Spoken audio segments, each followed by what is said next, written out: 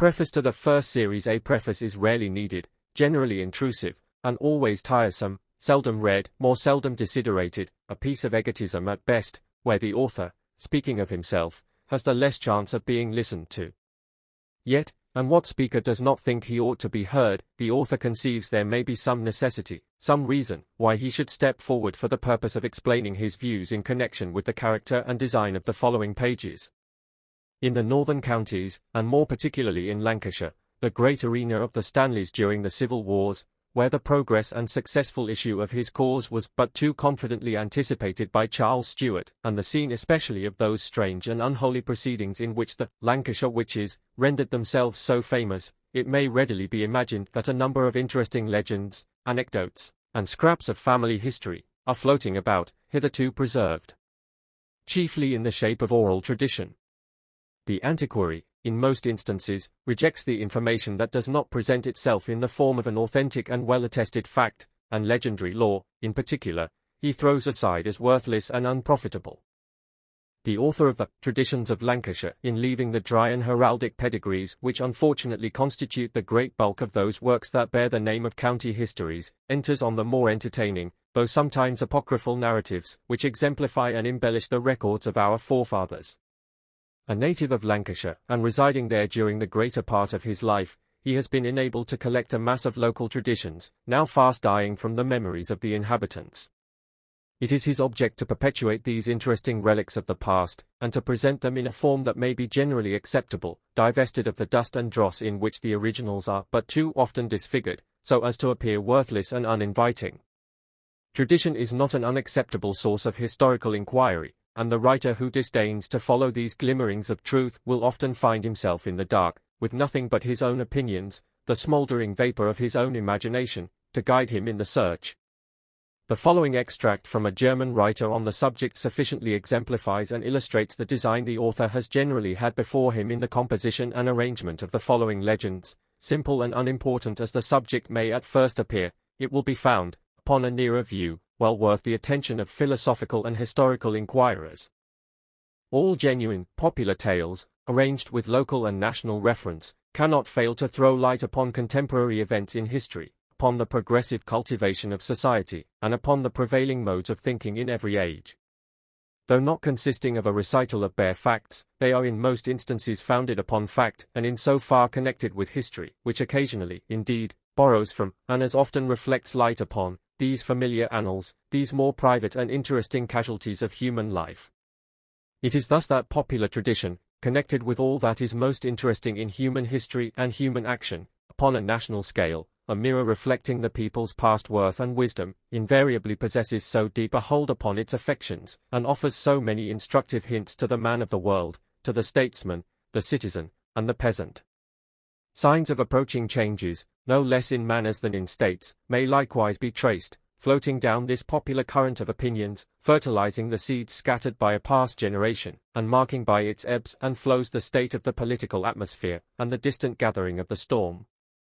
National traditions further serve to throw light upon ancient and modern mythology, and in many instances they are known to preserve traces of their fabulous descent, as will clearly appear in some of the following selections. It is the same with those of all nations, whether of Eastern or Western origin, Greek, Scythian, or Kamtshatkan.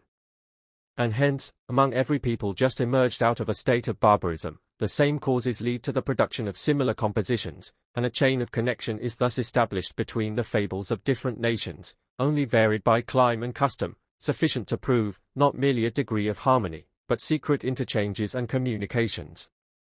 A record of the freaks of such airy beings, glancing through the mists of national superstition, would prove little inferior in poetical interest and association to the fanciful creations of the Greek mythology. The truth is, they are of one family, and we often discover allusions to the beautiful fable of Psyche or the story of Midas, sometimes with the addition, that the latter was obliged to admit his barber into his uncomfortable secret. Odin and Jupiter are brothers, if not the same person, and the northern Hercules is often represented as drawing a strong man by almost invisible threads, which pass from his tongue round the limbs of the victim, thereby symbolizing the power of eloquence. Several incidents in the following tales will be recognized by those conversant with Scandinavian literature, thus adding another link to the chain of certainty which unites the human race, or at any rate that part of it from which Europe was originally peopled, in one original tribe or family.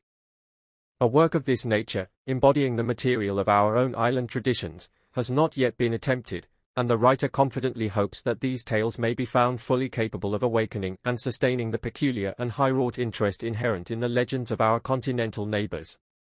Should they fail of producing this effect, he requests that it may be attributed rather to his want of power to conjure up the spirits of past ages, than to any want of capabilities in the subjects he has chosen to introduce.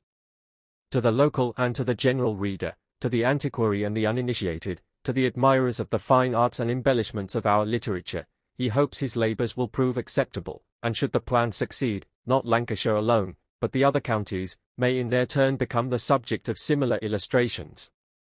The tales are arranged chronologically, forming a somewhat irregular series from the earliest records to those of a comparatively modern date. They may in point of style appear at the commencement stiff and stalwart, like the chiselled warriors, whose deeds are generally enveloped in a rude narrative, hard and ponderous as their gaunt and grisly effigies. The events, however, as the author has found them, gradually assimilate with the familiar aspects and everyday affections of our nature, subsiding from the stern and repulsive character of a barbarous age into the usual forms and modes of feeling incident to humanity, as some cold and barren region, where one stunted blade of affection can scarce find shelter, gradually opens out into the quiet glades and lowly habitudes of ordinary existence. The author disclaims all pretensions to superior knowledge. He would not even arrogate to himself the name of antiquary. Some of the incidents are perhaps well known, being merely put into a novel and more popular shape. The spectator is here placed upon an eminence where the scenes assume a new aspect, new combinations of beauty and grandeur being the result of the vantage ground he has obtained. Nothing more is attempted than what others, with the same opportunities, might have done as well, perhaps better. When Columbus broke the egg, if we may be excused the arrogance of the simile, all that were present could have done the same, and some, no doubt, might have performed the operation more dexterously. The 1st of October 1829. Preface to the second series. In presenting another and concluding series of Lancashire traditions to the public, the author has to express his thanks for the indulgence he has received, and the spirit of candour and kindness with which this attempt to illustrate in a novel manner the legends of his native county has been viewed by the periodical press. To his numerous readers, in the capacity of an author, he would say farewell, did not the everlasting adieus, everlastingly repeated, warn him that he might at some future time be subject to the same infirmity, only rendered more conspicuous by weakness and irresolution. Rochdale, October 1831. Introduction to the second series. No method has yet been discovered for preserving the recollection of human actions and events precisely as they have occurred, whole and unimpaired, in all their truth and reality. Time is an able teacher of causes and qualities, but he setteth little store by names and persons, or the mould and fashion of their deeds.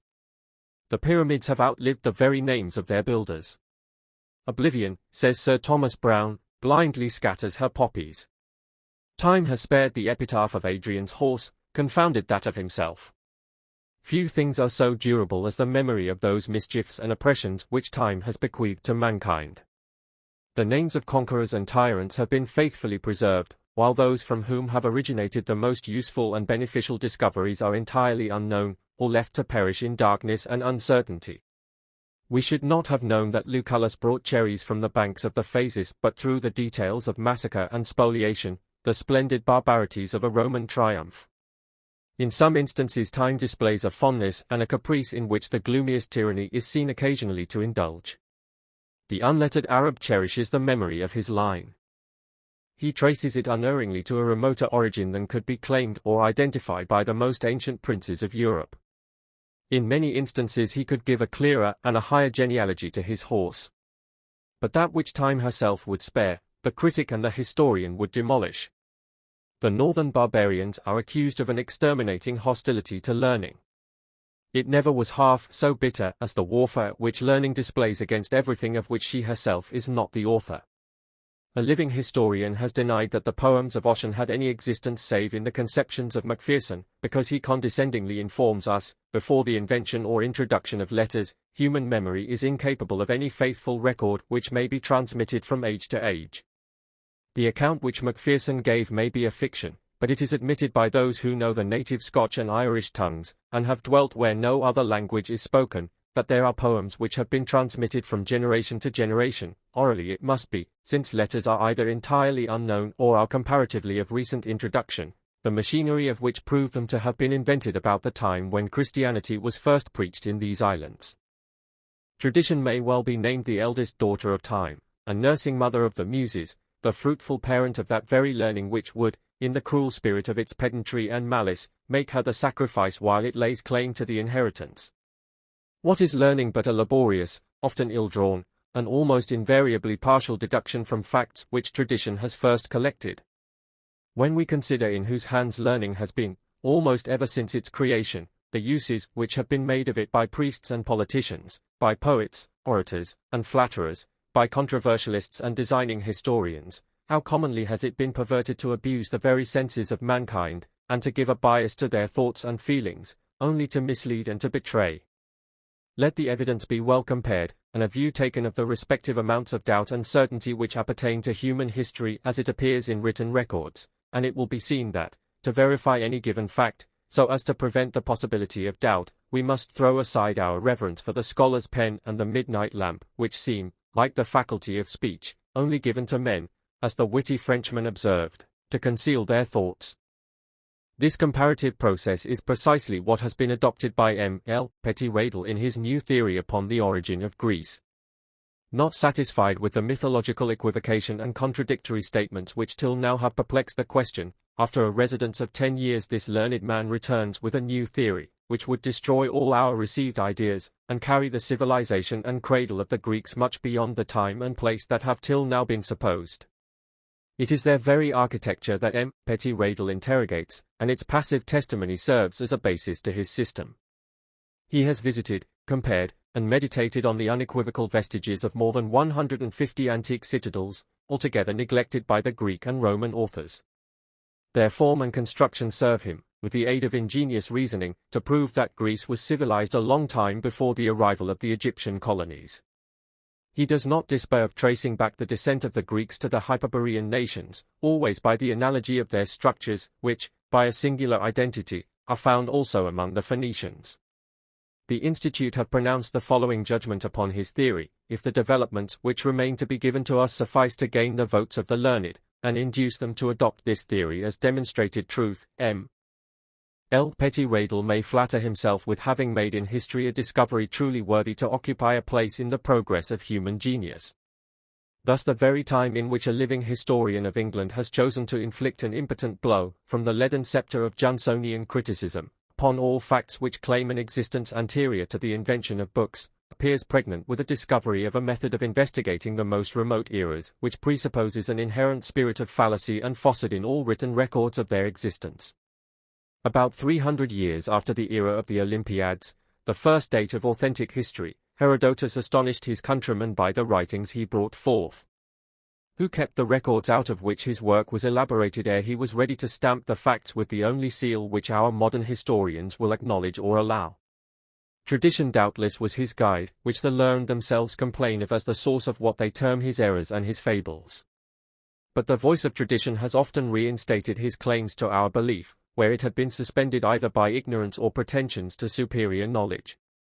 A modern traveller found, in one of the isles of the Grecian archipelago, undoubted vestiges of a state of society similar to that of the Amazons.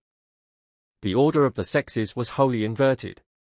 The wife ruled the husband, and his and her kindred, with uncontrolled and unsparing rigor, sanctioned and even commanded by the laws. Yet the very existence of any such people as the Amazons of ancient history has not only been questioned, but denied. Learning has proved it to be impossible. The Marquis of Hastings told the Reverend Mr. Swan, chaplain of the Cambrian, that he had found the germ of fact from which many of the most incredible tales in ancient history had grown during his stay in India. One instance only we would relate. A Grecian author mentions a people who had only one leg. An embassy from the interior was conducted into the presence of the viceroy, and he could by no persuasion prevail upon the obsequious minister to use more than one of his legs, though he stood during the whole of a protracted audience. But there are other forces now drawing into the field to support the long-neglected claims of tradition. Etymology, which professed to settle doubts by an appeal to the elementary sounds of words, was banished from the politer and more influential circles of English learning by a decree as arbitrary as that pronounced on the poems of Ossian. It has come back with a new commission and under a new title. Ethnography is the name given by our continental neighbors to this new science, which, in its future developments, may bring to light some of the most obscure and important circumstances affecting the human race, from its origin through every succeeding epoch of its existence. The distinguishing object of this inquiry is to identify the fortunes, migrations, and changes of the human family as to situation, policy, religion, agriculture, and arts, by comparing the terms supplied by or introduced into the language of any one country with the names of the same objects in every other. There would be no such thing as chance in nature could we know the laws which determine every separate accident. In like manner, there will scarcely be any doubt respecting the primitive history of man when this new science shall have accumulated and revealed all the treasures which it may be enabled to appropriate. An agreement in the primitive term which any object of cultivation, physical or moral, bears among many different tribes, spread over many and far distant regions, will be considered as the best evidence of one common origin. Disagreement in a similar case, accompanied with a great variety of terms of considerable dissonance, will be equally conclusive as to the object being indigenous or of a multifarious origin. Already has Balbi, in his ethnographic atlas, given us a list of names and coincidences to an extent truly astonishing. Yet what is this, in fact, but a judicious use of Bacon's old but much neglected rule of questioning nature about facts instead of theories, examining evidences ere rhetoric had made language one vast heap of implied falsehood. In a court of inquiry we examine witnesses as to facts, not opinions. But the historian reads mankind in cities, the philosopher in the clouds. He who is anxious for the truth should look abroad on the plains or in the woods, where man's first prerogative, the giving of names, was exercised. His knowledge of nature must be wretchedly imperfect who thinks that no grand outline of truth can possibly exist in the dim records of human recollection ere the pen of the scholar was employed to depict the scenes that opinion or prejudice had created. How many pages of Clarendon's, Hume's, or even Robertson's history would be cancelled if we had access to all the recollections of each event, and the evidence of the unlettered vulgar who had witnessed the fact brought to our notice, even through the mouthpiece of tradition. There is more truth than comes to the surface in that speech put into the lips of the father of lies by a late poet, where he says, "The Bible's your book, history mine." Savigny makes the same charge against one class of historians in his own country, however discordant, says he, "Their other doctrines may appear, they agree in the practice of adopting each a particular system, and in viewing all historical evidence as so many proofs of its truth. Were it not for that contempt we have already noticed as the offspring of pride and dogmatism, and which, in the administration of the Republic of Letters, has been entertained and openly proclaimed for every kind of history except that which its own acts may have originated, we should have been in possession of thousands of facts and notions now overlaid and lost irrecoverably to the philosopher and the historian. The origin and the progress of nations, next after the school divinity of the Middle Ages, has occasioned the most copious outpouring of conjectural criticism. The simple mode of research suggested by the works of Verstegen, Camden, and Spellman would, long before this time, have made the early history of the British tribes as clear as it is now obscure. Analogies in the primary sounds of each dialect, similarity or difference in regard to objects of the first, or of a common necessity, rules or laws for the succession of property which are as various as the tribes which overran the empire, the nature, agreement, or dissimilarity in religious worship with those vestiges of its ritual and celebration which, by the pious frauds and connivance of the early church, still lurk in the pastimes of our rural districts, the new science of which we have spoken, by taking cognizance of these and all other existing sources of legitimate investigation, will settle the source and affinities of nations upon a plan as much superior to that of Grotius and his school as fact and reason exceed the guesswork of the theorist and the historian. Meantime we would cite a few examples that illustrate and bear more particularly on the subject to which our inquiries have been directed. Nothing seems at first sight more difficult than to establish a community of origin between the gods of Olympus and those of the Scandinavian mythology. The attempt has often been made, and each time with increased success. Observe the process adopted in this interesting inquiry. Every country in Europe has invested its popular fictions with the same common marvels. All acknowledge the agency of the lifeless productions of nature, the intervention of the same supernatural machinery, the existence of elves, fairies, dwarfs, giants, witches, and enchanters, the use of spells, charms, and amulets, and all those highly gifted objects, of whatever form or name, whose attributes refute every principle of human experience, which are to conceal the possessor's person, annihilate the bounds of space, or command a gratification of all our wishes. These are the constantly recurring types which embellish the popular tale, which have been transferred to the more labored pages of romance, and which, far from owing their first appearance in Europe to the Arabic conquest of Spain, or the migrations of Odin to Scandinavia, are known to have been current on its eastern verge long anterior to the era of legitimate history. The Nereids of antiquity, the daughters of the sea-born seer, are evidently the same with the mermaids of the British and northern shores. The inhabitants of both are fixed in crystal caves or coral palaces beneath the waters of the ocean. They are alike distinguished for their partialities to the human race, and their prophetic powers in disclosing the events of futurity. The Naiads differ only in name from the Nixon of Germany and Scandinavia, Nissa, or the water elves of our countrymen. Elfric and the Norni, who wove the web of life, and sang the fortunes of the illustrious Helga, are but the same companions who attended Ilithia at the births of Iamos and Hercules, the venerable Parsi of antiquity. The Russian Rusalkis are of the same family. The man in the moon has found a circulation throughout the world. The clash of elements in the thunderstorm was ascribed in Hellas to the rolling chariot wheels of Jove, and in the Scandinavian mythology to the ponderous wagon of the Norwegian Thor. To the above extract, which is taken from the excellent preface by the editor to Warton's History of English Poetry, may be added the number of high peaks bearing the name of Tor or Thor, seen more especially on both coasts of Devonshire, and which are supposed to signalize the places of his worship. 5. From the same source may be derived affinities equally strong between the Highland Urisks, the Russian Leskis, the Pomeranian or Wendish Burstaks, and the Panes and Panissi who presided over the fields and forests of Arcadia. The mountains of Germany and Scandinavia are under the governance of a set of metallurgic divinities, who agree with the Kabiri, Hephaesti, Telchines, and Idaean Dactyli. The brownies and fairies are of the same kindred as the Lares of Latium. The English Puck, the Scottish Bogle, the French Esprit Follet, or Goblin, the Gobelinus of monkish Latinity, and the German Kobold, are only varied names for the Grecian Kobalas, whose sole delight consisted in perplexing the human race, and calling up those harmless terrors that constantly hover round the minds of the timid. The English and Scottish terms, Puck, Bogle, are the same as the German Spuck and the Danish Spogels, without the sibilant aspiration. These words are general names for any kind of spirit, and correspond to the Puk of Piers Plowman. In Danish, Spog means a joke, trick, or prank, and hence the character of Robin Goodfellow. In Iceland, Puki is regarded as an evil sprite, and in the language of that country, at Pukra means both to make a murmuring noise and to steal clandestinely. The names of these spirits seem to have originated in their boisterous temper, spuken, germ. To make a noise, spog, dan obstreperous mirth, puck, dan to boast, scold. The Germans use apochin in the same figurative sense, though literally it means to strike, beat, and is the same with our poke. However varied in name, the persons and attributes of these immaterial beings have no variance which will not readily be accounted for by the difference of climate, territorial surface, and any priority that one tribe had gained over another in the march of mind. The relics of such a system were much more abundant half a century ago, and many a tale of love and violence, garnished with the machinery of that mythos, might have been gleaned from the unwritten learning of the people.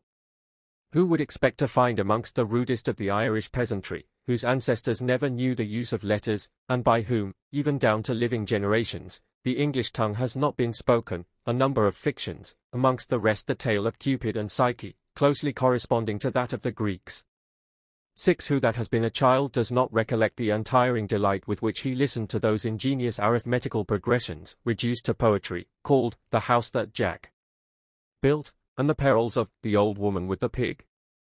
Few even of those in riper years would suspect their Eastern origin. In the Sefer Haggadah there is an ancient parabolical hymn, in the Chaldee language, sung by the Jews at the feast of the Passover, and commemorative of the principal events in the history of that people. For the following literal translation, we are indebted to Dr. Henderson, the celebrated Orientalist. 1. A kid my father bought, for 2 pieces of money. A kid. 2. Then came the cat, and ate the kid, that my father bought, for 2 pieces of money. a kid, a kid. 3. Then came the dog, and bit the cat, that ate the kid, that my father bought, for 2 pieces of money. A kid, a kid. 4. Then came the staff, and beat the dog, that bit the cat, that ate the kid, that my father bought, for 2 pieces of money. A kid, a kid. 5. Then came the fire, and burnt the staff, that beat the dog, that bit the cat, that ate the kid, that my father bought, for 2 pieces of money. A kid, a kid. 6. Then came the water, and quenched the fire, that burnt the staff, that beat the dog, that bit the cat, that ate the kid, that my father bought, for 2 pieces of money. A kid, a kid. 7. Then came the ox, and drank the water, that quenched the fire, that burnt the staff, that beat the dog, that bit the cat, that ate the kid, that my father bought, for 2 pieces of money. A kid, a kid. 8. Then came the butcher, and slew the ox, that drank the water, that quenched the fire, that burnt the staff, that beat the dog, that bit the cat, that ate the kid, that my father bought, for 2 pieces of money, a kid, a kid. 9. Then came the angel of death, and killed the butcher, that slew the ox, that drank the water, that quenched the fire, that burnt the staff, that beat the dog, that bit the cat, that ate the kid, that my father bought, for 2 pieces of money. A kid, a kid. 10. Then came the Holy One, blessed be he, and killed the angel of death, that killed the butcher, that slew the ox, that drank the water, that quenched the fire, that burnt the staff, that beat the dog, that bit the cat, that ate the kid, that my father bought, for 2 pieces of money. A kid, a kid. The following is the interpretation by P.N. Leberecht, Leipzig, 1731. 1. The kid, which was one of the pure animals, denotes the Hebrews. The father, by whom it was purchased, is Jehovah, who represents himself as sustaining this relation to the Hebrew people. The 2 pieces of money signify Moses and Aaron, through whose mediation the Hebrews were brought out of Egypt. 2. The cat denotes the Assyrians, by whom the 10 tribes were carried into captivity. 3. The dog is symbolical of the Babylonians. 4. The staff signifies the Persians. 5. The fire indicates the Grecian Empire under Alexander the Great. 6. The water betokens the Roman, or the 4th of the great monarchies to whose dominion the Jews were subjected. 7. The ox is a symbol of the Saracens, who subdued Palestine, and brought it under the Caliphate. 8. The butcher that killed the ox denotes the Crusaders, by whom the Holy Land was wrested out of the hands of the Saracens. 9. The angel of death signifies the Turkish power, by which the land of Palestine was taken from the Franks, and to which it is still subject. 10. The commencement of the 10th stanza is designed to show that God will take signal vengeance on the Turks, immediately after whose overthrow the Jews are to be restored to their own land, and live under the government of their long-expected Messiah. To return to illustrations less remote, and of a more familiar nature, an ill-bred Londoner calls a shilling a hog, and half a crown a bull. He little knows what havoc he is making with our modern theorists, who assert that nothing is worthy of belief, or ought to be relied upon, before the era of legitimate or written history. These terms corroborate and identify themselves with the most ancient of traditionary customs, long ere princes had monopolized the surface of coined money with their own images and superscriptions. They are identical with the very name of money among the early Romans, which was pecunia, from pecus, a flock. Among the same people, it is well known, the word stipulatio signified the striking of a bargain, which was done by placing 2 straws, stipes, one across the other. The same mode is practiced to this day in the Isle of Man, existing, in all probability, from a period earlier than the foundation of Rome itself. Is the coincidence accidental or traditional? If the latter, what a history it tells of the migration of the species.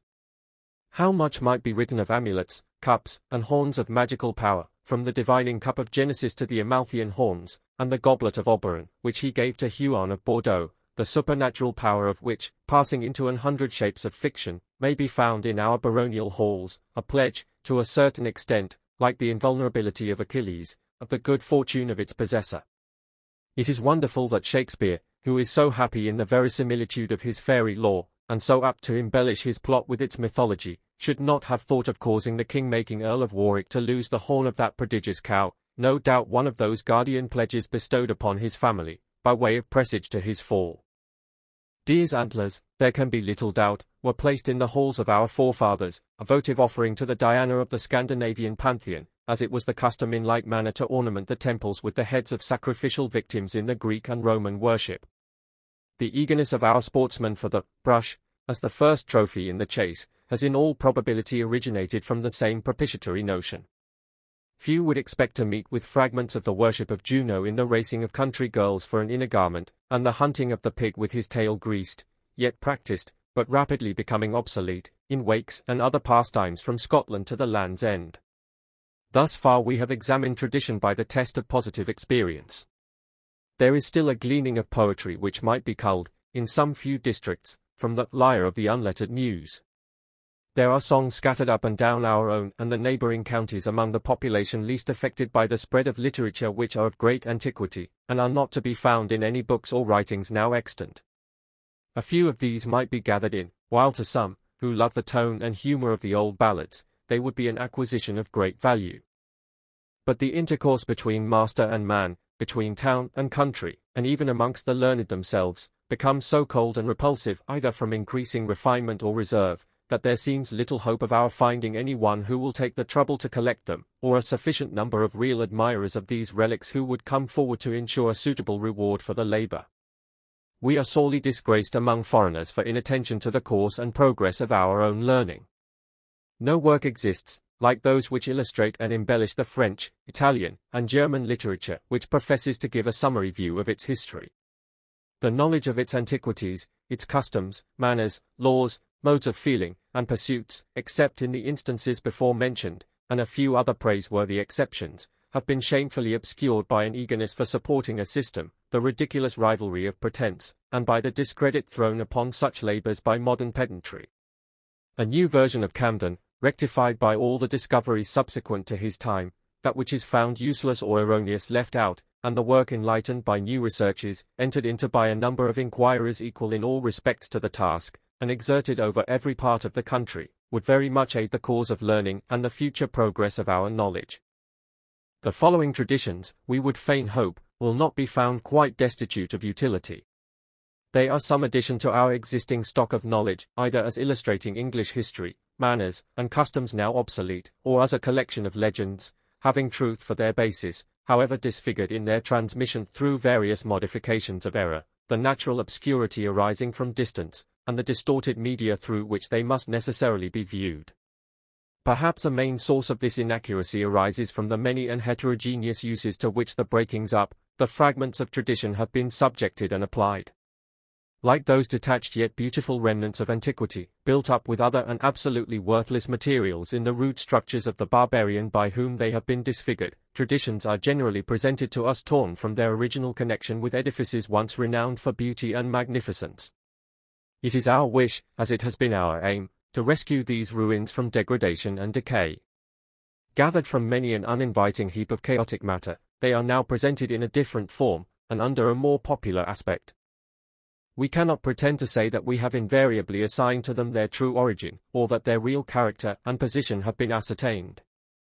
Still, we would hope, that, as relics of the past rescued from the oblivion to which they were inevitably hastening, they are not either an uninteresting or inelegant addition to the literature of our country. Sir Tarquin, within this ancient British land, in Lancashire I understand, near Manchester there lived a knight of fame, of a prodigious strength and might, who vanquished many a worthy knight, a giant great, and Tarquin was his name. Ballad of Sir Tarquin. As it is our intention to arrange these traditions in chronological order, we begin with the earliest upon record, the overthrow of the giant Tarquin, near Manchester, by Sir Lancelot of the Lake, who was supposed to bear rule over the western part of Lancashire. An old ballad commemorates the achievement, and many other relics of this tradition still exist, one of which, a rude carving on a ceiling in the college at Manchester, represents the giant Tarquin at his morning's repast, it being fabled that he devoured a child daily at this meal. The legs of the infant are seen sprawling out of his mouth in a most unseemly fashion. Some have supposed that Tarquin was but a symbol or personification of the Roman army, and his castle the Roman station in this neighbourhood. The following extract is from Dr. Hibbert's pamphlet on the subject. Upon the site of Castle Field, near Manchester, was originally erected a British fortress by the Cistantii, the earliest possessors of Lancashire, comprising an area of 12 acres. it would possess on the south, southeast, and southwest every advantage, from the winding of the river Medlock, and on its west, from the lofty banks which overlooked an impenetrable morass. By the artificial aid, therefore, of a ditch and a rampart on its east and north sides, this place was rendered a fortress of no inconsiderable importance. This fell afterwards into the hands of the brigands, the ancient inhabitants of Durham, York, and Westmoreland. Upon the invasion of the Romans, Cereals, their general, attacked the proper brigands of Yorkshire and Durham, and freed the Sistuntii of Lancashire from their dominion, but reserved the former to incur the Roman yoke. In A.D. 79, this British hold was changed into a Roman castrum, garrisoned by the 1st Frisian cohort, who erected from the old materials a new fort on the Roman construction, part of the vallum remaining to this day. New roads were made, and the British were invited to form themselves into the little communities of cities, to check the spirit of independence kept alive in the uncivilized abodes of deserted forests. The Romans possessed the fortress for nearly 300 years, when they were summoned away to form part of the army intended to repel the myriads of barbarians that threatened to overrun Europe. By contributing to their refinement, and protecting them from the inroads of the Picts and Scots, the Romans were regarded in a friendly light by the ancient inhabitants, and their departure was much regretted. It became necessary, however, that the Britons should elect a chief from their own nation. Their military positions were strengthened, and as the Roman model of a fortress did not suit their military taste, instead of one encircled with walls only 7 or 8 feet high, and furnishing merely pavilions for soldiers within, they preferred erecting, on the sites of stations, large buildings of stone, whose chambers should contain more convenient barracks for the garrison. An infinite number of these castles existed within a century after the departure of the Romans, of which our castle at Manchester was one, carried to a great height, erected in a good taste, secured at the entrances with gates, and flanked at the sides with towers. The Britons, however, unable of themselves to cope with their foes, imprudently invited the Saxons, who, after subduing the Caledonians, laid waste the country of the Britons with fire and sword. The castle of Manchester surrendered A.D. 488. We have endeavoured to preserve the character and manner of the ancient chroniclers, and even their fanciful etymologies, in the following record, of which the quaint but not inelegant style, in some measure, almost unavoidably adapts itself to the subject. Sir Lancelot of the Lake, as it is related by the older chronicles, was the son of Ban, king of Benoit, in Brittany. Flying from his castle, then straitly besieged, the fugitive king saw it in flames, and soon after expired with grief. His queen, Helen, fruitlessly attempting to save his life, abandoned for a while her infant son Lancelot. Returning, she discovered him in the arms of the nymph Vivian, the mistress of Merlin, who on her approach sprung with the child into a deep lake and disappeared. This lake is held by some to be the Lake Liniers, a wide insular water near the sea coast, in the regions of Liniers or, the lake, now called Martin Mere or Martine Moyer, a water like the sea. The nymph educated the infant at her court, fabulously said to have been held in the subterraneous caverns of this lake, and from hence he was styled Lancelot du Lac. At the age of 18 the fairy conveyed him to the camp of King Arthur, who was then waging a fierce and exterminating warfare with the Saxons. Here the young warrior was invested with the badge of knighthood. His person, accomplishments, and unparalleled bravery, having won the heart of many a fair dame in this splendid abode of chivalry and romance, his name and renown filled the land, where he was throughout acknowledged as chief of the Knights of the Round Table. The name of Lancelot is derived from history, and is an appellation truly British, signifying royalty, lanc being the Celtic term for a spear, and lod or lot implying a people. Hence the name of Lancelotshire, or Lancashire. From the foregoing it is supposed that he resided in the region of Liniers, and that he was the monarch of these parts, being ruler over the whole, or the greater part, of what is now called Lancashire. Arthur, king of the Silures, being selected by Ambrosius for the command of the army, he defeated the Saxons in 12 pitched battles. 4 of these were obtained, as related by Nennius, on the river called Douglas 7 or Douglas, a little stream which runneth, as we are further told, in the region of Liniers. On reference, it will be found that this river passes through a great portion of the western side of Lancashire, and pretty accurately fixes the position here described. 3 of these great victories were gotten near Wigan, and the other is currently reported to have been achieved near Blackrod, close to a Roman station, then probably fortified, and remaining as a place of some strength, and in possession of the Saxon invaders. Here, according to rude legends, the River Douglas ran with blood to Wigan 3 days. It was during one of the brief intervals of rest that sometimes occurred in the prosecution of these achievements that the following incident is reported to have happened. Being a passage of some note, and the earliest tradition of the county upon record, we have chosen it as the commencement of a work principally derived from traditionary history. Sir Tarquin, a cruel and treacherous knight of gigantic stature and prodigious strength, had, as the story is currently told, his dwelling in a well-fortified castle nigh to Manchester, on the site of what is yet known by the name of Castle Field. It was a place of great strength, surrounded by vast ramparts, and flanked at the corners with high and stately towers. He had by treachery gained possession of the fortress, treating the owner, who was a British knight of no mean condition, with great cruelty and rigour. This doughty Saxon, Sir Tarquin, had, along with many of his nation, been invited over in aid of the Britons against their neighbours the Picts and Scots. These being driven back, their false allies treacherously made war upon their friends, laying waste the country with fire and sword. Then arose that noble brotherhood, the Knights of the Round Table, who, having sworn to avenge the wrongs of their country, began to harass the intruders, and to drive them from their ill-gotten possessions. To this maiden did Sir Lancelot address himself, but she hid her face and fell a-weeping. He then inquired the cause of her dolour, when she bade him flee, for his life was in great jeopardy. "Oh, Sir Knight," uncovering her face as she spoke, "the giant Tarquin liveth hereabout, and thou wert as good as dead should he espy thee so near his castle." "What," said the knight, "and shall Sir Lancelot of the Lake flee before this false and cruel tyrant? To this purpose am I come, that I may slay and make an end of him at once, and deliver the captives." "Art thou, indeed, Sir Lancelot?" said the damsel, joy suddenly starting through her tears. "Then is our deliverance nearer than we hoped for. Thy fame is gone before thee into all countries, and thy might and thy prowess, it is said, none may withstand.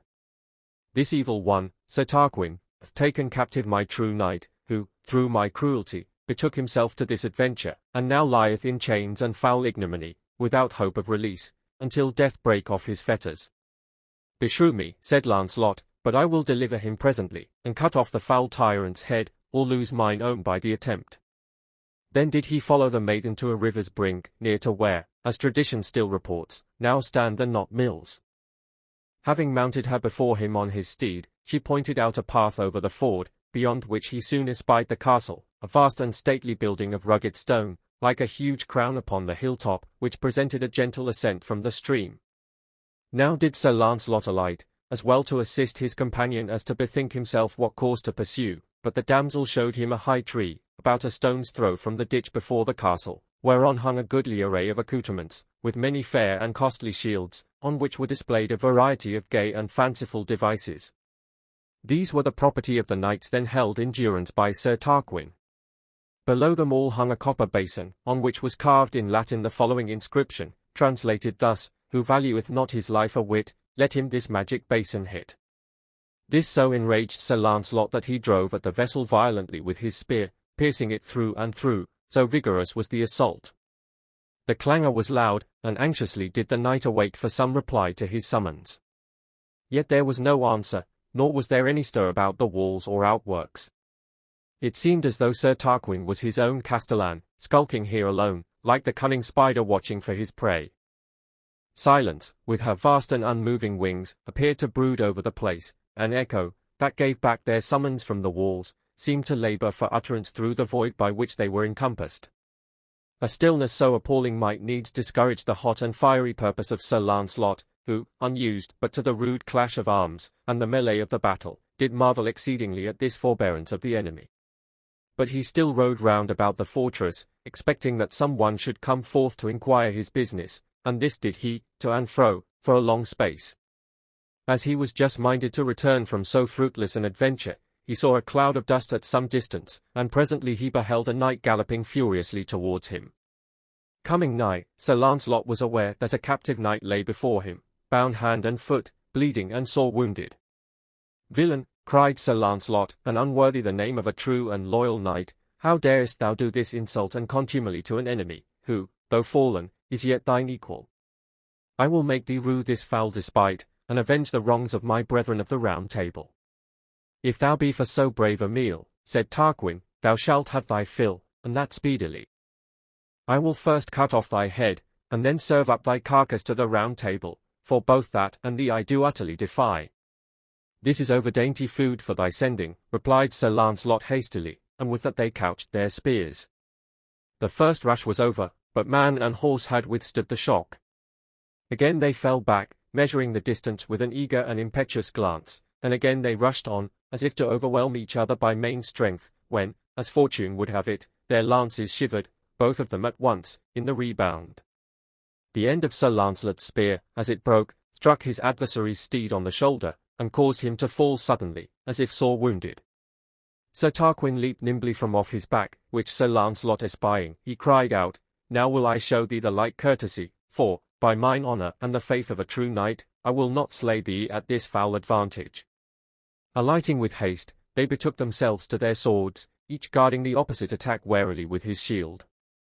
That of Sir Tarquin was framed of a bull's hide, stoutly held together with thongs, and, in truth, seemed well nigh impenetrable, whilst the shield of his opponent, being of more brittle stuff, did seem as though it would have cloven asunder with the desperate strokes of Sir Tarquin's sword.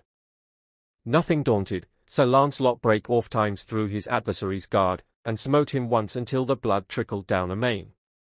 At this sight, Sir Tarquin waxed 10 times more fierce, and summoning all his strength for the blow, wrought so lustily on the head of Sir Launcelot that he began to reel, which Tarquin observing, by a side blow struck the sword from out his hand, with so sharp and dexterous a jerk that it shivered into 1,000 fragments.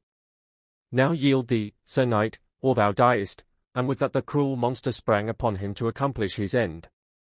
Still Sir Launcelot would not yield, nor sue to him for quarter, but flew on his enemy like the ravening wolf to his prey. Then were they seen hurtling together like wild bulls, Sir Launcelot holding fast his adversary's sword, so that in vain he attempted to make a thrust therewith. Thou discourteous churl!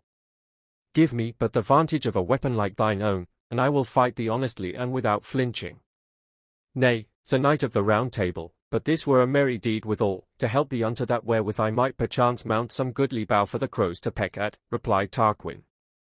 Terrible and unceasing was the struggle, but in vain the giant knight attempted to regain the use of his sword. Then Sir Launcelot, with a wary eye, finding no hope of his life save in the use or accomplishment of some notable stratagem, bethought him of the attempt to throw his adversary by a sudden feint. To this end he pressed against him heavily and with his whole might, then darting suddenly aside, Sir Tarquin fell to the ground with a loud cry, which Sir Launcelot espying, leapt joyfully upon him, thinking to overcome his enemy. But the latter, too cunning to be thus caught at unawares, kept his sword firmly holden, and his enemy was still unprovided with the means of defence. Now did Sir Launcelot begin to doubt what course he should pursue, when suddenly the damsel, who, having bound up the wounds of the captive knight as he lay, and now sat a little way off watching the event, cried out with a shrill voice, Sir Knight, the tree, a goodly bough for the gathering. Then did Sir Launcelot remember the weapons that were there, along with the shields and the body armour of the knight Sir Tarquin had vanquished. Starting up, ere his enemy had recovered himself, he snatched a broad falchion from the bough, and again defied him to the combat. But the fight was fiercer than before, so that being sore wounded, and the day exceeding hot, they were after a season fain to pause for breath. Thou art the bravest knight I ever encountered, said Sir Tarquin, and I would crave thy country and thy name, for, by my troth and the honour of my gods, I will give thee thy request on one condition, and release thy brethren of the Round Table, for why should 2 knights of such pith and prowess slay each other in one day?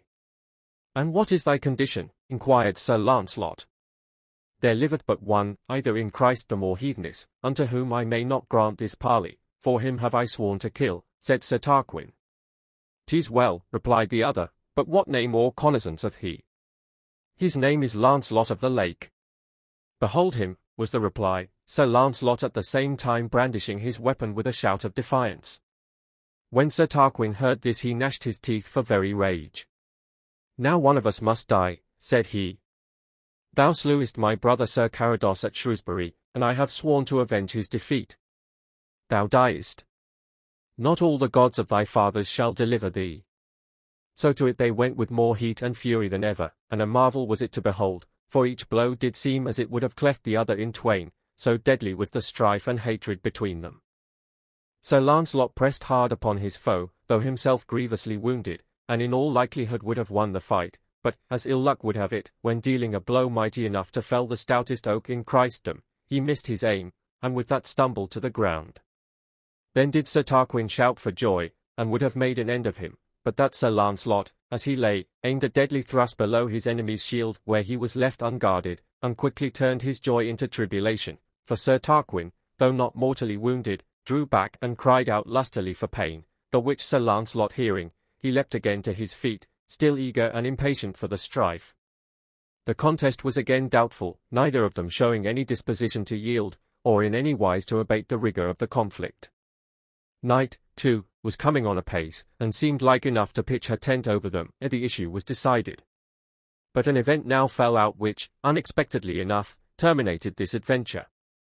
From some cause arising out of the haste and rapidity of the strokes, one of these so chanced, that both their swords were suddenly driven from out of their right hands. Stooping together, by some subtlety or mistake, they exchanged weapons. Then did Sir Launcelot soon find his strength to increase, whilst his adversary's vigour began to abate, and in the end Sir Launcelot slew him, and with his own sword cut off his head. He then perceived that the giant's great strength was by virtue of his sword, and that it was through his wicked enchantments therewith he had been able to overcome, and had wrought such disgrace on the knights of the Round Table. Sir Launcelot forthwith took the keys from the giant's girdle, and proceeded to the release of the captive knights, first unbinding the prisoner, who yet lay in a piteous swoon hard by. But there was a great outcry and lamentation when that he saw his own brother Sir Ursilos in this doleful case, for it was he whom the cruel Tarquin was leading captive when he met the just reward of his misdeeds. After administering to his relief, Sir Launcelot rode up to the castle gate, but found no entrance thereby. The drawbridge was raised, and he sought in vain the means of giving the appointed signal for its descent. But the damsel showed him a secret place where hung a little horn. On this he blew a sharp and ringing blast, when the bridge presently began to lower, and instantly to adjust itself across the moat, whereon, hastening, he unlocked the gate. But here he had nigh fallen into a subtle snare, by reason of an ugly dwarf that was concealed in a side niche of the wall. He was armed with a ponderous mace, and had not the maiden drawn Sir Launcelot aside by main force, he would have been crushed in its descent, the dwarf aiming a deadly blow at him as he passed. It fell, instead, with a loud crash on the pavement, and broke into 1,000 fragments. Thereupon, Sir Launcelot smote him with the giant's sword, and hewed the mischievous monster asunder without mercy. Turning towards the damsel, he beheld her form suddenly change, and she vanished from his sight. Then was he aware that it had been the nymph Vivian who accompanied him through the enchantments he had so happily subdued. He soon released his brethren, and great was the joy at the Round Table when the knights returned to the banquet. Thus endeth the chronicle of Sir Tarquin, still a notable tradition in these parts, the remains of his castle being shown to this day. The goblin builders, by well and rills, in meadows green, we nightly dance our heyday guise, and to our fairy king and queen we chant our moonlight minstrelsies. When larks at gin sing, away we fling, and babes newborn we steal as we go, an elf in bed we leave instead, and wend us laughing, ho, ho, ho. Ben Jonson. The story which serves for the basis of the following legend will be easily recognized in the neighborhood where the transactions are said to have occurred, though probably not known beyond its immediate locality. The accessories are gathered from a number of sources, and the great difficulty the author has had to encounter in getting at what he conceives the real state and character of the time, together with the history of contemporary individuals and events, so as to give a natural picture of the manners and customs of that remote era, can be known by those only who have entered into pursuits of this nature. In this and in the succeeding legends he has attempted to illustrate and portray the customs of that particular epoch to which they relate, as well as to detail the events on which they are founded. It may be interesting to notice that a similar exploit is recorded in the Scandinavian legends, and may be traced, under many variations of circumstances and events, in the Icelandic, Danish, and Norwegian poetry, affording another intimation of the source from whence our popular mythology is derived. Towards the latter end of the reign of William, the Norman conqueror, Gamel, the Saxon Thane, Lord of Recedum or Racht, being left in the quiet possession of his lands and privileges by the usurper, minded, as the phrase then was, for the fear of God and the salvation of his immortal soul, to build a chapel unto Saint Chad, nigh to the banks of the Rash or Roach. For this pious use a convenient place was set apart, lying on the north bank of the river, in a low and sheltered spot now called the Newgate. Piles of timber and huge stones were gathered thither in the most unwonted profusion, insomuch that the building seemed destined for some more ambitious display than the humble edifices called churches then exhibited, of which but few existed in the surrounding districts. The foundations were laid. The loose and spongy nature of the soil required heavy stakes to be driven, upon and between which were laid several courses of rubble stone, ready to receive the grouting or cement. Yet in one night was the whole mass conveyed, without the loss of a single stone, to the summit of a steep hill on the opposite bank, and apparently without any visible marks or signs betokening the agents or means employed for its removal. It did seem as though their pathway had been the viewless air, so silently was all track obliterated. Great was the consternation that spread among the indwellers of the four several clusters of cabins dignified by the appellation of villages, and bearing, with their appendages, the names of Castletown, Spoddenland, Honorsfield, and Buckland. With dismay and horror this profanation was witnessed. The Lord, more especially, became indignant. This daring presumption, this wilful outrage, so like bidding defiance to his power, bearding the lion even in his den, was deemed an offence calling for signal vengeance upon the perpetrators. At the cross in Honorsfield a proclamation was recited, to the intent that unless the offending parties were forthwith given up to meet the punishment that might be awarded to their misdeeds, a heavy mulct would follow, and the unfortunate villains and borderii be subject to such further infliction as might still seem wanting to assuage their lord's displeasure. Now this was a grievous disaster to the unhappy vassals, seeing that none could safely or truly accuse his neighbour. All were agreed that human agency had no share in the work. The wiser part threw out a shrewd suspicion that the old deities whom their forefathers had worshipped, and whose altars had been thrown down and their sacrifices forbidden, had burst the thraldom in which they were aforetime held by the Christian priests, and were now brooding a fearful revenge for the many insults they had endured. But the decree from the Lord was hasty, and the command urgent, so that a council was holden for the devising of some plan for their relief. Hugh de Chadwick and John de Spotland were subordinate lords, or feudatories, holding fortified dwellings, castlets, or peals, in the manor of Rochdale. The former had builded his rude mansion of massive timber, for the double purpose of habitation and defence, on a bold eminence, forming a steep bank of the river, about a mile from the Thane's castle. Claiming a relationship to the lord, he was in some measure privileged above his friend de Spotland, yet was the latter a personage of considerable power and influence at the manor court. To these men when their aid was necessary, either as counsellors or intercessors, did the inhabitants generally repair. Hugh de Chadwick was a man of mild and grave deportment, but politic withal, and wary of counsel. John de Spotland was of a more bold and open temper. De Chadwick suggested a submissive application to the Thane, with a pledge that all possible diligence should be used for the fulfilment of his demands.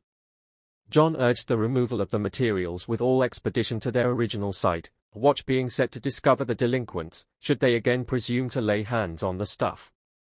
The wisdom and propriety of the latter precaution was undisputed, but no one seemed willing to undergo the terrible ordeal, each declining the office in deference to his more privileged neighbour. No wonder at their reluctance to so unequal a contest. To be strangled or torn limb from limb was the slightest punishment that could be expected for this daring profanation, yet, unless they had witnesses, bodily, to these diabolical exploits, it were needless to attempt excusing themselves before the haughty chieftain. He would visit with fearful severity all their endeavours to deceive, nor would he credit their belief, unless it were confirmed by the testimony of an eyewitness. How to procure this desirable source of intelligence was a question that was hourly becoming more difficult to solve. Slow and melancholy was their return, while with fear and hesitation they communicated the result. "Now, shame befall thee, Adam of Wills," said a stout woman, to one of the speakers, "thou wert ever a tough fighter, and the cudgel and ragged staff were as glib in thine hands as a beggar's pouch on alms days. Show thy mettle, man. I'll spice thee a jug of barley drink, and thou be for the bout this time." "Nay," returned Adam, "I'll fight Beelzebub if he be aught I can hit, but these same boggarts, they say, a blow falls on them like raindrops on a mist, or like beating the wind with a cornflail. I cannot fight with naught, as it were." "Shame on thee, Hal," said a shrill-tongued, crooked little body, arrayed in a coarse grey hood, and holding a stick, like unto a one-handed crutch, of enormous dimensions. "Shame on thee. I would watch myself, but the night wind sits indifferently on my stomach, and I am too old now for these moonshine lifts. She cast her little bleared eyes, half shut and distilling contempt, on the cowardly bystanders. Now, if there be not old Cicely, first went round in a whisper, then a deep silence gradually pervaded the assembly. She had just hobbled down to the cross, and the audience seemed to watch her looks with awe and suspicion. What, no, ye! Come, Uchtred, thou shalt shame these big-tongued, wide-mouthed boasters. A short swarthy-looking boy, with a leering and unfavourable countenance, here stepped forward, taking his station upon one of the steps beside his mother. A notion had gone abroad that the boy was the fruit of some unhallowed intercourse with an immortal of the fairy or pixie kind, whose illicit amours the old woman had wickedly indulged. Now will we give thee 2 changes of raiment, together with a mess of barley pottage, and every year thou shalt have a penny at Easter, and a fat hen at Shrovetide. Good, said the greedy beldam, but I'll have a sheepskin cap for the boy, and a horn spoon. This demand was also granted, after which she made signs to the lad, who swung his head to and fro, at the same time distorting his features with a wild and terrible rapidity. It was evident that he understood the nature of these proceedings. A glance, like that of mockery and derision, he cast towards the crowd, and when Mother Cicely was returning, he threw back upon them a look of scorn and malignity which made the beholders shrink aside with horror.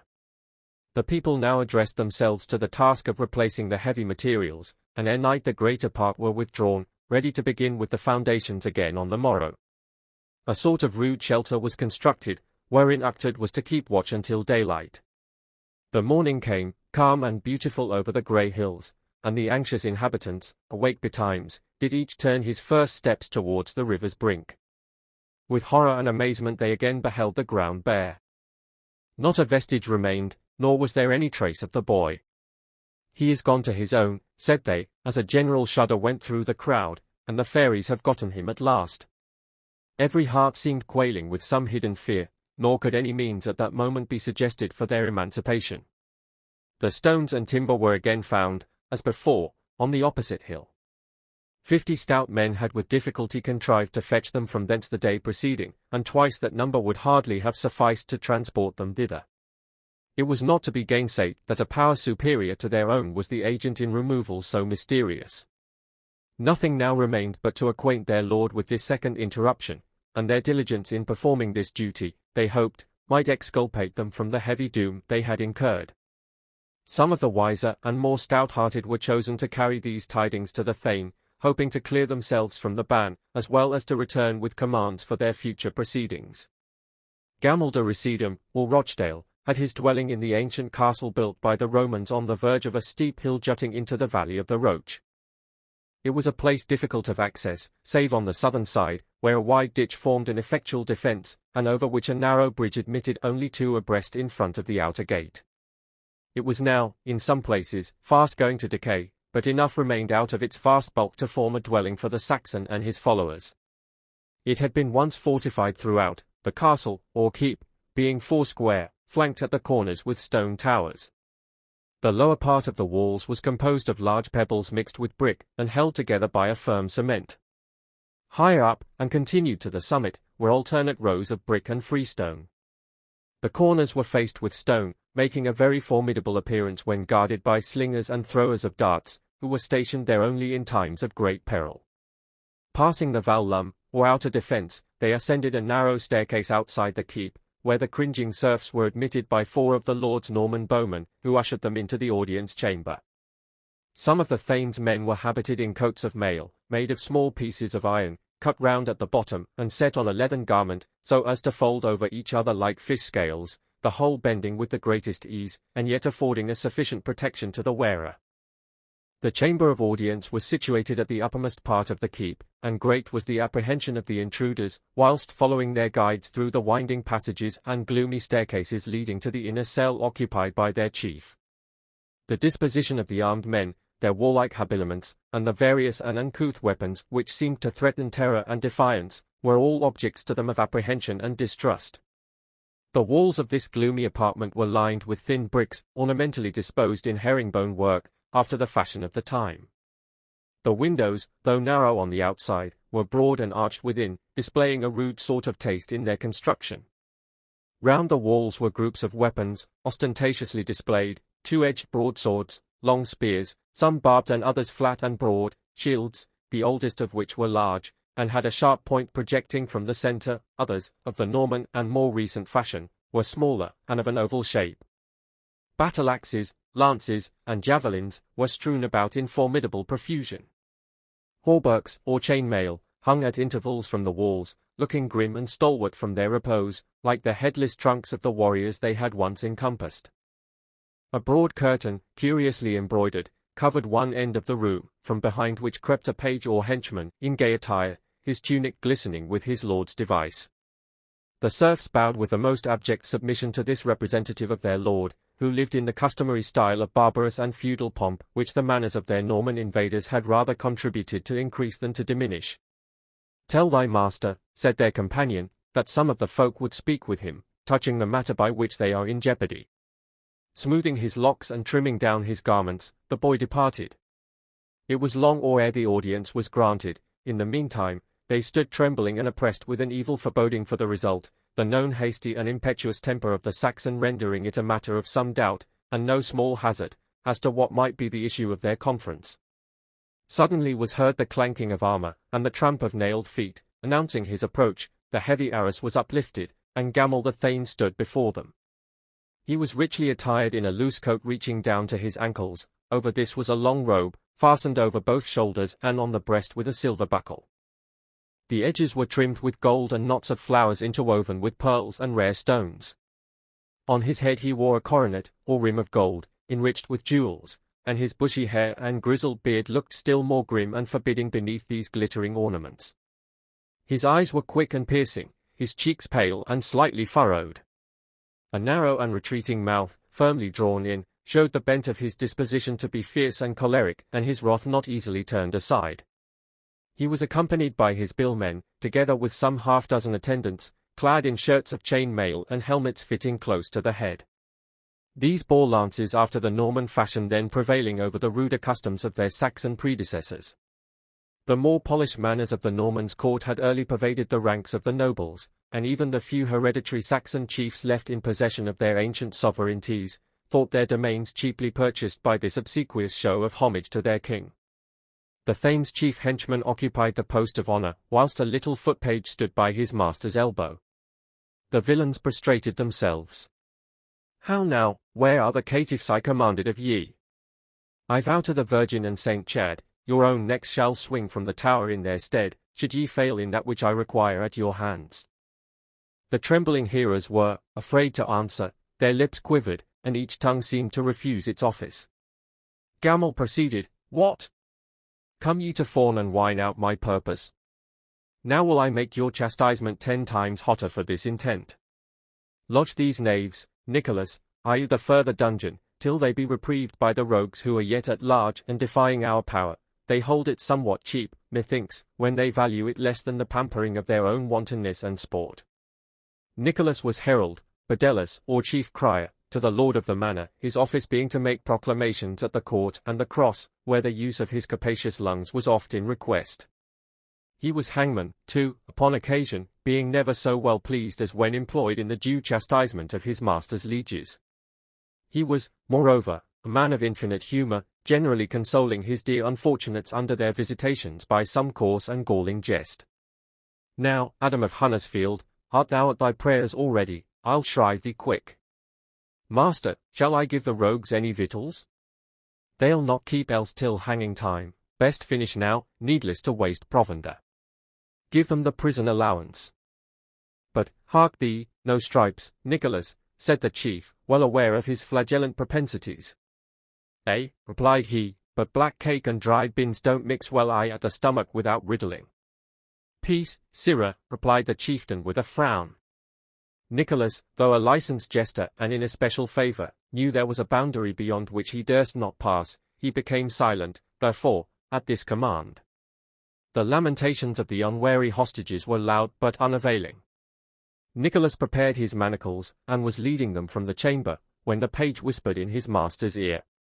"Stop," cried the Thane, "know ye aught of the boy who was watching yesternight?" "We know nothing of the lad, as we hope for deliverance," said the terrified rustics. "Bring in the woman." The command was followed by the entrance of Cicely. Leaning on her crutch, she bent lowly before the chief. Hast thou any suit or accusation to prefer against these men, as touching thy boy? Oh, my lord, said the dame, weeping, I never aforetime knew him missing, and he has slept in the Killer Dane, where the great battle was fought below the castle. He has watched in the Thruch, where the black dog haunts from sunset till cock-crow. He has leapt over the fairies' ring and run through the old house at Gosselwood, and no harm has befallen him, but he is now yen from me, cast out, maybe, into some noisome pit. The timbers and stones are leapt onto the hill again, but my boy is not there. She wept and wrung her withered hands. Hast thou any witness against these men? Oh, my lord, they bribed me with their gifts that I should suffer the boy to watch, and I am poor, and I thought he wore a charmed life, and the little hoard would be a comfort and a stay in my old age. Thou hast done wickedly in this, said the Lord. Howbeit, I will keep them in the stocks, peradventure it may quicken the wits of their outdoor friends to find out the mover of these scurvy pranks. The post and timbers would not go uphill unless some knave had holpen to lift them. Nicholas was departing to the indulgence of his favourite pastime, when a loud hubbub was heard without, and presently a fellow was pushed in by the pressure of the crowd upon his shoulders, but they drew back, on finding the immediate presence of their chief. This man was accounted the most notorious idler in the neighbourhood, hight Barnolf with the nose. His eyes looked red and swollen, and his senses had become muddled and obtuse with long steeping. Silence was immediately enforced, while the assembly anxiously awaited the interrogation of this intolerable coveter of barley drink. Art thou again at thy freaks? Said the thane, angrily, thou hast soon forgotten the stocks and the whipping post on Easter Day. It were well that Nicholas should refresh thy memory in this matter. At this dreaded name the poor wretch fell on his face. Please ye, my lord, said he, hardly raising his head from the floor, I am here but for a witness Bellican. I am breeding of no broil, Savin my gossipo yesternight drew me into a tussle with old Splitfeet and his company. He groaned, but not without considerable effort, and his face puckered in a heap at the recollection. What, the foul fiend helped thee to thy liquor, I trow, said Gamel, hastily. Think not to foist thy fooleries upon me. Should I find thee with a lie on thy tongue, the hide were as well off thy shoulders. To thy speech, quick, what sawest thou? I will give it all, withouten a word but what the blessed saints would avouch, said the terrified supplicant, whose once fiery face was now blanched, or rather dyed of a dull and various blue. I was wending home from Merland, where I had been helping Dan the smith to his luck penny, when as I took the path road down yonder unlucky hill to the ford, not thinking of the daily noise workman that had flown off with the church the night before, I was whistling, or, it may hap, singing, or, I am not just particular to know how it was, for the matter of it, but at any rate I was getting up, having tumbled down the steep almost nigh to the bottom, and I thought my eyes had struck on fire, for I saw lights frisking and frolicking up and down the hill. Then I sat down to watch, and, sure enough, such a puck-fisted rabble, without cloak or hosen, I never beheld, all hurry-scurry up the hill, and some of the like were on the gallop down again. They were shouting, and mocking, and laughing, like so many stark mad fools at a May feast. They strid 20 paces at a jump, with burdens that 2 of the best oxen about the manor had not shifted the length of my thumbnail. 'Tis some unlucky dream, said I, rubbing the corners of my eyes, and trying to pinch myself awake. Just then I saw a crowd of the busiest of them running up from the river, and making directly towards the steep bank below where I sat. They were hurrying a great log of timber, which they threw down close beside me, as if to rest ere they mounted. My friends, what should ail me to talk to them I cannot tell, my friends, but ye seem to have more work in your hands than wit in your noddles, ye might have spared yourselves the labour, I trow. With that the whole rout turned upon me with a shout and a chattering that would have dumbfounded the shrillest tongue in the whole 100, the mill-wheel was nothing to it. I would have escaped, but my feet were holden like as they had been i' the stocks. One, the foremost of the crew, I do think he had a long tail and gaping hoofs, but I was over-frightened to see very clear, came with a mocking malicious grin, his tongue lolling out, and his eyes glaring and fiend-like. Pray, good friend, said he, pulling off a little black bonnet, be compassionate enough to help us with our load to the hilltop. Now was I terrified beyond measure, insomuch that I made a desperate tug, whereby loosening myself, I ran like the wind, the wicked fiends following and roaring after me with loud and bitter curses. I jumped into the river, in my hurry having missed the ford, and I heard M still shouting, and, as I thought, pursuing me, but the Virgin and Saint Chad were my helpers, for when Biddy opened the door in the morning, I lay there in a great swoon, with my head bruised, and a hole in my good grey cloak. And so thou comest here boasting of thy drunken discoveries, said the Thane. Thou shalt wish thou hadst not gotten thee so soon from the fiend's clutches. A spice of old Nicholas' vocation may not be amiss, yet, by way of relish to thy tale, the agony of the culprit was loud and appalling, but the chief was inexorable, until his denunciations were interrupted by a stranger, who craved a short respite for the groaning supplicant. He was meanly clad, a coarse cloak, stained and threadbare, was thrown open, showing a close habit of the most ordinary fabric, yet a natural and graceful bearing imparted a dignity even to his poor and worthless habiliments. I am a stranger, and sore oppressed with long travel. Penury and misfortune have been my lot, and I am driven from place to place without a home or a morsel of bread. Last night, long after the curfew, I came hither, but no hospitium or religious house being near, I sat down by the hillside yonder, until morning should enable me to crave help for my hopeless journey. The morning had not dawned ere I awoke, a loud trampling, and a rush of many voices had broken in upon my slumbers. I beheld crowds of strange-looking men, laden with terrific burdens. They seemed to be eagerly and earnestly at work, under heavier loads than I thought mortal man could sustain. The whole space too, as far as the eye might carry, seemed alive with them, the flickering of their torches forming a scene of almost unimaginable splendor. Right before me were a number of these laborers, hauling up a heavy beam from the river. Others were apparently crossing, laden with materials no less bulky and intractable. All were in motion, wriggling along like so many ants on a hillock.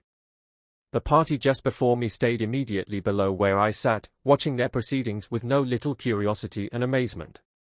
They threw down their load, then pausing, appeared to view with some hesitation the steep bank above them. The foremost of the group now came softly towards me. Pulling off his bonnet, with a grave and beseeching aspect, he craved help to accomplish the ascent.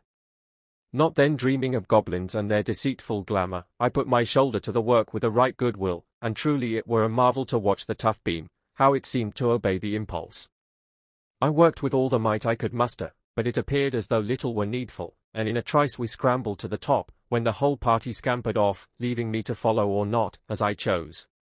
I saw something tossed towards me, which glistened as it lay at my feet. Stooping, I found a silver ring, beauteously bedecked with one glowing crystal. Round the rim is formed a quaint legend, bearing a fair device, which some learned clerk may perchance decipher. The stranger drew from his finger a massy ring. A little ferret-eyed monk, transcriber of saints' legends and Saxon chronicles, was immediately called. He pronounced the writing heathenish, and of the runic form.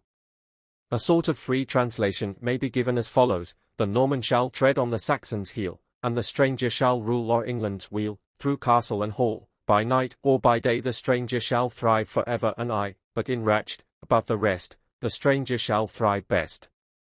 Gamel was troubled and perplexed. The words were prophetic, evidently pointing to his own and his country's fate, as well as to the destiny of the stranger. He knit his brows, and his very beard coiled upwards with the conflict. He appeared loath to allow of a supernatural agency in the affair, and yet the testimony and its witness were not to be gainsaid. I had not believed the tale, stranger, if this token had not confirmed thy speech. Verily thou hast a better witness than a fool's tongue to thy story. That ill-omened losel may depart. See thou fall not hastily into the like offence, else shalt thou smart from Childermas to All-Hallowtide. Hence. To thy place. Barnolf awaited not further dismissal, glad to escape the scrutiny of Nicholas with a whole skin. A loud shriek was heard from the courtyard. "My boy, oh, my boy," cried the almost frantic mother, as she rushed into the chamber, leading Inuktad. He had been discovered on removing some of the huge piles of timber again from the hill, where, under a curiously supported covering of beams and other rude materials, he lay, seemingly asleep. The urchin looked as malicious and froward as ever, even when standing before his chief. "And where hast thou been, my pretty bird?" said the old woman, as she began her vocabulary of signs. But the boy looked surly and would not answer to the signal. He drew down his black swarthy brows, looking eagerly and fiercely from behind their bushy curtains. Suddenly, and with a fearful yell, he sprang forward, snatching the ring which Gamel was then giving back to the stranger. With a wild and hideous laugh, which sent a shudder through the assembly, he drew it on his finger. At this moment the expression of his countenance began to change, and some of the bystanders, over whom fear had probably waved the wand of the enchanter, saw his form dilate, and his whole figure expand into almost gigantic proportions. A thick haze rolled through the apartment, then was heard a wild unearthly shout, and the vision had disappeared. "Seize him!" cried Gamel. The guards, trembling, prepared to execute his commands, but on gaining the outworks of the castle, no vestige remained of his appearance, save a slight whirlwind of dust, like a mist wreath curling down the valley, which, to their terrified apprehensions, became the chariot of the departing demon. Nothing could shake this belief, and in after ages the boy was spoken of as a changeling, left by some fairy, whose appointed sojourn had been then accomplished, the means for his release being fulfilled. Old Cicely became nigh crazed with the loss of her son, but Gamel, seriously pondering on these events, sought counsel from the Holy Church. It was therein resolved that the intended sight should be removed, and the unknown, by such removal appeased. The chapel of St. Chad was accordingly built on the hilltop, where the church now stands, and unto which the foundations had been so marvellously conveyed. 124 steps were dug to accomplish the ascent, and enable the good people to go to prayers.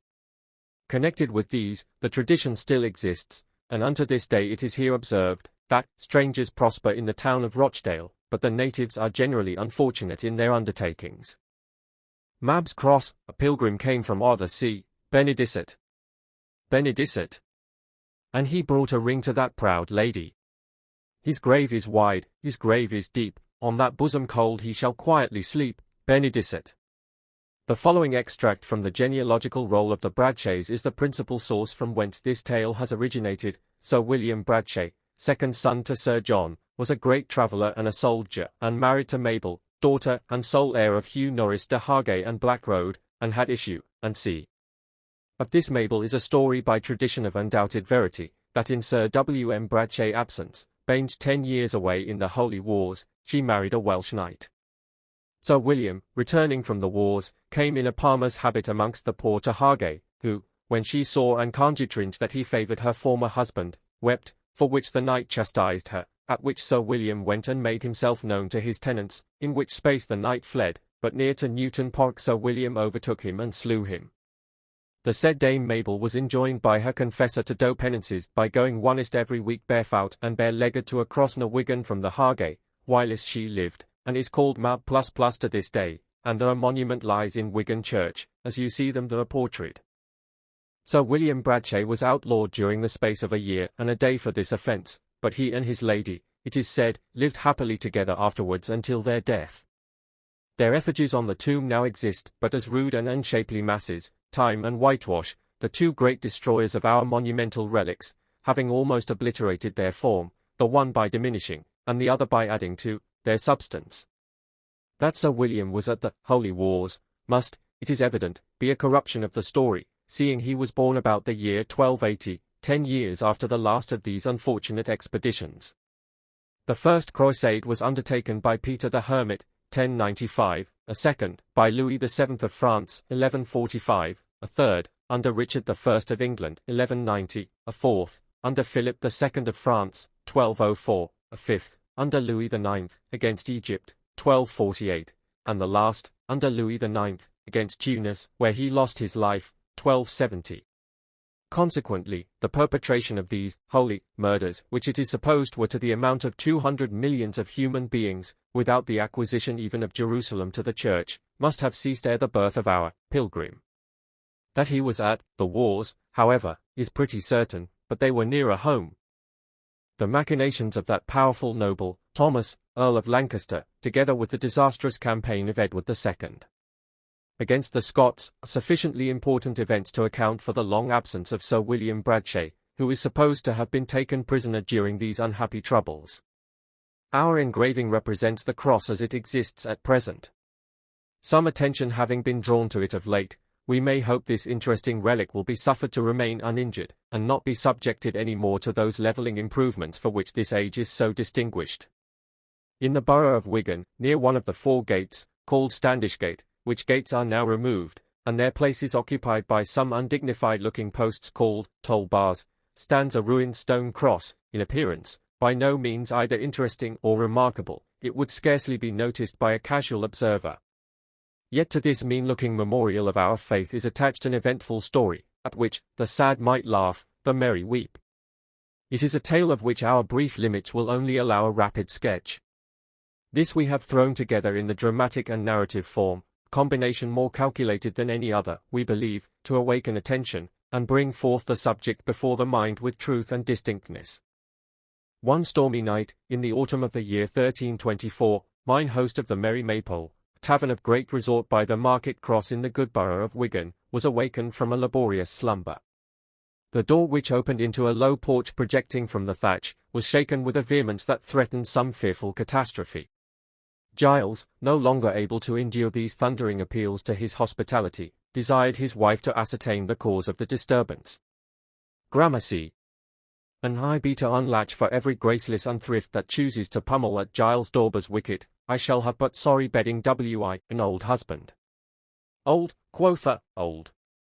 I tell thee, dame, that I'm less by a good score of winters than Dan o' the Hire-winged, when he wed old Simon's daughter. Humph, she was a merry and a buxom lass, but thou, how far this interesting dialogue between the tavern-keeper and his newly wedded spouse might have extended it is impossible with any degree of accuracy to set forth, inasmuch as another loud and desperate lunge, extenuated to an inaudible mutter the testy rejoinder of Giles o' the Maypole, this being the cognomen by which he was more familiarly designated. Anan, shouted he, what the, save us, he continued in a low whisper, crossing himself, I had nigh slipped an ugly word over my tongue, and if it should be, dame, I say, get up, and, nay, thou hast gotten thee too as nimble legs, by thine own reckoning, as any knave I' the borough. I shall e'en keep to my bed, goodman, though these guzzle-throats hammer till cock-crow. They are at the right side of the door, I trow. Now, mine host of the Merry Maypole, having taken to himself that last and worst of all possible plagues for the remnant of his days, to wit, a young and somewhat handsome-looking wife, thought it no less meet than reasonable, and no less reasonable than a duty, at all times incumbent, that the before-named helpmate should, if need were, get out of bed and unlatch the wicket whenever good customers were astir, more particularly as the first Dame Dauber, having the fear of a short but tough cudgel upon her, did, at certain times and seasons, when there was the requisite occasion, leave her liege lord to the enjoyment of his warm and luxurious couch, and spread a table for the entertainment of many a night-betrayed traveller. It was the first exigency of the kind, since the marriage of Giles Dauber to Madge Newsome of the Deercote, in which the discussion of a point so knotty and important had occurred. Giles dreamt not of the vast difference that exists in the nature and docility of divers women. He heard with a sort of incredulous surprise the first incipient grumblings in contravention of his authority, but when these had fairly shaped themselves into open defiance, he started agape with wonder.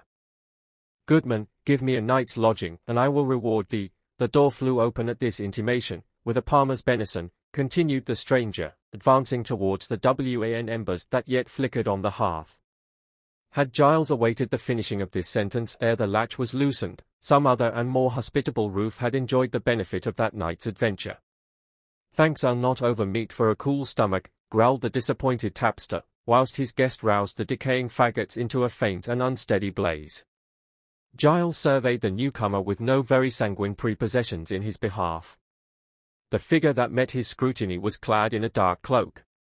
The hood, partly thrown back, showed a somewhat frosty poll, though the vivacity of a wild and restless eye, peering from under his dark and luxuriant brow, would scarcely have betokened an age at which the coming winter of life usually scatters these chill warnings of its approach.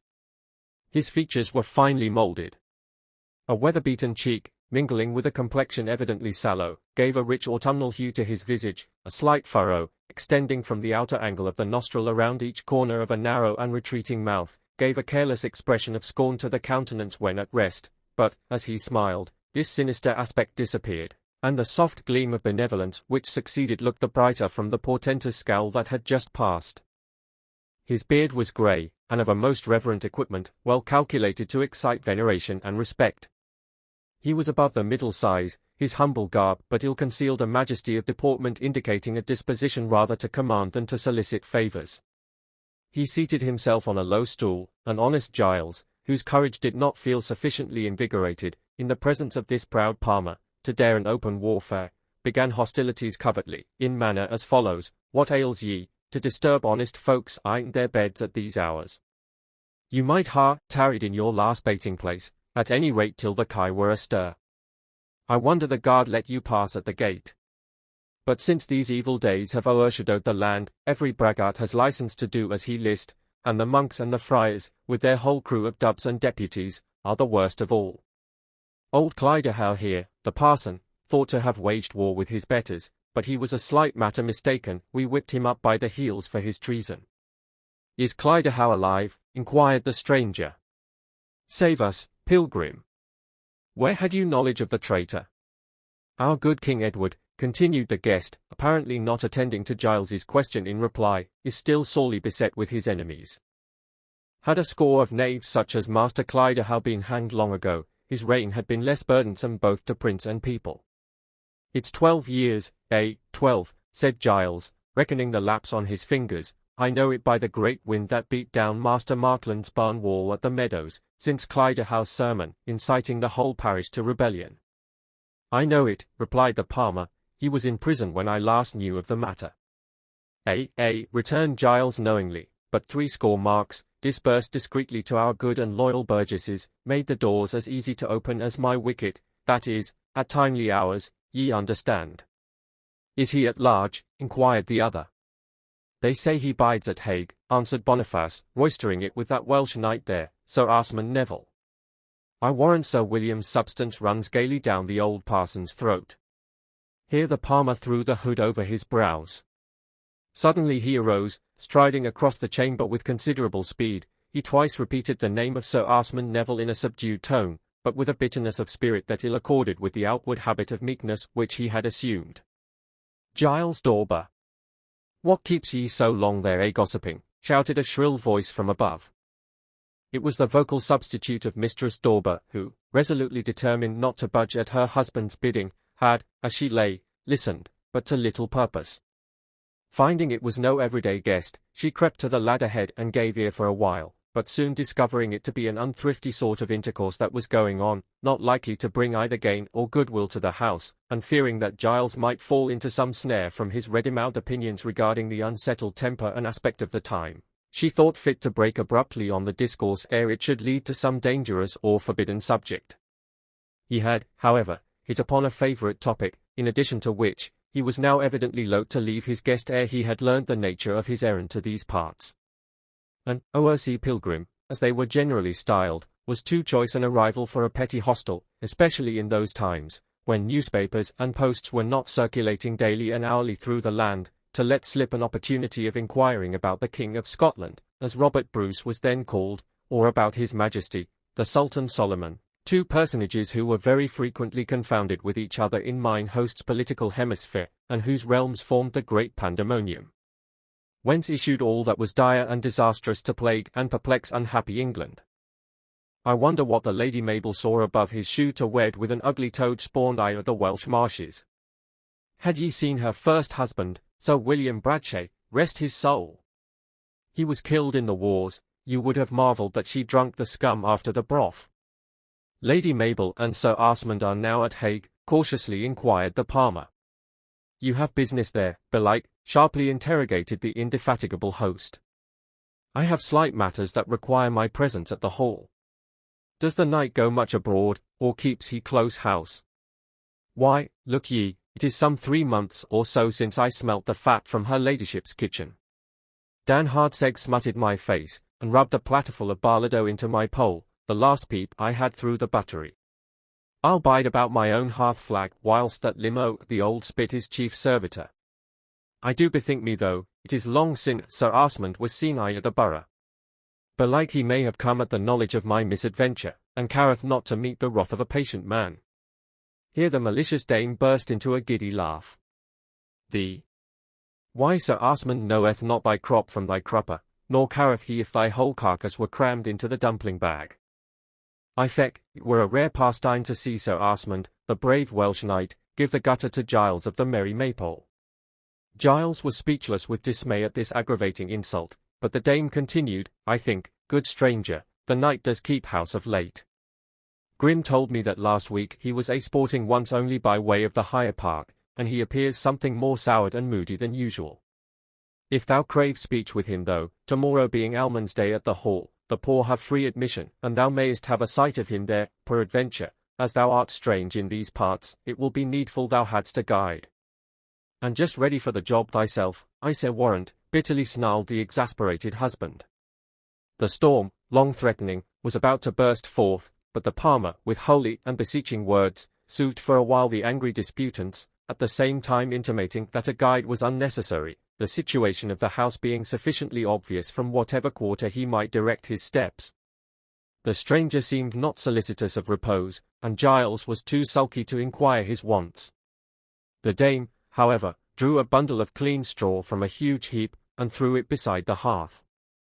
A coarse and heavy rug, over which was thrown a sheepskin with the wool innermost, constituted a warm but homely couch. A horn cup filled with cider and a burnt barley cake were next exhibited, of which the palmer made a healthful, if not a sumptuous repast. Giles growled off to the loft above, and the dame, caring little for the sequel of her husband's humours, soon found a resting place by his side. Morning shone brightly and cheerfully through the chinks and crevices of both door and lattice, but the pilgrim's couch was yet unsought. His vigils had been undisturbed, save when the baying of some vagrant and ill-disciplined dogs, or the lusty carol of some valiant yeoman, reeling home after a noisy debauch, startled him from a painfully recurring thought, to which, however, the mind involuntarily turned when the interruption had ceased. It was late ere Giles awoke. Breathless with expectation, he hastened below, anticipating a rich budget of news from his guest, but he had departed. It was one of those fresh and glittering mornings which autumn alone can produce. Keen, pure, and exhilarating, the air seemed all buoyant and elastic, tinging the cheeks with ruddy health, and animating the whole frame with renewed vigour. A slight hoar-frost yet lay on the thatched roofs. Calm and undisturbed, a gem-like brightness twinkled from every object, whilst the vapours that covered them looked not as the shroud, but rather as a pure mantle of eider, hiding the fair bosom to which it clung. The pilgrim entered a narrow street leading to the postern or gate, called Standish Gate. In those days it was not, as now, a wide and free thoroughfare for man and beast. At the accustomed fairs, toll is, to this time, demanded on all cattle-changing owners at the several outlets, where formerly stood 4 gates, to wit, Wallgate, Hallgate, Millgate, and Standish Gate. Each gate where the toll bars now stand was once, in good sooth, a heavy barrier of stout beams, thickly studded with iron. Through the night they were generally bolted and guarded by a company of the mayor's halberdiers. An irregular wall encompassed the town, save on the eastern side, where the river Douglas seemed, in the eyes of the burghers, to constitute a sufficient defence, a low abattis only screening its banks. The walls were covered, or rather uncovered, by a broad ditch, a bridge of rough-hewn planks, at 3 of the entrances before named, allowed a free communication with the suburbs, except during seasons of hostility which unhappily were not rare in those days of rapine and rebellion. Before the Millgate a wider and more substantial structure, mounted on huge wooden props, facilitated a passage over the river. This edifice could be raised in cases of siege, effectually separating the inhabitants from their enemies. The first beams of the sun began to peep through the angles of the wooden gable fronts, projecting nearly midway across the street, streaming athwart the frosty air, and giving a beautifully variegated and picturesque appearance to the grotesque vista bounded by the Standish Gate. The stranger paused not, mounting the hill with an alertness and agility that scarcely seemed compatible with his age and appearance. On arriving at the gate, his garb was a sufficient passport, without the necessity of a challenge. 3 or 4 of the guards were loitering and laughing on a couple of benches built in a sort of arched recess on each side of the gateway. As the pilgrim passed they became silent, bowing reverently as he pronounced the accustomed benison.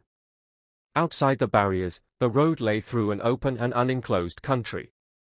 It was a matter of but slight moment what line of direction the narrow and uneven pathways might describe, provided their termination was tolerably accurate. All traffic and intercourse, being necessarily limited, was mostly carried on through the medium of saddles and horse furniture. The most inaccessible part of a hill was the site generally chosen, the road ascending and descending in a meandering sort of zigzag on its side. Rarely did our timid ancestors tempt the valley, often preferring a roundabout course over a line of hills, if by so doing the perils of the lower ground could be avoided. The pilgrim followed a narrow and beaten track. It was bordered on each side by a deep ditch, nearly overgrown with weeds and brambles. He traversed the intricate windings of the road with considerable facility, but an hour had nearly elapsed ere he gained the brow of an eminence of no very conspicuous height, though it commanded a pretty extensive view of the country adjacent. From the east, a rich flood of glory blended the whole into one broad mass of light, melting away the beauteous frostwork, as the rays of morning dissipate the unreal visions that have their existence only in darkness and repose. Southward lay the borough, distinguishable only by the broad tower of All Saints rising from the mist, as if baseless and suspended. A bell boomed heavily through the quiet atmosphere. Its long and lingering echoes came on the pilgrim's soul like the voice of other years, of hopes and anticipations that had forever departed. Westward might be seen a curl of blue smoke from the newly dignified priory at Upholland, recently invested with that honour through the grants and intercessions of Sir Robert de Holland, a proud knight in the train of Thomas Earl of Lancaster. It was northward that the pilgrim turned, with a look of more intense anxiety. The mansion of Hague stood at the extremity of a broad slope, surmounted by shady woods, now fading into the warm and luxuriant tints of autumn. Dark and cumbrous turrets, projecting from the wings, grimly caught the first gleam of the morning, whilst a tower of considerable strength and elevation rose above what could only be surmised as the principal gateway. It was apparently designed to overlook the whole fabric, serving as a refuge to the besieged, and a stronghold in case of attack. Narrow loopholes might be traced, regularly disposed in the heavy masonry, and at the summit stood a small turret resembling a large chair, from which, at stated occasions, waved the richly emblazoned escutcheon of the Norris and the Bradshaw. The staff was just visible, but unaccompanied by its glittering adjunct. It was this circumstance principally that seemed to engage the attention of the stranger. He broke into a loud and involuntary exclamation. Sir William's birthday is forgotten, that staff opened a rich blossom to the breeze 10 years ago. It is the day, the very hour of Sir William's birth. He smote his forehead, scarcely able to contain the violence of his emotion. Let that day darken, let it be cursed with storms and tempest, let the shadows of death brood over it, and the teeming night bring tenfold horrors, yet how calm, how peacefully yonder sun approaches in his strength. Nature is the same, bright, joyous, and unchanging. Man alone, is mutable, his days are full of mourning and bitterness. He bowed his head, crouching almost to the dust, in that overwhelming agony. Suddenly he was aroused, and in a manner as unceremonious as unexpected. A smart blow on the back announced a somewhat uncourteous intruder, whilst a loud and discordant laugh struck shrilly on his ear. Starting, he beheld a figure of a low and unshapely stature, clothed in a light dress, fantastically wrought. A round cap, slouched in front, fitted closely to his head, from which depended what the wearer no doubt looked upon as a goodly aggregate of ornaments. These consisted of ear tassels and rings of various dimensions, that jingled oddly as he twisted his head from side to side with a knowing and important grin. A pair of large leathern boots, slipped on for travelling purposes, with ample flaps turning down from the knee, formed the lower costume of this strange being. Round his neck he wore an iron collar. Its import, whether in the shape of punishment or decoration, is at this time doubtful. A visage of more than ordinary size projected from between a pair of shoulders that nearly overlooked the lower rim of his cap. A sort of dubious leer was its predominant expression, heightened ever and anon by a broad laugh, the eldritch shout of which first announced itself to the ear of the pilgrim. Matted and shaggy, the twisted locks hung wildly about his brow, whilst a short and frizzled beard served as a scanty covering to his chin. A Sheffield whittle stuck in his baldric, and in a pouch was deposited the remnant of a magnificent pasty. From oft and over replenishment this receptacle gaped in a most unseemly manner, showing the shattered remains, the crumbling fragments, of many a huge mountain of crust. With arms akimbo stood this prepossessing personage before the pilgrim, in all his native rudeness and disorder. The latter tightened his cloak about him, and withdrew some 3 or 4 paces from his companion. "Nuncle," said the jester, for such was in fact his vocation, "I wonder for what property master keeps a fool. I bethink me 'tis for his wit, more wit and less honesty, though." The palmer was silent. "Art going to the hall?" continued he. "The fool is whipped there for being honest. Have a care, nuncle, if Sir Asmund catch thee, thou hadst as good bequeath thy bones to the Pope to make into saint's gear." I'm very sad, nuncle. Sad, said the pilgrim, in good troth, and thou be sad, the cock of the hall yonder is but in sorry plight. 'Tis more wholesome to cry today, said the dolorous knave, knowing ye shall laugh tomorrow, than to laugh today, and tomorrow's duel somehow making your mirth asthmatic. Be merry tomorrow, today, your belly full of grief, when sorrow hath supped, go play, for mirth I wot is brief.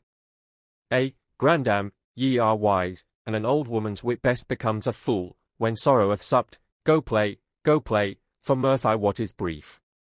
He drew out the last notes into one of those querulous cadences, much in vogue as an ad libitum on all fitting occasions. Even the sad features of the pilgrim were provoked into a smile. Art bound for the hall? Again inquired the inquisitive hunchback. Yes, friend, whither else? Is it not Almas Day, and thinkest thou the houseless and wandering pilgrim will not share of the largesse? Beggars and friars thrive, treason and corruption wed, and these be their children belike. Hast brought the Lady Mabel her old husband's bones from heathenry, her new one is like to leave her naught else, poor soul, for her comfort. She'll make her up a saint out o' them. If she has gotten another husband, said the pilgrim, the old one's bones would have a rare chance of her worship. The facetious impertinent here gave a sort of incredulous whistle. He eyed the palmer with a keen and scrutinizing glance, but suddenly relapsing into his accustomed manner, he burst into a wild and portentous laugh. I tell thee, if Sir Asmund catch thee carrying so much as a thumbnail of Sir William's carcass, he'll wring thy neck as wry as the chapel weathercock. My lady goes nigh crazed with his ill humours. I warrant thee, Sir William's ghost gaily snuffs up the sport. I have watched him up and down the old stairs, and once I at the chapel, and he told me, whispering close to the pilgrim's ear, a great secret, nuncle. What was that, Motley? Why, said he, if so be Sir William comes home again, he'll find his wife has got a cuckoo in her nest. Here he burst from the stranger with a malicious shout, and descending a bypath, was soon lost amidst the intricacies of a deep wood, skirting the verge of an extensive forest. The traveller's brow gathered a heavier gloom. With unconscious haste he soon gained a gentle ascent, which led by a narrow and deep path to the mansion. Nigh to the bridge over the moat stood a blacksmith's hovel, conveniently situated for all job work emanating from the armoury and the kitchen, which at that time afforded full exercise for the musical propensities of Darby Grimshaw's great anvil. This hut was a general resort to all the idlers in the vicinity, Grim, as he was generally styled for the sake of abbreviation, discharging the office of Prezes, or chief moderator, in all debates held therein. He was a shrewd fellow and a bold one. A humorous and inquisitive cunning lurked in the corner of his grey and restless eye. His curiosity was insatiable, and as a cross-questioner, when fairly at work, for worming out a secret he had not his fellow. His brain was a general deposit for odd scraps, and a reservoir in which flowed all stray news about the country. He was an abstract and chronicle of the time, and could tell you where the Earl of Lancaster mustered his forces, the day of their march, and the very purposes and projects of that turbulent noble. Even the secrets of my lady's bower did not elude the prying of this indefatigable artist. At any rate, he had the credit of knowing all that he assumed, which amounted very much to the same thing as though his knowledge were unlimited, a nod and a wink supplying the place of intelligence, when his wondering neophytes grew disagreeably minute in their inquiries. Towards this abode did the pilgrim bend his steps. A thick smoke hovered about the thatch, that appeared very ingeniously adapted for the reception and nurture of any stray spark that might happen to find there a temporary lodgment. Several times had this vulcan been burnt out, yet the materials were easily replaced, and again the hovel arose in all its pristine ugliness and disorder.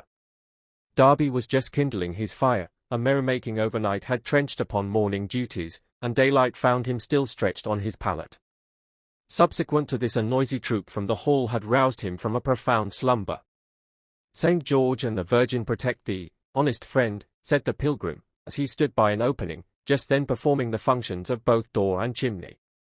Darby's perceptions being much impeded by the smoke, he hastily approached the door. His surprise manifested itself aloud, yet did he not forget a becoming reverence to the stranger, as he invited him into the only apartment, besides his workshop, of which the roof could boast. It served for parlour, bedchamber, and kitchen, where the presiding deity, Grim's helpmate, carried on her multifarious operations. The officious housewife fetched a joint stool, first clearing it from dust, whilst her husband added a billet to the heap. She was just preparing breakfast.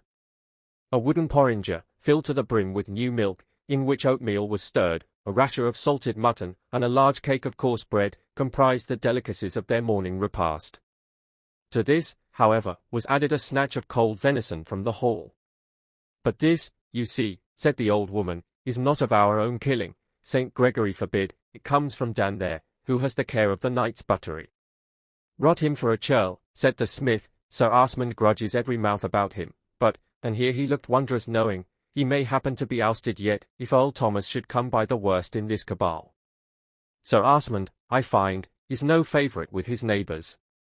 "Hang him," replied Grim, first looking cautiously into the shop, "there's not a man of us but would like to see him and his countrymen packed off tomorrow upon Aspanias. They were spawned from the Welsh ditches to help that overgrown earl against his master. If Sir William had been alive I had spoken out without fear. He was a loyal knight and a true, he ever served his country and his king. But I bethink me that peradventure ye may have heard of our late master's death, and who knows but ye bring some token, pilgrim, to his lady. Thou hast shrewdly guessed, I bear the last message that Sir William sent to his lady. Thinkest thou it may be delivered without the knight's privity? Save thee, father! Peril betides him who would hazard a message to my lady without her husband's leave." "Is the Lady Mabel in health, and the children?" inquired the stranger. "Sorely did she grieve when tidings came of Sir William's death in the great battle, but sorer still rues she her wedding with Sir Asmund Neville. Poor soul! It would melt the nails out of a rusty horseshoe to see how she moans herself, when she can steal privily to her chamber. They say the knight caught her weeping once over some token that belonged to Sir William, and he burnt it before her face, ill-treating her into the bargain. How came she to wed this churl? Oh, it's a sorry history." The speaker paused, and it was at the pilgrim's entreaty that he thus continued, "Parson Clydehow had his paw in the mischief. She was in a manner forced either to wed, or, in the end, to have found herself and her children with never a roof-tree above their heads." "How? Sir William did not leave her portionless?"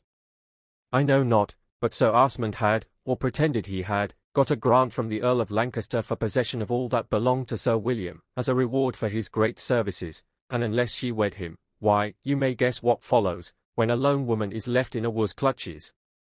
I shall never forget their wedding day. It should rather have been her burying, by the look on tea. Her long veil was more like a winding sheet than a bride's wimple." During this recital the palmer drew his seat closer to the hearth. He leant him over his staff, absorbed in that conscious stupor which seems at once shut out from all connection with external objects, and yet intensely alive to their impressions. Suddenly he rose, tightened his sandals, and looking round, appeared as if about to depart. "It is our late master's birthday," said the loquacious informant. 10 years ago there was free commons at the hall for man and beast. Now, save on Almas days, when some half-dozen doitering old bodies get a snatch at the broken meat, not a man of us thrusts his nose into the knight's buttery but by stealth. Sir William's banner has not been hoisted, as it was wont on this day, since he left, with 50 armed men in his train, to help the king, then hard-pressed in the Scottish wars. Ye may get an arms among the poor today, but have an eye to the Welsh bowmen, these be the knight's privy guard, and hold not the quality of his guests in much respect." Here the smith's angry garrulity was interrupted by Daniel Hardseg, a sort of deputy house steward, whose duty it was to look after all business not immediately connecting itself with any other department in the household. He was prime executive in most of the outdoor duty, and a particular crony at the hovel. His "helloa" was terrific. "Why, a murrain to thee, Goodman Grim, thy fire is colder than my halidome, the sun is so high it puts it out, I reckon. Here have I 2 iron pots, a plate from my master's best greaves, and a pair of spurs that want piecing, and I'm like to tinker them as I list on a cold stiffy. Get out, thou." Here he became aware of an additional inmate to Grim's dwelling, and this discovery for a while checked the copious torrent of Dan's eloquence. Shortly, Darby drew him aside, and from their looks it might be gathered that some scheme was negotiating for the pilgrim's safe admission at the hall. To an entreaty, more strenuously urged on the part of our diplomatist, Dan replied, in a louder tone, "Why, look thee, gossip, it were as much as my lugs were worth, but I'll e'en try." we shall hear some news about Sir William, depend on tea, and I'll get him a word with my lady. And what the better shall I be of that? Dead men make no porridge hot, simply retorted Dan. Go to, replied the other, it's but setting Maud on the scent, I warrant thee, she'll sharpen her wits for the work. It will be a grievous pity should he depart, and whisper not his message to her ladyship. Maud's thin ears, as thou knowest, can catch a whisper, and thou wilt soon squeeze the secret out of her, then comes Darby's turn, by tomorrow, at the latest. The news-doting artisan rubbed his dark fists with ecstasy. Go, knave, said he, thou art a teasing little varlet. Here Grim seemed ready to hug his comrade in the extremity of his delight, but Dan was rather sullen, evidently ruminating on peril and mischance, wherein the tempter had no share, though participating in the profits of the adventure. Eventually, the stranger was placed under the patronage of Daniel Hardsegg, who, to do him justice, was well affected towards the enterprise he had undertaken. Passing by a low wall to the northeast of the mansion, they were soon hidden by a projecting terrace or platform, which, in cases of siege, could be converted into a sort of breastwork to cover the sallies of the besieged. At the salient angle of this curtain stood a small postern, to which Dan applied a heavy key, and beckoning to his companion, they ascended a narrow staircase. A succession of dark passages led to the great hall, from which a small arched doorway communicated by a private entrance to the chapel. As they passed the half-closed door, a gruff voice was heard reciting the appointed service for the day. Dan slept cautiously by, and motioned the stranger to tread softly. The latter paused, listening with a look of anxiety, and pressed his staff across his bosom. Soon, drawing his hood closer over his brow, he quickly followed the retreating footsteps of his companion. Praise be old Clydehouse Tough Pipe, said Dan, when fairly out of hearing.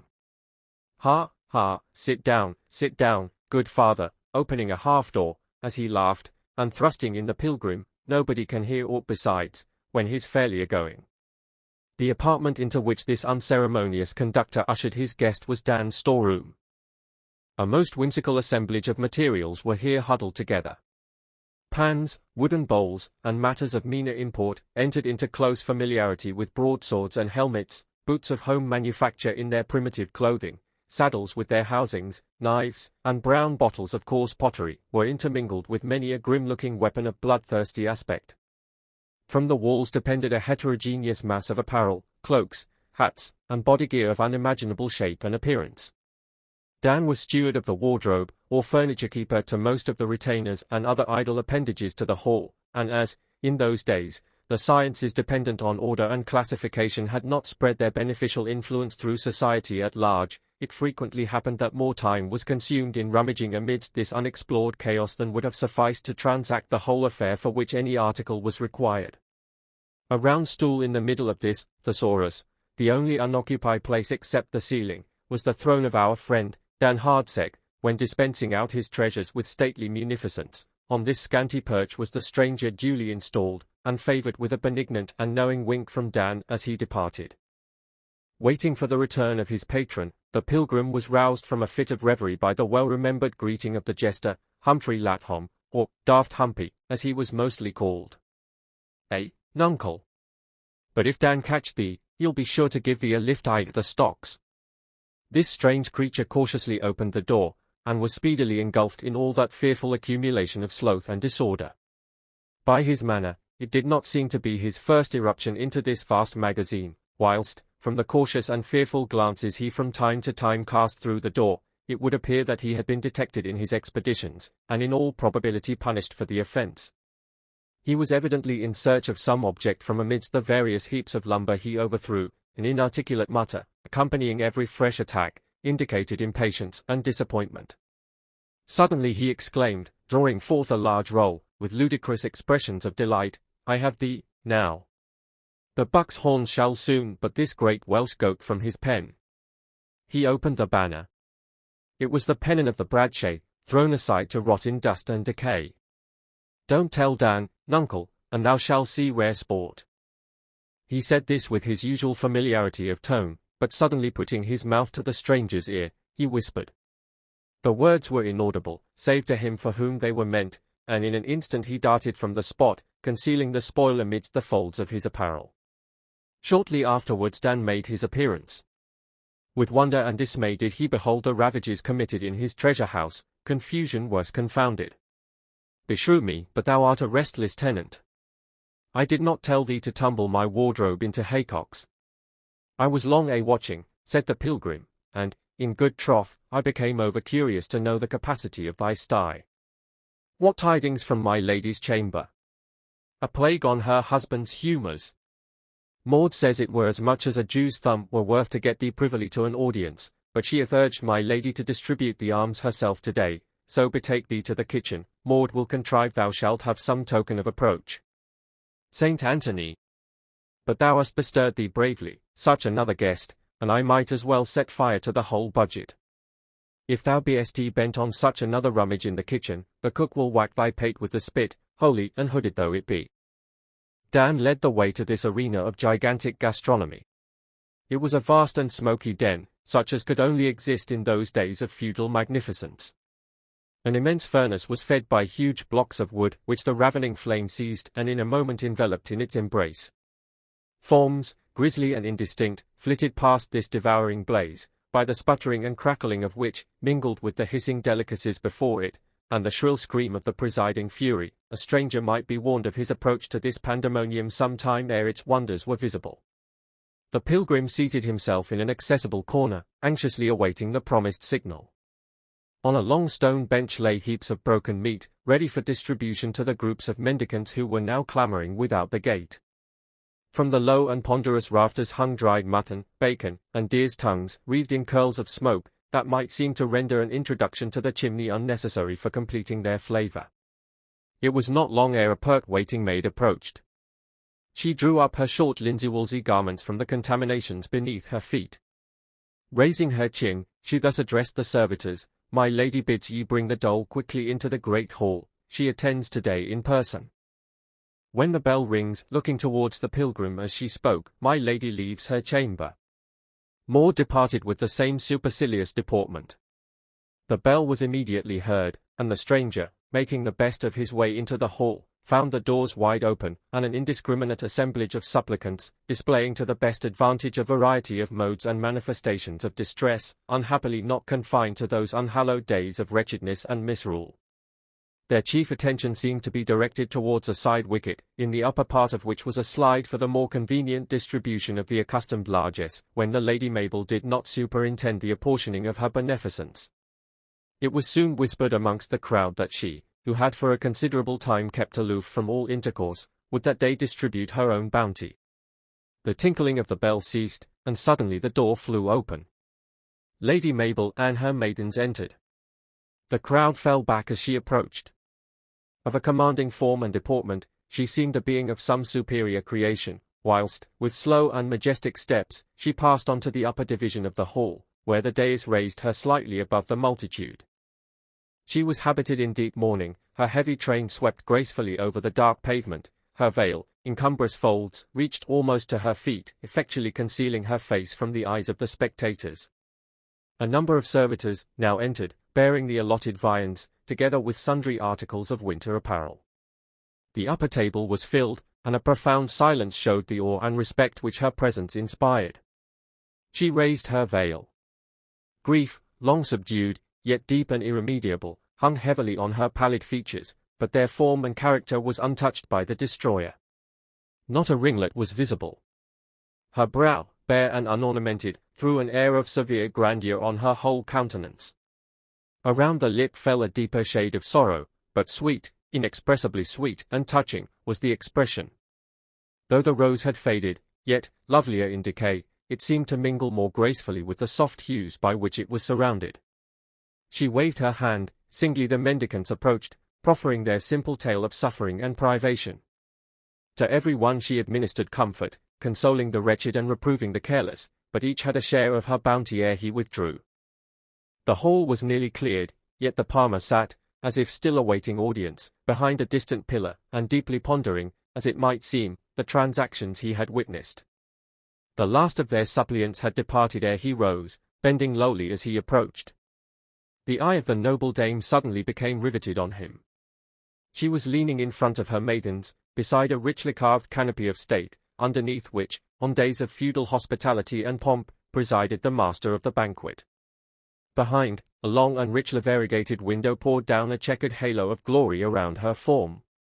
She seemed an angel of light, issuing from that fountain of splendor, and irradiating the whole group with her presence. "Reverend Pilgrim, by behest?" She said this with a shudder of apprehension, as if dreading an answer to her inquiry. The pilgrim spoke not, but advanced.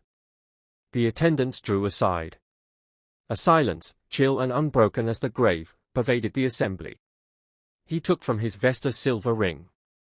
The Lady Mabel grasped the well-known signet. With agony the most heart-rending and intense she exclaimed, "My husband's signet, whence came this pledge? Speak." A pause ensued. It was one of those short ages of almost insupportable suspense, when the mind, wound up to the keenest susceptibility of endurance, seems vibrating on the verge of annihilation, as if the next pulse would snap its connection with the world forever. "Lady," the pilgrim answered, in a low sepulchral tone, "it is a bequest from thy husband." It was his wife's last pledge, a seal of unchanging fidelity. He bade me seek his dame, and say, his last sigh was to her, his last wish to heaven.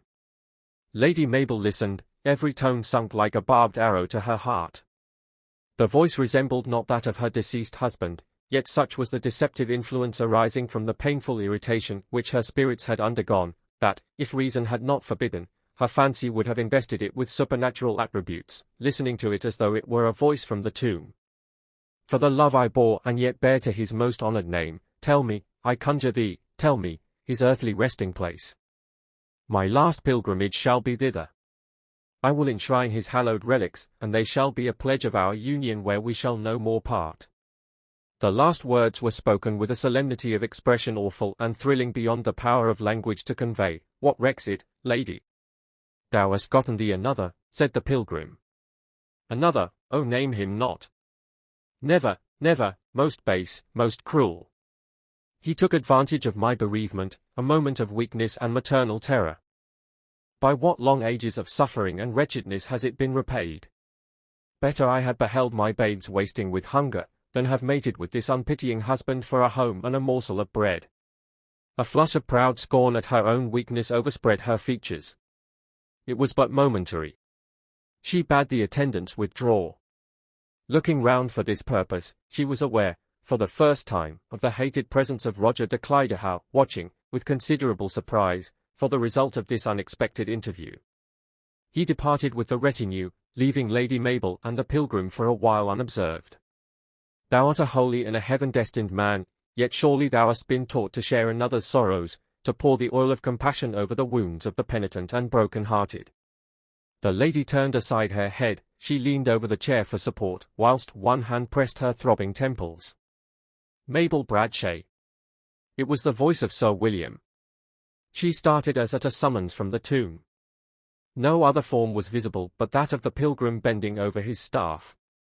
Her eye wandered wildly around the hall, as if she expected some phantom to start from its recesses. A richly fretted screen, behind which the minstrels and lookers-on occasionally sat at the festival, stood at the lower end of the apartment. A slight rustling was heard. She was about to rush towards the spot, when the voice was again audible, and apparently at her side. Slowly the hood of the pilgrim was uplifted. He threw off his disguise, but oh, how changed was the once athletic form of Sir William Bradshaw. With a wild and piercing shriek she flew towards the outstretched arms of her husband, but ere they met, a figure stepped between, barring their approach. It was the ungainly person of Sir Asmund Neville. "Nay, nay, seek thy leman elsewhere, thou gay palmer. It were a brave honour, truly, to graft me with thy favours." With this brutish speech he was proceeding to lay hands on the lady, who stood stupefied in amaze, and bereft of power to offer the least resistance. "To me this insult! I'll chase thee from thy lair," exclaimed the incensed Sir William. Roger de Cliderhow at this moment suddenly approached, and in great alarm. He whispered Sir Asmund. "'Tis Sir William, thou hast no time for parley. If his coming get abroad we are undone. Call thy men hither, and let him be conveyed away privily. The dungeon will tell no tales. I'll summon them. If the servants get a whisper of the matter, I'll give out he is an impostor." Fearful of encountering the glance of his injured lord, this worthy withdrew in great precipitation. It was but the work of a moment. Sir Asmund had taken the precaution to prevent all egress, so that Sir William and his lady were, in fact, prisoners, at the mercy and discretion of a cruel and cowardly foe. Sir William had thrown off his cloak and the remainder of his disguise. He now stood proudly erect before the supplanter, who was somewhat stunned by this unexpected issue. "I defy thee to the combat. Hast thou the grace to give me a weapon, or art thou as cowardly as thou art presuming?" tauntingly inquired Sir William. "Impostor! Wouldst have me believe every wish that folly genders?" "To the proof," sullenly replied Sir Asmund. "What says the Lady Mabel?" "Let her decide," returned the other. "She," cried the ingrate, with a contemptuous sneer, "her wits are so set upon it, that she would worship any ill-favoured lout that should call himself her husband. 'Tis false. Unblushing as thou art." The lightning kindled in the lady's eye as she spoke. Sir Asmund quailed beneath her glance. "Am I mad?" she continued. If thy wish could have goaded me to it. Thou hast heaped on me tortures, indignities, cruel as thy relentless nature could devise, but I have been spared for this." Her lips quivered. Shuddering, she spoke with amazing energy and distinctness. "I have repented, day and night, but they were unavailing tears. Oh, if I have wronged thee," she covered her face with her hands, "it was not even in thought that I grew unfaithful to thy trust. My babes, in a moment of weakness I looked on them, smiling as they lay. I could not dash the cup from their lips ere they had well nigh tasted. I could not behold them so soon doomed to misery and want." She made a convulsive effort to repress her sobs. "Can years of suffering atone for my crime?" She drew back as she continued, "I abhor, I loathe the very existence I am forced to prolong. The cloister alone can hide my wretchedness and my shame. I forgive thee, nay, shrink not from my embrace," cried the distracted Sir William, "I blame thee not in my regret. Pure, and as free from guilt as when first I knew thee, do I now receive thee to my arms." Sir Asmund smiled in contempt, at the same time casting a furtive glance towards the side entrance, where, true to his word, Roger de Clydehow had summoned a guard of Welsh bowmen, their master's accomplices in many a deed of violence and rapine. Sir Asmund heard their approach. He cautiously undrew the bolts, and, pointing to his foe with a signal they but too well understood, the latter was immediately seized, and with such rapidity, that almost before Sir William was aware of their design, he found himself a prisoner and incapable of resistance. "Traitor, thou wilt rue this foul despite. I here proclaim thee a craven knight and a dastard," exclaimed Sir William. "False pilgrim," growled his adversary, "didst think to foist thy fooleries upon me? The dungeon walls will give thee a patient hearing. Boast to them of thy descent, and when they acknowledge thee, so will I, guards, to your duty." Lady Mabel, with a loud and appalling shriek, fell senseless on the pavement. In vain did Sir William endeavour to free himself from the rude grasp of his conductors. He was hurried along, nor did there appear the remotest possibility of escape. Just as they turned into a sort of corridor, leading to the passages more immediately connected with the place of their destination, they encountered Humphrey Lathom. The same half-stupid, half-knavish expression of face was now lighted up by a grin of apparently inexplicable amazement. "Nuncle," said he, stroking his beard, "but you're in mighty grace. The Welshman always mounts his he-goats for guard on them he delighteth to honour." With one of his more than ordinarily elvish and malicious shouts he scampered past the enraged sentinels, and was heard rapidly ascending the steps of the great tower, beneath the massive foundations of which lay the dark and cheerless abode so unexpectedly destined for the reception of its owner. Whilst these occurrences were passing within the walls, Grim's curiosity was in prodigious exercise without. His anxiety increased in a compound ratio with the time elapsed, and inversely as the hope of intelligence was decreasing. Every spare moment his eye was directed towards the hall, but no tidings came, no scout, no messenger from the scene of action, from whom the slightest inkling of the result could be gathered. It seemed as though all intercourse had ceased, all transit and communication were cut off. It was mighty strange. Some rare doings were afloat, no doubt, and not a soul would remember honest Grim in his thrall.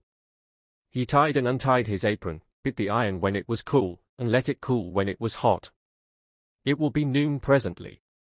He looked at the sun, it seemed to have crept backward for the last half-hour. At any rate, he was morally certain that useful appendage to this great and troublesome world had stood still, if not retrograded. The mendicants were all gone, no tidings to be gained from them, matters were more than usually contrary and provoking, and if it had not been for some recent disgrace which his prying disposition had occasioned at the Hall, he would long ago have satisfied himself by a personal inquiry into the present posture of affairs. Hope deferred was just on the point of being attended with the usual consequences, when, taking another peep through a crevice, constructed for putting into effect a more efficient system of examination, he beheld a phenomenon as unlooked for as it was incomprehensible. He rubbed his eyes, strongly persuaded that some rigorous discipline was necessary. He pinched his fingers, shook himself. Was he really awake? Or, he took another peep, still it was there, nor crossings, ejaculations, nor other established contrivances had any effect. The vision that caused all this disturbance was the great banner of the Bradshaw on the tower, curling full and stately in the breeze. Wonders and misfortunes rarely come unattended. Grim's appetite for the marvellous was now in danger of suffering as much from repletion as before from inanity, and he had just summoned his dame for a special council, when his ears were assailed by a furious ding-dong. Stroke upon stroke, huge, heavy, and unceasing, followed each other in rapid succession. It was the great bell, used only on occasions of emergency and importance, the hoarse tongue of which had been silent since the day of Sir William's departure. There was no time to waste in conjecture. Grim rushed from his dwelling. Convinced that some catastrophe was at hand, his intention was to climb the hill behind his little hovel, in order to reconnoitre the premises with greater facility. Sallying forth, he saw numbers of the peasantry on the same errand. All was bustle and inquiry, each giving his neighbour credit for the possession of some intelligence whereby the mystery might be unravelled. "Sir William cannot have returned," said one. "No," replied another, "or the buck would soon but the Welshman out of his stall." "Ha, ha," said a neighbouring gossip, "those horns are big enough," pointing to the device upon the banner, "a buck passant." As they drew nearer to the great gate the bell had ceased, when suddenly appeared, perched on a corner of the tower, the well-known form of Daft Humpy. He threw up his cap, caught it, and whirled it round his head with every demonstration of joyous extravagance. "Hurrah!" shouted he, with a distinct and shrill enunciation, which might be heard to the very extremities of the crowd. "Hurrah for Sir William Bradshaw, he is come again, hurrah, neighbours, in. He ran round the battlements with unceasing vociferation. On hearing this news, numbers entered the gate pell-mell, carrying with them some who would fain have acted with more discretion, by watching the issue warily and out of harm's way. Of this class was our stout-fisted friend Darby Grim, who, though of a well-composed valour when fairly tested, was yet slow to move, and cared not to thrust his fingers uselessly into a broil. The first party that entered was met by Humphrey. "Pickaxes and spades," cried he, flourishing a stout staff. "To the dungeon, come along, come along." So far from accelerating their speed, this address seemed at once to suspend all further progress. They gazed at each other, none wist what to do, naturally not overburdened with confidence in the discretion of their guide. Suddenly checking himself, he stood as erect as the nature of his form would admit, before the astonished auditors. "Ye lazy caterpillars! Ye cowardly scum of humanity!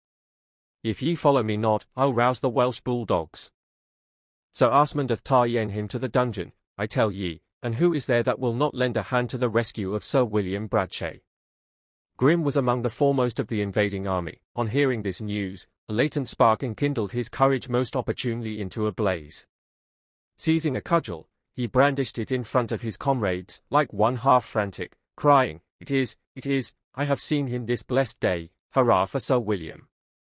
"Hurrah!" shouted the crowd, whose courage, augmenting with their numbers, soon manifested itself in an immediate attack on the cell, whence they speedily extricated their lord.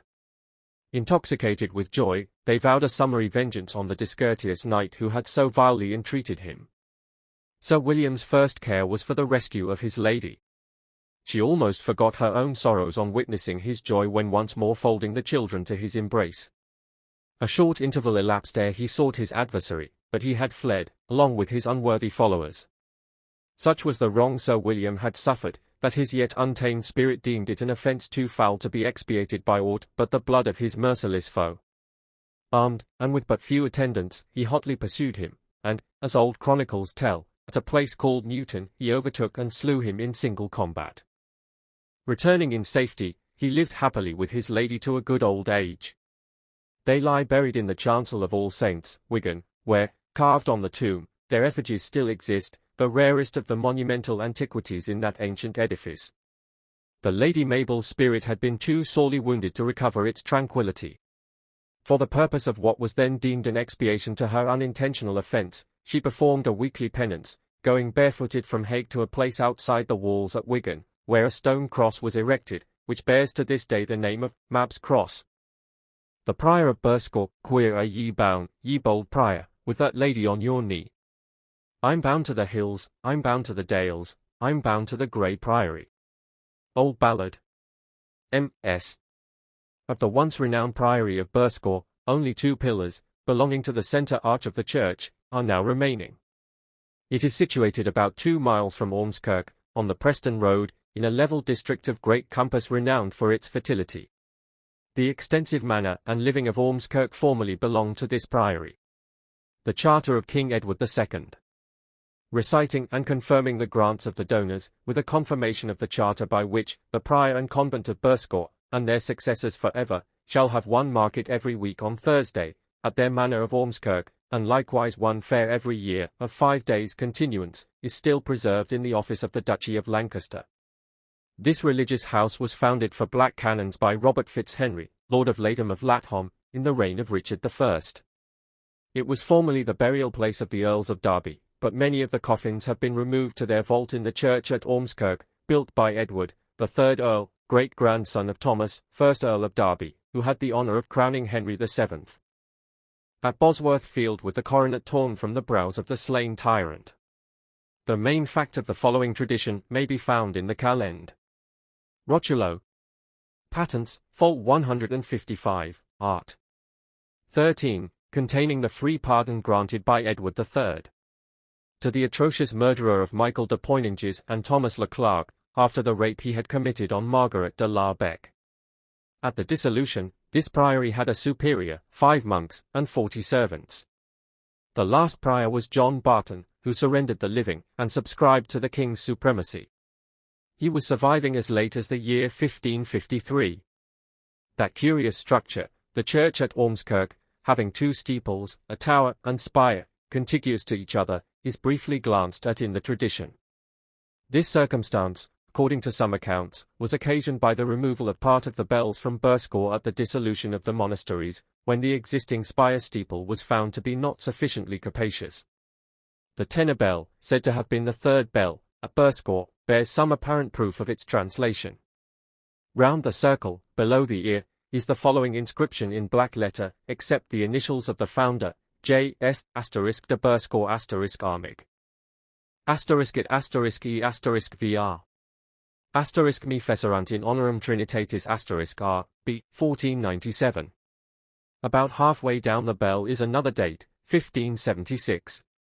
Where each asterisk is marked are the rose, portcullis, and fleur-de-lis.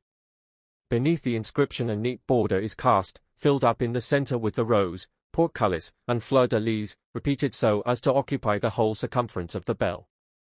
We have been thus particular in our description, as it may not be uninteresting to pursue this inquiry, connected as it is with some important historical facts, not irrelevant to the subject. The following remarks may preclude any further observations of our own. The red rose is well known to have been the favourite emblem of the House of Lancaster, from whom Henry VII. Was descended, and through whom he gloried in claiming his title to the throne. His mother, Margaret Countess of Richmond, then Countess of Derby, was sole daughter and heiress of the Duke of Somerset, who bore the portcullis as an heraldic distinction.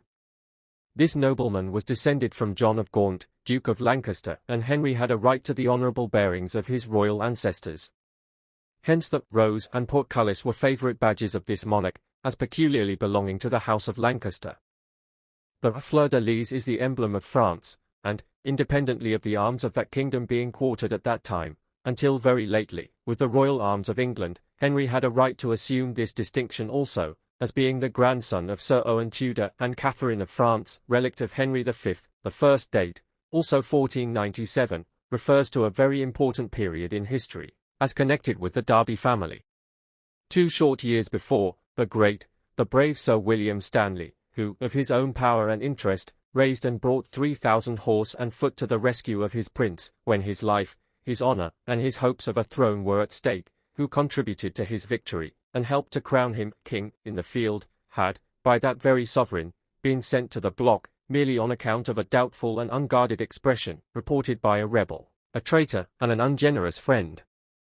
The unhappy monarch, learning too late the dire effects of groundless suspicion, paid a visit in the following year to his deeply wounded stepfather, the brother of the dauntless hero whom he had so lately sacrificed.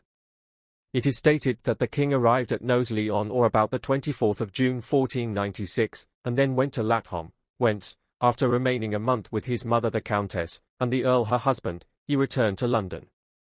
This brings us within 1 year of the date on the tenor bell, and I cannot help thinking that its emblems have some allusion to the royal visit to Knowsley and Lathom. It becomes, however, necessary to attempt to account for the second date, 1576, on the same bell.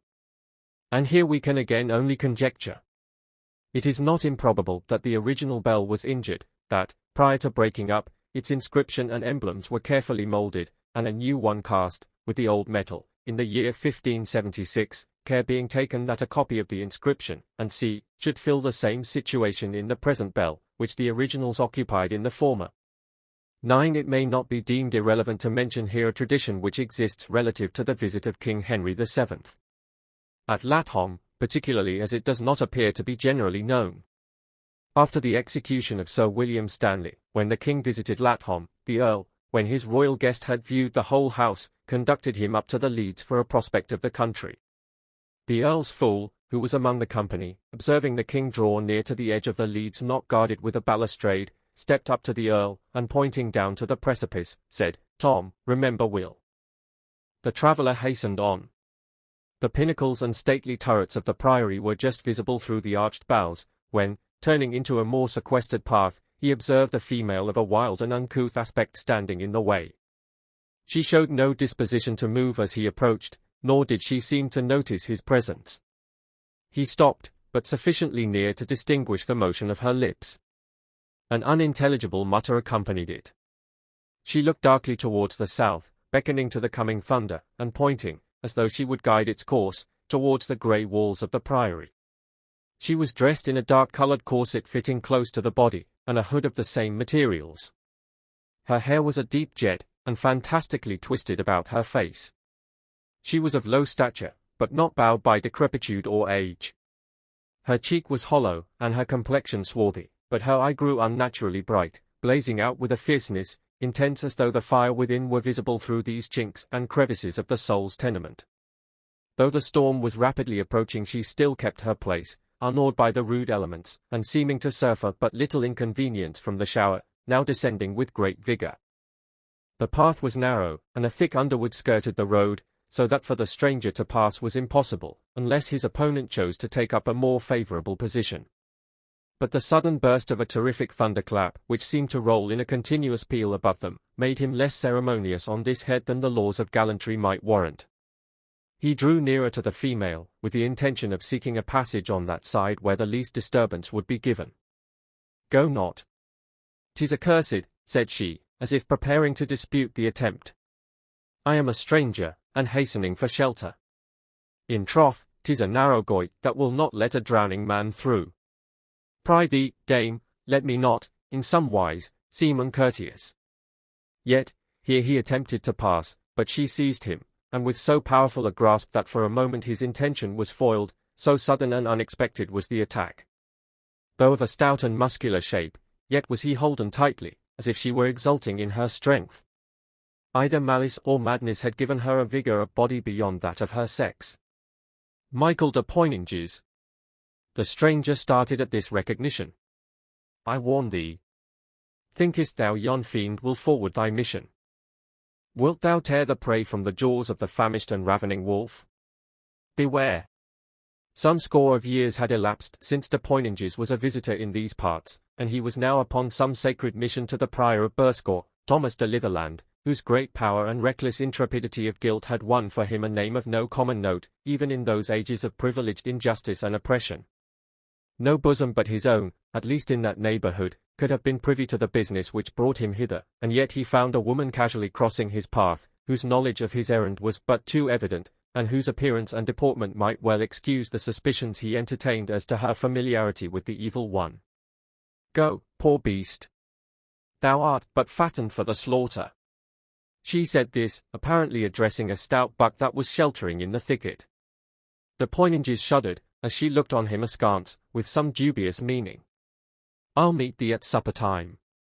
This was said with a slow and solemn enunciation, as though some terrible warning was intended, yet durst he not question her further, and ere he could reply she had disappeared in the recesses of the forest. The rain now poured down in torrents, and de Poinanges was fain to hasten with all possible expedition towards the porter's gate. The Priory of Burscough had been founded the century preceding, for a brotherhood of black canons, by Robert Fitzhenry, Lord of Lathom. He endowed it with considerable property, emoluments, and arms, and, according to the weak superstition of the age, thought thereby to obtain pardon and rest for the souls of Henry II, John, Earl of Morton, himself, his wife, and all his ancestors, at the same time wishing the kingdom of heaven to all persons who would increase the gifts, and consigning to the devil and his angels all who should impiously infringe on his bequests. It was dedicated to St. Nicholas, and a rude effigy of the saint was carved over the south porch of the chapel, with 2 or 3 naked children at his feet. The building was not large, but the architecture was chaste and beautiful, a noble specimen of the early Gothic, then superseding the ponderous forms and proportions of the Norman, or rather Saxon era. The arches were sharply pointed. The windows, narrow and lancet-shaped, were deeply recessed. The slender shafts of the columns were carried in clusters to a vast height, surmounted by pinnacles of rich and elegant tracery. These gave a light and airy character to the whole, highly significant of the buoyant feelings that accompanied so wonderful an escape from the heavy trammels of their predecessors. Craving shelter, de Poinanges was admitted without any question, as all travellers partook indiscriminately of the general bounty. The religious houses in those days were the constituted almonries of the rich and great, and through these overflowing channels, for the most part, proceeded their liberality and beneficence. He was ushered into one of the locutories, or parlours, where, his business being with the prior, he was desired to wait until an audience could be granted. Prior Thomas, from some cause or other not assigned, held himself at that season much estranged and secluded from his brethren.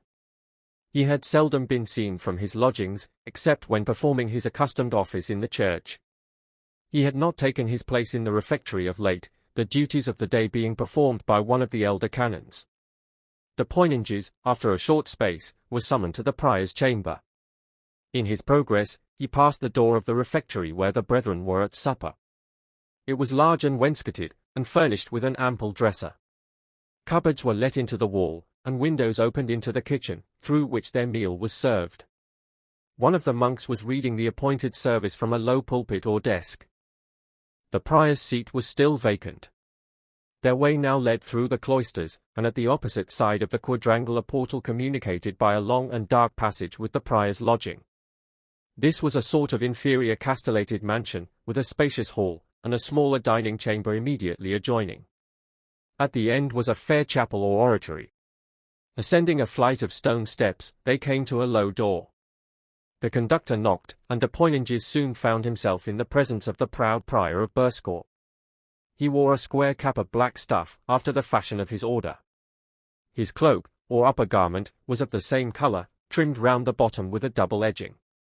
He reposed on a couch, or oaken settle, and seemed, in some measure, either indisposed or unwilling to notice the homage he received. His figure was strong and muscular, his complexion dull, and almost swarthy. His lips were full, and his aspect rather coarse than sensual. His brows were high, and unusually arched, but his eyes were downcast, and seldom raised towards the speaker. In speech he was brief and interrogative, but impatient under a tardy or inefficient answer.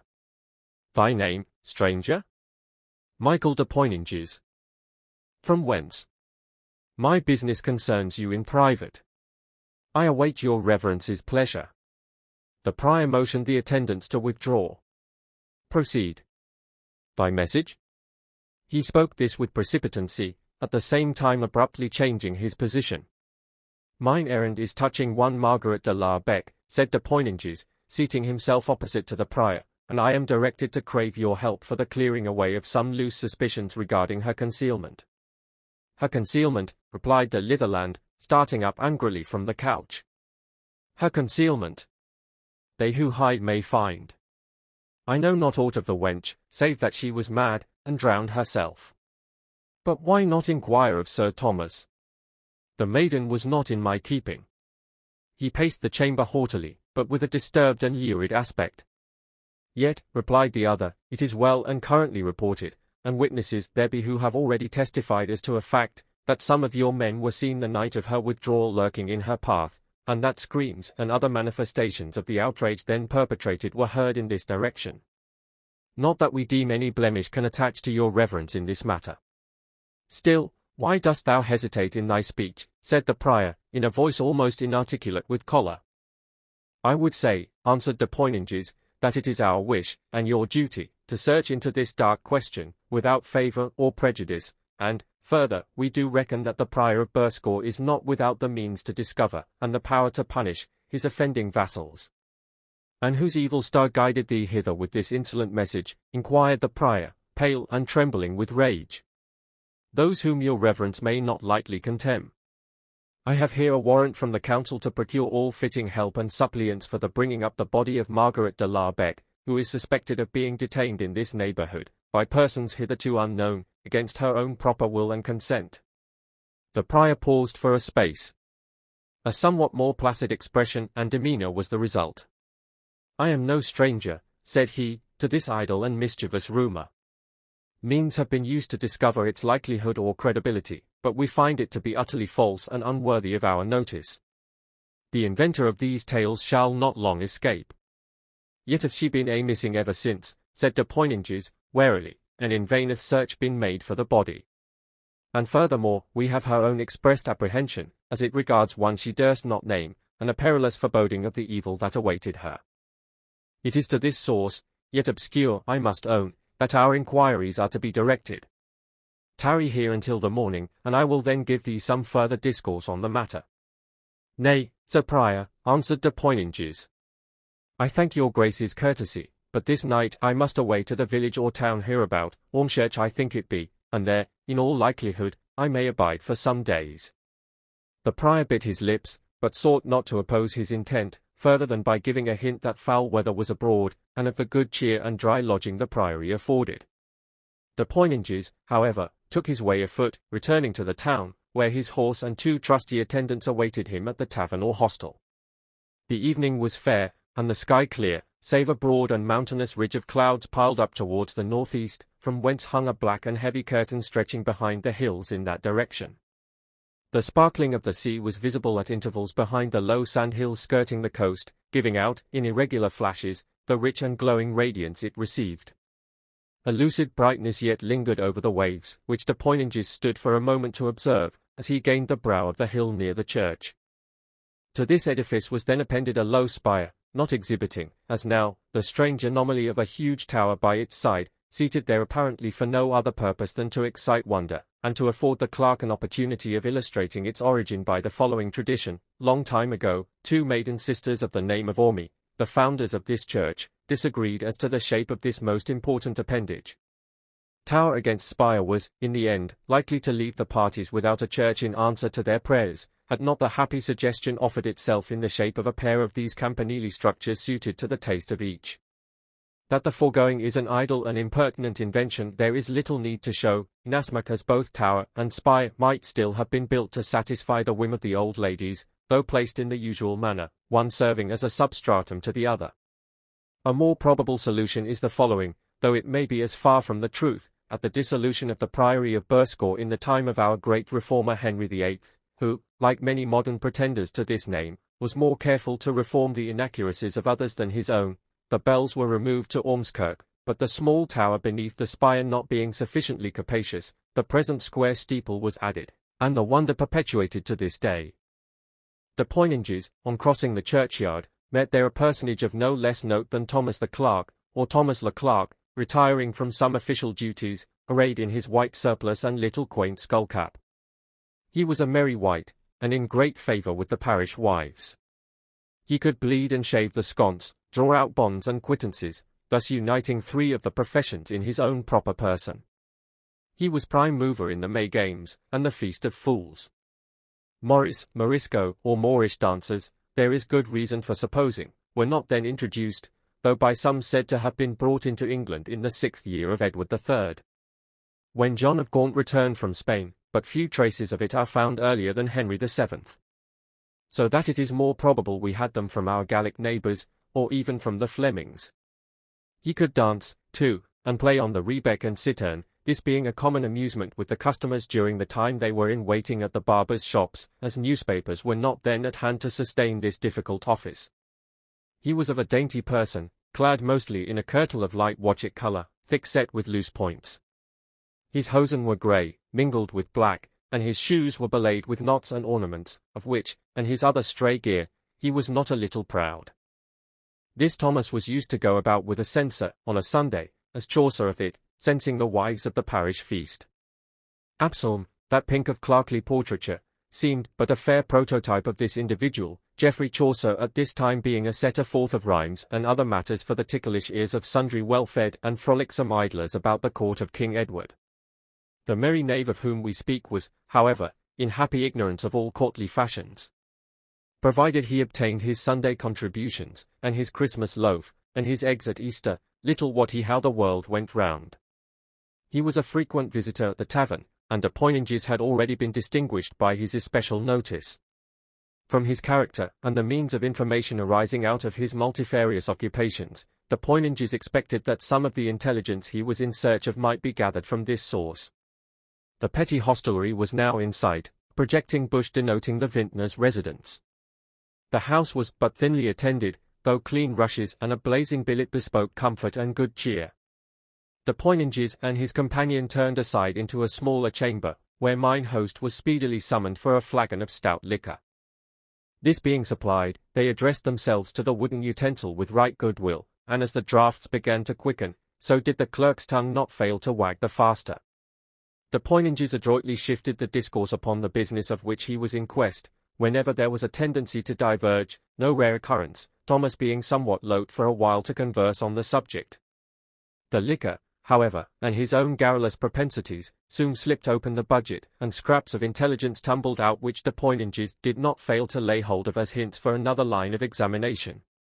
"I reckon so, at any rate, and so said Geoffrey," replied the clerk, after a pause, subsequent to some close question. "Sir Thomas, the Lord of Lathom, as you may have heard, he is a good-hearted soul, and this Margaret de la Bec was companion to his daughter Isabel. She was ever held as a dame of good family and descent, though a stranger in these parts.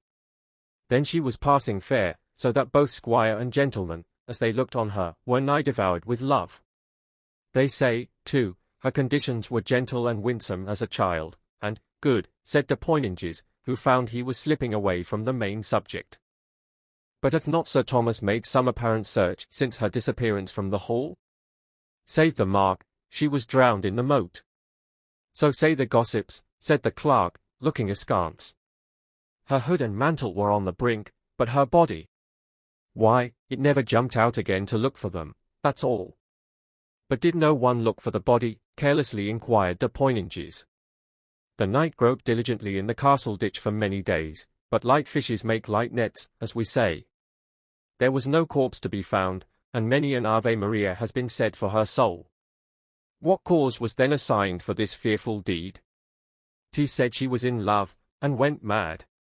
I wot she was ever sighing and rambling about the house, and would seldom venture out alone, looking as though she were in jeopardy, and dreaded some hidden danger. Thinkest thou, friend, that some hidden danger might not be the cause, and this show of her drowning but a feint or device that should turn aside the current of their inquiry?" The clerk looked anxious and uneasy, sore puzzled, as it might seem, to shape out an answer. At length, finding that the question could not be evaded, he proceeded with much hesitation as follows: "Safe as my Lord Cardinal at his prayers, she is dead though, for I heard her wraith wailing and shrieking up the woods that night as I stood in the Priory Close. It seemed like, as it were, making its way through the air from Lathom, for the smell of consecration, I reckon. "Go on," said de Poinenges, whose wits were shrewdly beginning to gather intelligence from these furtive attempts at concealment. "Well, a day," continued the clerk, draining an ample potation, "I've heard strange noises thereabout, and the big building there, men say, is haunted by the ghost." "Where is the building thou speakest of?" "The large granary beyond the postern leading from the prior's house towards the mill. I have not passed thereby since St. Mark's vigil, and then it came." Here he looked round, stealing a whisper across the bench. "I heard it, there was a moaning and a singing by turns, but the wind was loud, so that I could scarcely hear, though when I spake of it to old Geoffrey the gardener, he said the prior had laid a ghost, and it was kept there upon prayer and penance for a long season.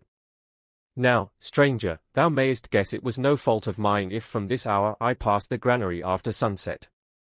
The ghost and I have ever kept ourselves pretty far apart. Canst show me this same ghostly dungeon?" Can I, in broad daylight, but peradventure thou canst show me the path, or the clue to it, and I warrant me the right scent will lie at the end on't. "And pray, good master, wherefore may your curious nose be so mightily set upon this same adventure?" said the clerk, his little red and ferrety eyes peering very provokingly into those of his opposite neighbour. Now, de Poinenges was not for the moment prepared to satisfy this unexpected inquiry, but his presence of mind did not forsake him. Rightly guessing his friend's character, a compound in universal esteem, to wit, fool and knave, he drew from his pouch a couple of bright ship nobles, then but newly coined, which effectually diverted the prying looks of Thomas Leclerc.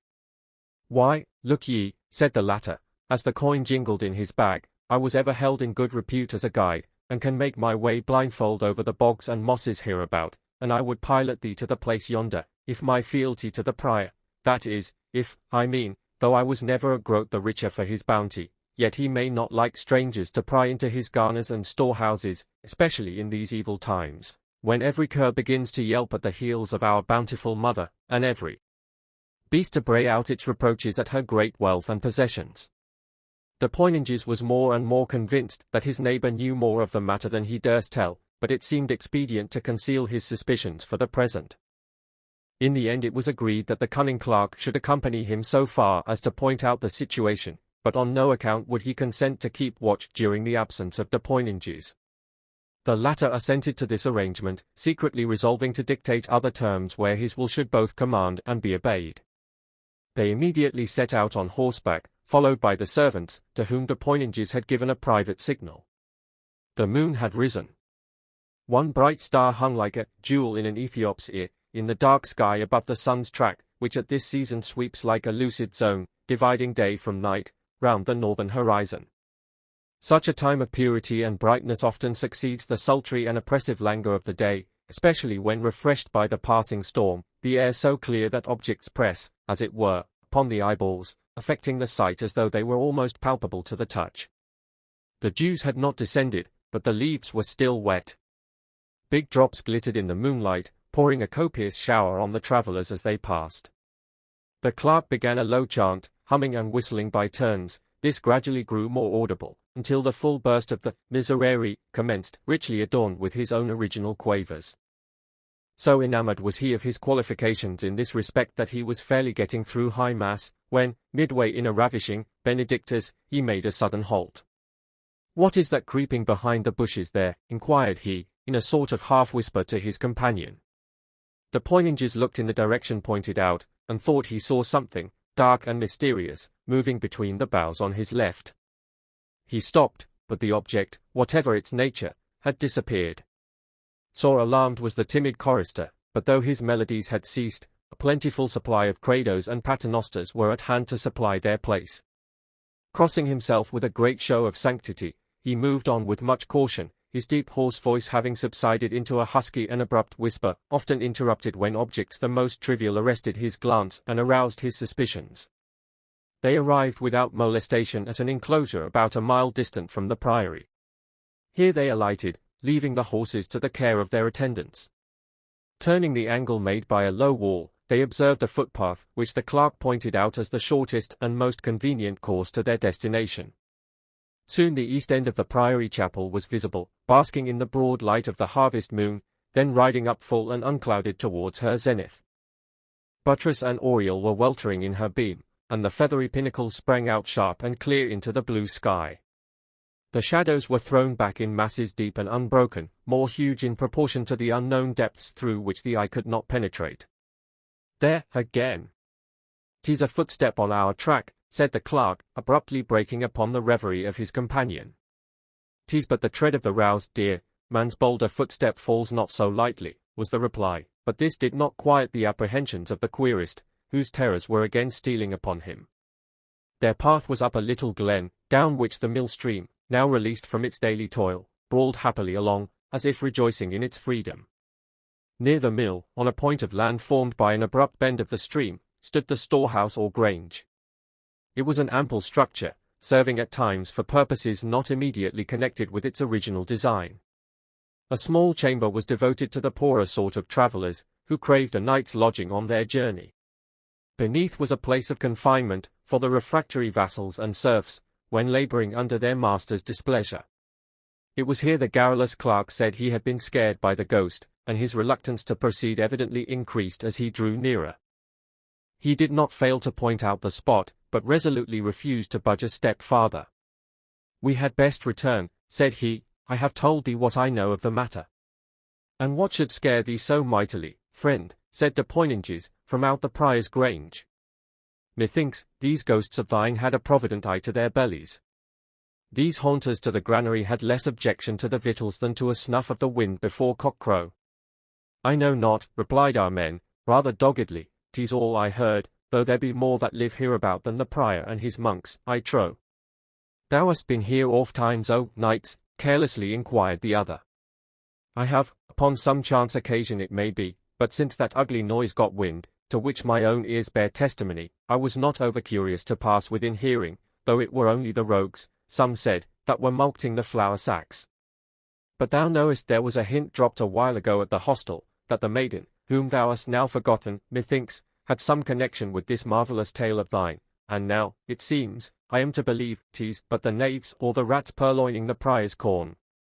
"Hark thee, friend," said de Poinenges, in a stern tone, "no more evasion, no turn or equivocation shall serve thee, out with it, and lead on, or—" A bright flash from his falchion here revealed the peril that he threatened. "Miserere mai, oh, Sarvet! Silence, knave, and pass quickly, but remember, if I catch thee devising any sleight or shuffle, this sharp point shall quicken thee to thy work. It may prove mighty efficacious, too, as a restorative for a lapsed memory. I'll tell thee all, but, hold that weapon a little back, I prithee. Nay, nay, thou wouldest not compass a poor man's death in such haste. Lead on, then, but be discreet," said de Poinenges, softly, at the same time pushing him forward at his sword's point. "Here is some help to mine errand, or my craft fails me this bout." After many qualms and wry faces, de Poinenges, by piecemeal, acquired the following intelligence: one night, this honest clerk being with a friend on a predatory excursion to the prior's storehouse, they heard a muffled shriek and a sharp scuffle at some distance. Being outside the building, and fearing detection, they ran to hide themselves under a detached shed, used as a depository for firewood and stray lumber. Towards this spot, however, the other parties were evidently approaching. Presently 3 or 4 men, whom they judged to be the prior's servants, came nigh, bearing a female. They entered into the shed, and proceeded to remove a large heap of turf. Underneath seemed to be one of those subterraneous communications generally contrived as a retreat in times of peril. At any rate, they disappeared through the opening, and the clerk and his worthy associate effected their escape unobserved. Fear of detection, and of the terrible retribution that would follow, hitherto kept the secret undivulged.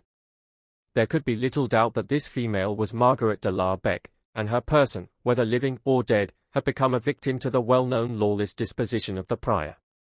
They were now at the entrance to a low gateway, from which a short path to the left led them directly towards the spot. Entering the shed, they commenced a diligent search, but the terror and confusion of the clerk had prevented such accuracy of observation as could enable him to discover the opening, which they in vain attempted to find, groping their way suspiciously in the dark. "Softly, softly," said the clerk, listening. A low murmur came from the opposite corner, like the muttering of one holding audible communion with his own spirit. De Poinenges listened too, and he fancied it was a female voice. Presently he heard one of those wild and uncouth ditties, a sort of chant or monotonous song, which, to the terrified psalm singer, sounded like the death wail of some unfortunate ghost. The following words only became sufficiently distinct: the sunbeam came on a billow of flame, but its light, like thine, is done, life's tangled coil, with all its toil, is broken ere 'tis run. The kite may love the timid dove, the hawk be the raven's guest, but none shall dare that hawk to scare from his dark and cloud-wreathed nest. Wail on, ye fond maidens, death lurks in the cloud, the storm and the billow are weaving a shroud, there's a wail on the wind, ere its track on the main, a light shall be quenched, ne'er to kindle again. Surely I have heard that voice aforetime, thought de Poinenges. It was too peculiar for him to mistake. The woman had loitered in his path a few hours before. It seemed her brain was somewhat disturbed, a wanderer and an outcast in consequence, she had here taken shelter ofttimes for the night. He determined to accost her, a feeling of deference prompted him, a superstitious notion, arising from an idea then prevalent, that a superior light was granted to those individuals in whom the light of reason was extinct. He approached with caution, much to the terror and distress of his companion. "It is crazy Isabel," said he, "and the dark spirit is upon her." But de Poinenges was not in a mood to feel scared with this intimation. The way was intricate, and he stumbled over a heap of dried fuel. The noise seemed to arrest her attention for a moment, but she again commenced her song, paying little heed to this interruption. On recovering his position, he was about to speak, when, to his great surprise, she thus accosted him: "I have tarried long for thee. Haste, equip for the battle, and then, my merry men all, round the greenwood tree, how gallant to ride with a gay lady. I am crazed, belike. Good what, but I can ride o'er the neck of a proud prior."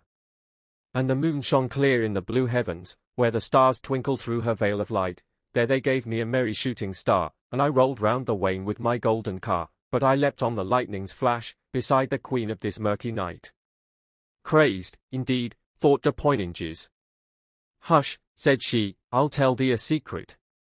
She drew a light from some concealed recess, and flashing it full in the face of the intruder, seemed to enjoy the effect wonderfully. On a sudden her brow wrinkled, and the dark billows came over her spirit as she exclaimed, "But, thou hast work to do, or we may rue the thieving trade. Go to, I must be calm. The spirit goeth forth, and I may not wander again. But my poor head, it burns here, here." And she put her hand tenderly on that of de Poinenges, raising it to her brow, which throbbed violently. She started back, as from some sudden recollection, gazing intently on his countenance. "I know it, the vision tarrieth not. Now," she said, crossing herself with great solemnity, and with apparent composure, as if all trace of her malady had disappeared, "we must away. Follow, yet will I first set yon rogue to watch." She sought the terrified man of canticles, and, speaking in a low tone, raised her hand as though with some terrible denunciation in case of disobedience. Immediately she returned, and, pointing to a heap of loose stuff, began to throw it aside. "Here, here." But de Poinenges hesitated, thinking it a somewhat dubious adventure to follow a mad woman, it might be, in quest of her wits. Seeing his unwillingness to proceed, she whispered something in his ear which wrought a marvelous change. He looked as if petrified with wonder, but he followed now without shrinking. They entered by a narrow door, curiously concealed. On its closing after them, de Poinenges and his companion seemed shut out from the world, as if the link were suddenly broken which bound them to earth and its connections.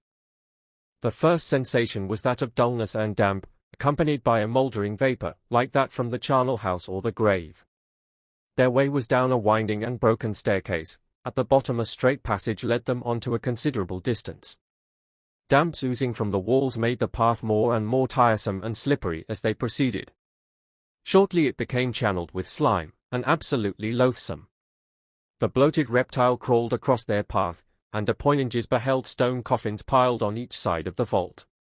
Passing these, another flight of steps brought them to a low archway, at the extremity of which a grated door, now unbarred, led into a cell seemingly contrived as a place of punishment for the refractory or sinning brethren, who might be doomed to darkness and solitude as an expiation of their offence.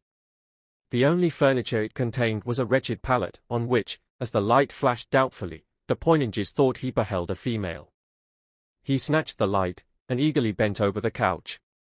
With a shout of joy he exclaimed, "Be praised, ye saints, 'tis she." It was the wasted and squalid form of Margaret de la Bec. She raised her eyes towards him, but they were vacant and wandering. It was soon evident that her reason was impaired, and the spirit still inhabiting that lovely tenement was irrevocably obscured. Cruel had been her sufferings. Crimes too foul to name, but we draw a veil over the harrowing recital. When the last horrible act was consummated, the light of her soul was put out, and her consciousness extinguished. To meet thus a living inhumation, where the body exists but as the spirit's sepulchre, it were better they had been consigned to oblivion, shut up and perishing in the dark womb of the grave. The cry of vengeance had gone up, but was offered in vain for a season. The present period of existence was not allotted for its fulfillment. It was permitted to this monster that he should yet triumph unpunished. His measure of iniquity was not yet full. The limbs of the unconscious sufferer were pinioned. The fiend-like mercy of her tormentors prevented her own hands from becoming the instruments of her release. The poignanges restored her to freedom, but alas! She knew it not. The thick veil which heaven's mercy drew upon her spirit rendered her insensible to outward impressions. He raised her in his arms, bearing her forth from that loathed scene of darkness and disgrace, and when the pure breath of the skies once more blew upon her, it seemed as though it awakened up a faint glimmer in the dying lamp. She looked round with eagerness, and de Poignanges thought some ray of intelligence began to brighten, as objects again appeared to develop their hidden trains of association on the memory, but the light was mercifully extinguished ere she could discover the fearful realities of her despair, and she again relapsed into hopeless and utter inanity. They were still loitering in the little shed, the clerk groaning out a sad and mournful chant. De Poignanges appeared unable to arouse himself to the exigencies of the moment, when Isabel, wildly waving her torch towards the entrance, cried, "To horse, to horse! They will be here presently. Already has the raven snuffed your carcass," but the bolt whistled through the heavens blue, and Sir Lionel lay on the battlefield. She seemed to hearken, as though in apprehension of approaching footsteps. De Poignanges, roused from this dangerous stupor, prepared to escape ere the prior's emissaries had intelligence of her removal. They had passed the rivulet in safety, and had just gained the wood near to where the attendants lay in wait with the horses, when an arrow whizzed past de Poignanges. For him the shaft was intended, but its destiny was otherwise. The unfortunate chanter lay stretched on the ground in his last agony. De Poignanges flew on with redoubled speed. "Treachery!" he cried. His men knew the signal, and galloped towards him, but their aid was too late. A shackbolt, aimed with a sure hand, pierced him at this moment. "Take her, Margaret de la Bec. The prior, a murderer, ravisher. Fly to—" the remaining words fell unuttered. His faithful attendants bore off the lifeless body, together with the hapless Margaret, who was soon placed in safety, far from the relentless fangs of the prior of Burscourt. Fearful and undeniable was the testimony and accusation they brought, but in vain. No effort was spared to bring upon this monster the just recompense of his crime, yet, from the great scandal which a public execution must have drawn upon the Church, but more especially from the great influence he possessed amongst the nobles and chief dignitaries of the land, not only did he escape unpunished, but he received the king's most gracious pardon, in the 21st year of Edward III. So true are the following words from an historian of that reign: "These men had so entrenched themselves in privileges and immunities, and so openly challenged an exemption from all secular jurisdiction, that no civil penalty could be inflicted on them for any malversation in office, and even treason itself was declared to be no canonical offence. The eagle and child, she's over the muir, and over the border, and now the blue hills far awa, with her call and, I trow, on his saddle-bow, while the mist wreathes around them fa." The main facts of the following narrative, lying scattered through a wide field of barren inquiry, the author has been at considerable pains to collect and arrange in a continuous narrative. Little needs be said by way of introduction, the traditions here interwoven with the general history being mostly of a trivial nature, and not at all interfering with the facts developed by the historians and rhymers who have illustrated the annals of the House of Stanley. These accounts, exaggerated and distorted as they inevitably must have been, may yet, in the absence of more authentic testimony, afford a pretty accurate glimpse at the real nature of those events, however they may have been disguised by fiction and misstatement. Where tradition is our only guide we must follow implicitly, satisfied that her taper was lighted at the torch of truth, though it may gleam doubtfully and partially through the mists and errors of succeeding ages.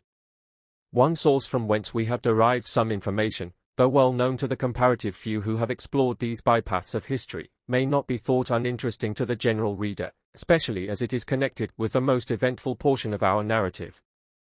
An ancient metrical account of the Stanleys, Earls of Derby, is contained in some uncouth rhymes, written about the year 1562, by Thomas Stanley, Bishop of Sodor and Man, 10, and son of that Sir Edward Stanley, who, for his valour at Flodden, was created Lord Morneagle. There are 2 copies of these verses in the British Museum, one amongst Cole's Papers, volume 29. Page 104, and the other in the Harleian MSS, 541. Mr. Cole prefaces his transcript with the following notice: "The history of the family of Stanley, Earls of Derby, wrote in verse about the reign of King Henry VIII from a Ms. now in possession of Lady Margaret Stanley, copied from me by a person who has made many mistakes, and sent to me by my friend Mr. Allen, rector of Tarporley, in 1758. W. Cole." The Ms. formerly belonged to Sir John Crewe, of Uckington, and was given by Mr. Arden, in 1757, to Lady Margaret Stanley.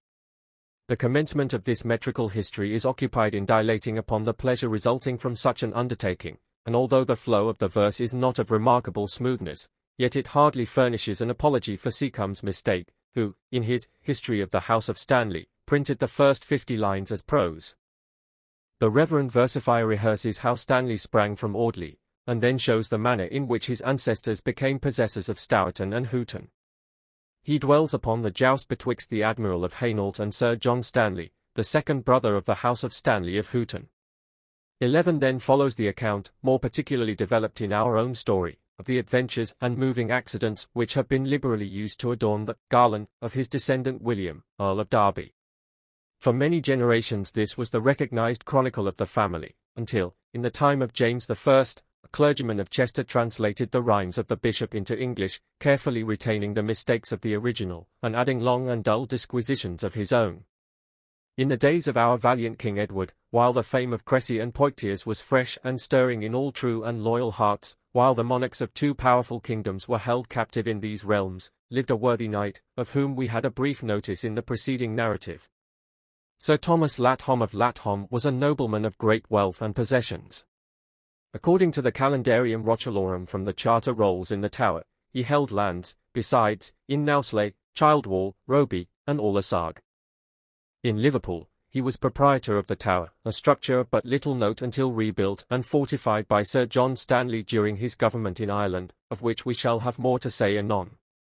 Sir Thomas married, in the year 1343, the youngest daughter of Sir Hamon Massey of Dunham Massey, in the adjoining county of Chester.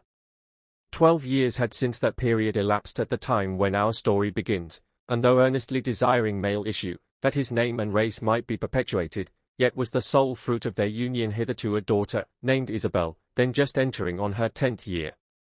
Her winning and surpassing comeliness proved no solace to his disappointment.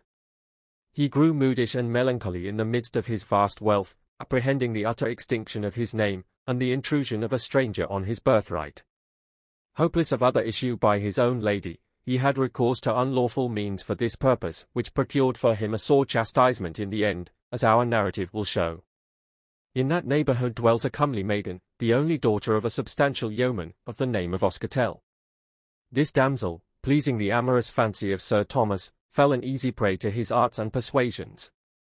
Though concealed from her friends, their too frequent intercourse at length became visible in the birth of a son, greatly to the joy of the father, who meditated nothing less than to adopt this illegitimate babe for the perpetuation of his name. Yet were there preliminaries of no mean importance to be adjusted, as all men who have wives may well conceive. The Lady of Lathom must first be consulted, but probabilities were strongly against the supposition that she would tamely submit to this infringement on the rights of her child by the interposition of a bastard. Nay, she had beforetime hinted that some individual of the name, of moderate wealth and good breeding, might in time be found for a suitable alliance. Still, the success of his scheme was an object that lay deeply at his heart, and he grew more and more anxious and perplexed. One evening, as he wandered out disconsolately in the company of an old and trusty servant, to whom he had imparted the secret, they came to a desert place in the park, nigh to where a pair of eagles had from time immemorial built their nests. A project struck him which promised fair to realize his wishes. After a multitude of schemes subservient to the main purpose had been thrown out and abandoned, the whole plot was finally unfolded in the following manner. A message was conveyed to the mother overnight, that betimes on the following morning the babe, richly clad, should be held in readiness, and a trusty servant would forthwith convey him to the hall. She was peremptorily forbidden to follow, and in her great joy at this announcement, naturally supposing that a more favourable posture of affairs had arisen between Sir Thomas and his lady on the subject, she cheerfully consented to this unexpected deprivation, confident that it was to the furthering of her child's welfare and advancement. The infant, smiling, and unconscious of the change, was taken from his mother's lap, his swaddling clothes carefully folded together, and committed to the care of the aged domestic. Little was the anxious mother aware of the great peril he had to undergo ere the goal which bounded her anticipations was won. It was the soft twilight of a summer's morning, and the little birds had begun to chirp their matins, and the lark to brush the dew from her speckled breast, waiting for the first gaze of the sun. The old man pressed the infant closer to his bosom as he drew nigh to the steep acclivity, the solitary dwelling of the eagle. He kissed the babe, then looking round, fearful of intruders, he laid the wicker cradle at the foot of the precipice, and sprang into a dark thicket close by, as if to watch for the descent of the rapacious bird. Leaving the child, we turned to Sir Thomas, who on that morning, as was his wont, together with his dame, woke betimes, but he was sooner astir and more anxious and bustling than usual. Accordingly, the infant was taken home and carefully nursed, being baptized by the name of Oscatel. The good lady became surprisingly enamoured of the little foundling, believing his adoption was dictated by the will of heaven, and to this decision its father readily acceded. Sir Thomas, to give the greater sanction to this supposed miracle, as well as to remove all suspicion of fraud from the prying eyes of a censorious world, assumed for his crest an eagle on the wing, proper, looking round as though for something she had lost. The child grew in years and stature, being liberally furnished in all things according with the dignity he was destined to receive. Sir Thomas purposed the sharing of his wealth equally between his children, a measure which had the entire concurrence of Lady de Lathom. Though younger by some years, Oscatel was generally considered by the world as the future husband of Isabella, but Sir Thomas, aware of danger on this head, early impressed them with some notion of consanguinity, and intimated the impossibility of their union. This prohibition, settling on a womanish fancy, might naturally have been expected to operate in a manner the reverse of his intention. Yet we do not find from history that Isabella ever cherished for him any other sentiments than those arising from a sisterly regard. Growing up to man's estate, he sought the court of King Edward, where, though of a peaceable temper, his soul was stirred to participate in the gallant feats incident to that scene of martial enterprise. Isabella was now in the full summer, or, it might be, ripening into the rich autumn of her beauty. Her father would by no means have permitted her union save with one of the highest rank, to which her gentle blood and princely inheritance entitled her. And though not a few hitherto, of noble birth and endowments, had sought the honour of her alliance, yet her heart was untouched, and in the end her suitors forbore their homage. All the country was now mightily roused with the news of the French champion who, together with sundry of his companions in arms, had challenged the English nation to match them with the like number at a solemn joust and tourney, and of the great gallantry and personal accomplishments of Sir John, then Captain Stanley, who had first taken up the gauntlet in his country's behalf. The lists were prepared. The meeting, by the King's command, was appointed to be holden at Winchester, where the royal court was expected to witness this splendid achievement. Oscatel, returning home, strongly importuned his sister to accompany him to the show, it being then deemed a pleasant recreation for many a fair and delicate maiden to view their champions hack and hew each other without mercy. Isabella, unceasingly urged to this excursion, at length set out for the city of Winchester, followed by a numerous train of attendants, where, in due time, they arrived, mingling in the bustle and dissipation incident to these festivities. Young Stanley was the second son of Sir William Stanley, Lord of Stanley and Stourton.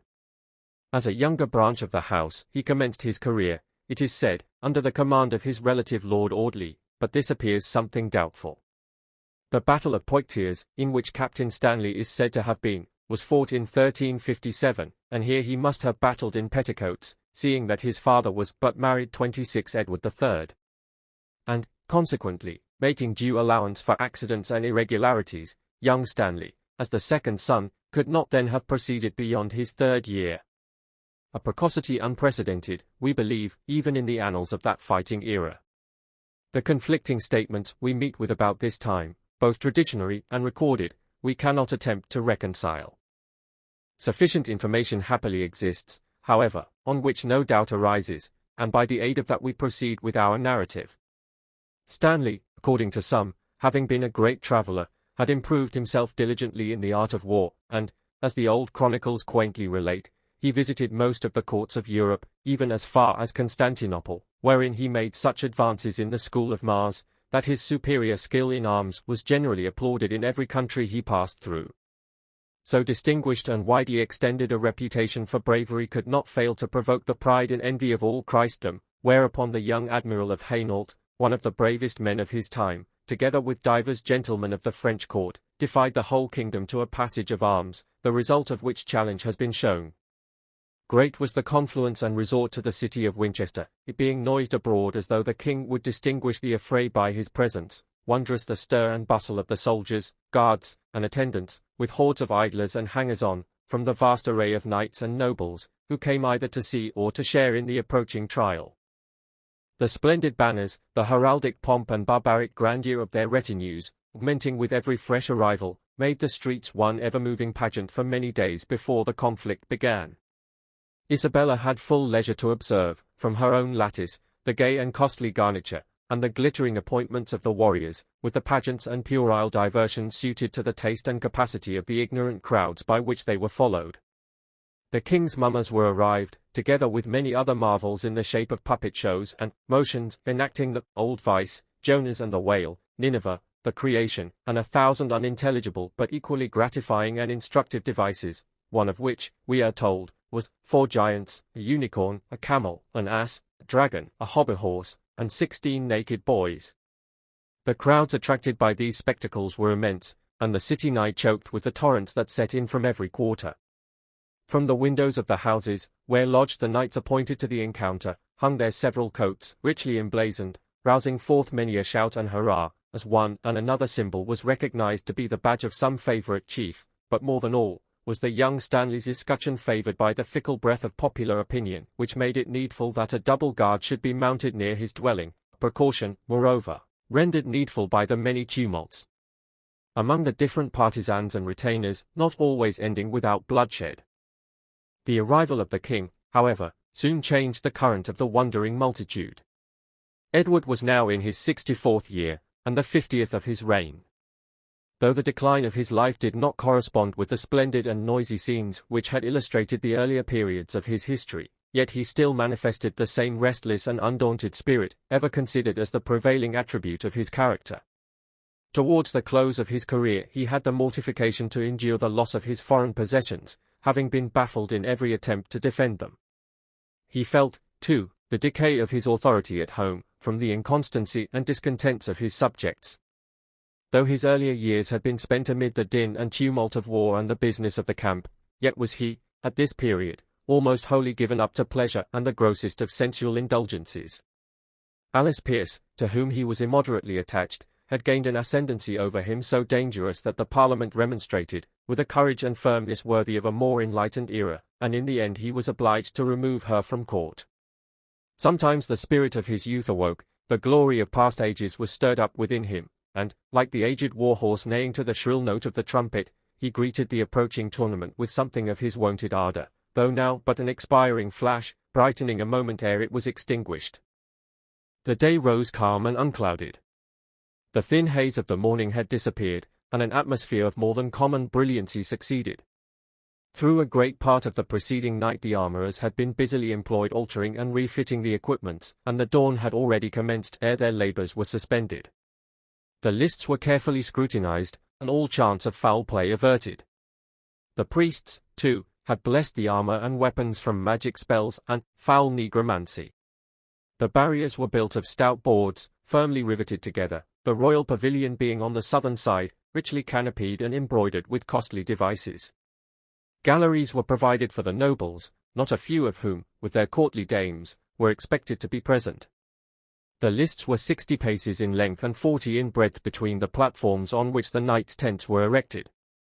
The ground within was made hard and level, the loose stones and other impediments being carefully removed. There were 2 entrances, east and west, well guarded and strongly fenced with wooden bars about 7 feet high, so that a horse might not leap over.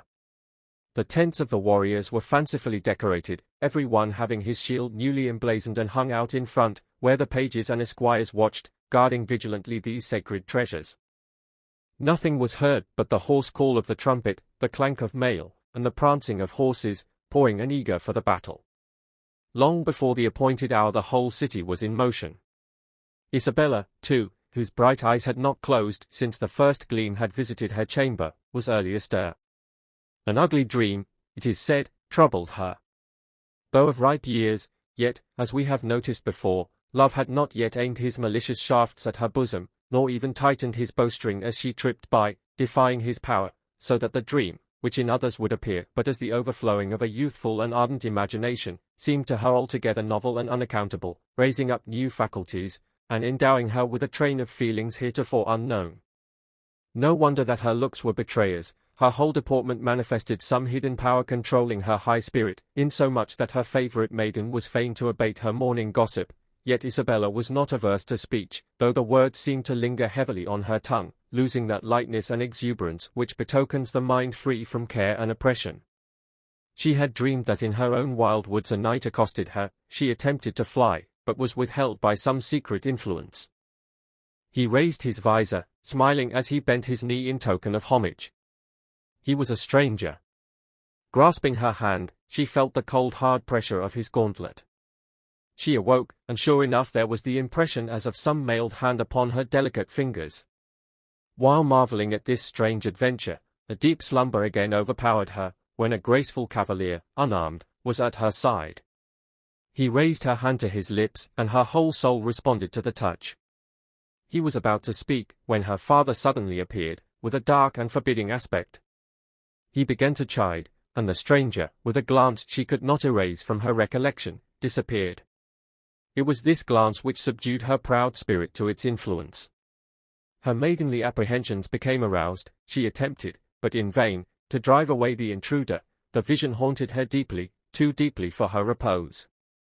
Marks of some outward impression were yet visible on her hand, whether from causes less occult than the moving phantasma of the mind, is a question that would resist all our powers of solution. In a mood thus admirably fitted for the encountering of some marvellous adventure, did she mount her little white palfrey, all pranked out and caparisoned for the occasion. Followed by a train of some length, with Oscatel by her side, the daughter of the house of Lathom allured the eyes of not a few as she passed on. Many a stately knight bent his head, and many an inquiry was directed to the esquires and attendants as she drew near. The scene of this renowned combat was a spacious plain below the city, on the opposite side of the river Itchen. The chalky cliffs, which obtained for it the name of Caer Gwent, or the White City, were studded with gay and anxious multitudes, whose hopes and fears have long been swept off by the waves of passing generations. Winchester being one of the fixed markets or staples for wool appointed by King Edward, the city had risen in power and affluence above its neighbours. Yet the plague, by which it was almost depopulated some years before, had considerably abated its magnificence. But the favour of royalty still clung to it, and Arthur's Round Table attested its early claims to this distinguishing character, a monarch's residence. The castle, where the Round Table is still shown, was then a building of great strength, and, enlivened by the king's presence, displayed many a staff and pennon from its stately battlements. Isabella passed by the fortress just as the trumpets announced the near approach of the king down the covered way. The chains of the drawbridge were lowered, and presently issued forth the armed retinue of the monarch. Isabella and her train were obliged to remain a while as idle spectators. The king, though old and infirm, yet retained his lofty and commanding appearance. His charger was armed with the chanfrons and gamboised housings, having thereon the royal arms, and proudly did the conscious beast paw and champ, as if rejoicing under his burden. Edward was dressed in a glittering surcoat of crimson silk, worked with lions and fleur-de-lis. His helmet was cylindrical, surmounted by a lion as its crest. Round the rim was a coronet of gold, worked with fleur-de-lis and oak leaves. A gorget and tippet covering the shoulders was fastened beneath the chin, giving the head a stiff but imposing air of command.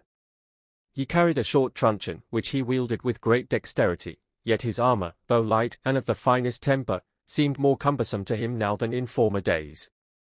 The Royal Standard of England, thus described, was borne before him. It was from 8 to 9 yards in length, the ground blue and red, containing, in the first division, the Lion of England imperially crowned. In chief, a coronet of crosses pater and fleur-de-lis, between two clouds irradiated. In base, a cloud between two coronets. In the next division the charges were, in chief a coronet, in base an irradiated cloud. In the third, the dexter chief and sinister base was likewise an irradiated cloud, the sinister and dexter chief a coronet, as before. Motto, Diuit mon droit. The whole of this procession was one vast masquerade of pomp, little betokening the frailty and folly which it enveloped.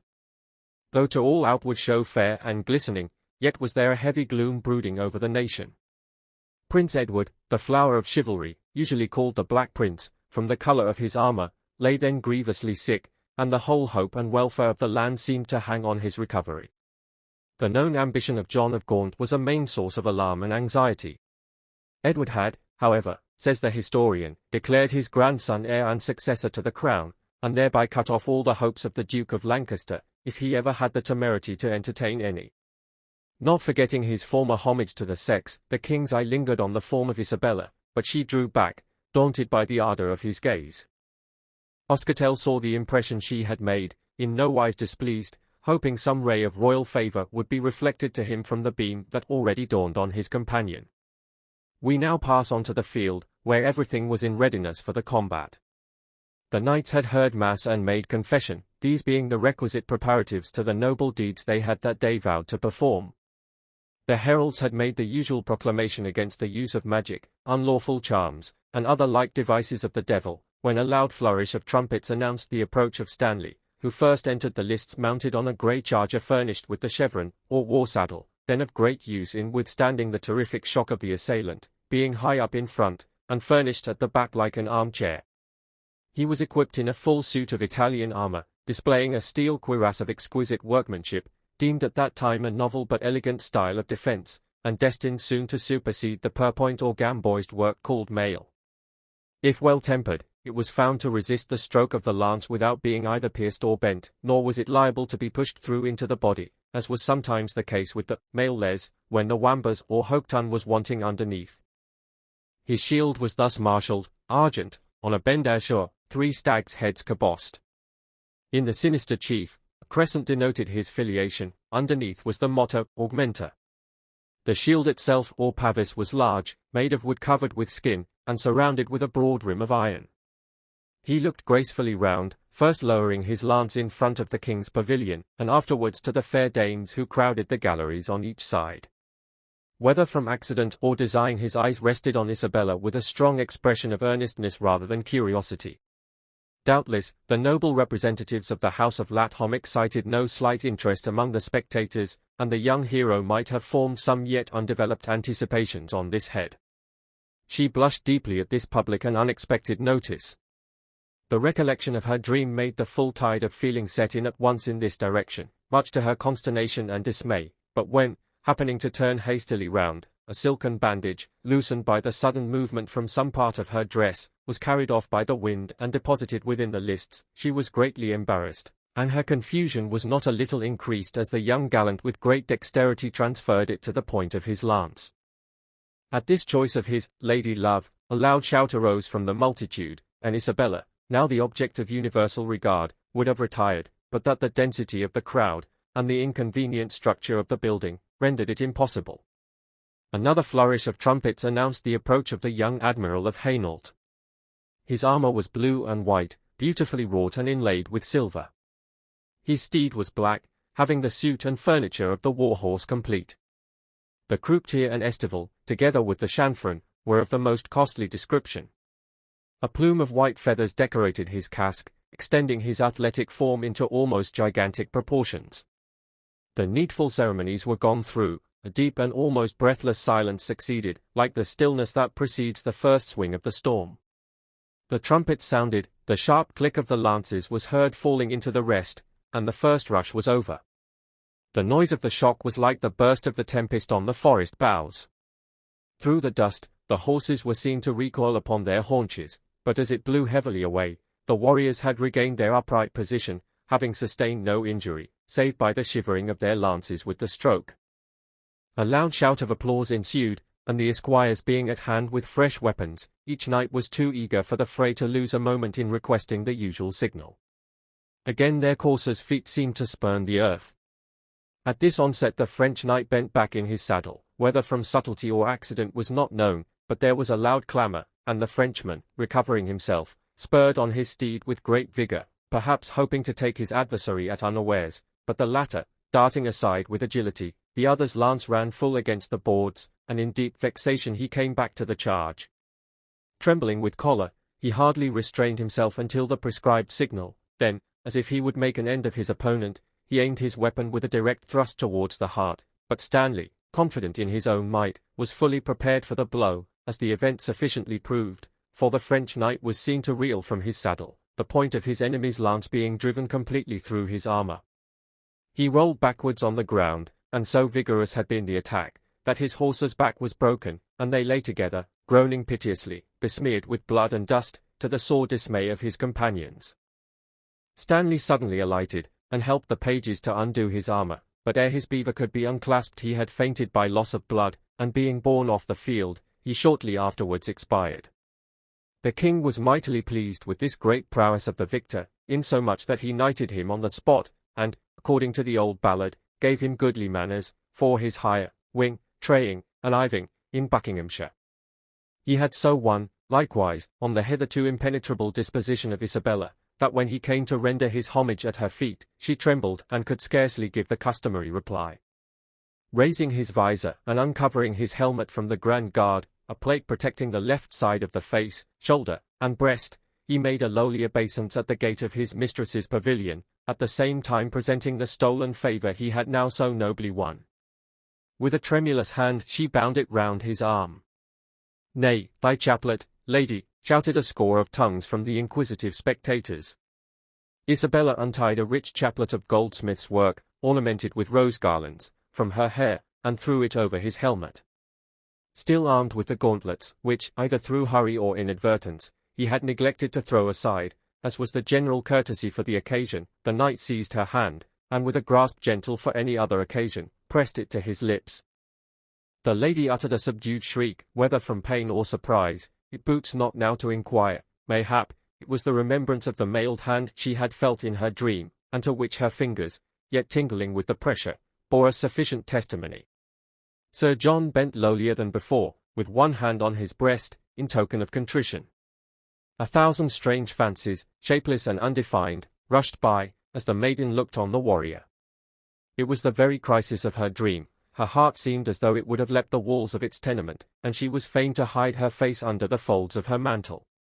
"Now, on my halidome," said the king, "there be 2 doves whose cooing would be the better for a little honest speech. Poor hearts! It were a pity their tongues had bewrayed their desire.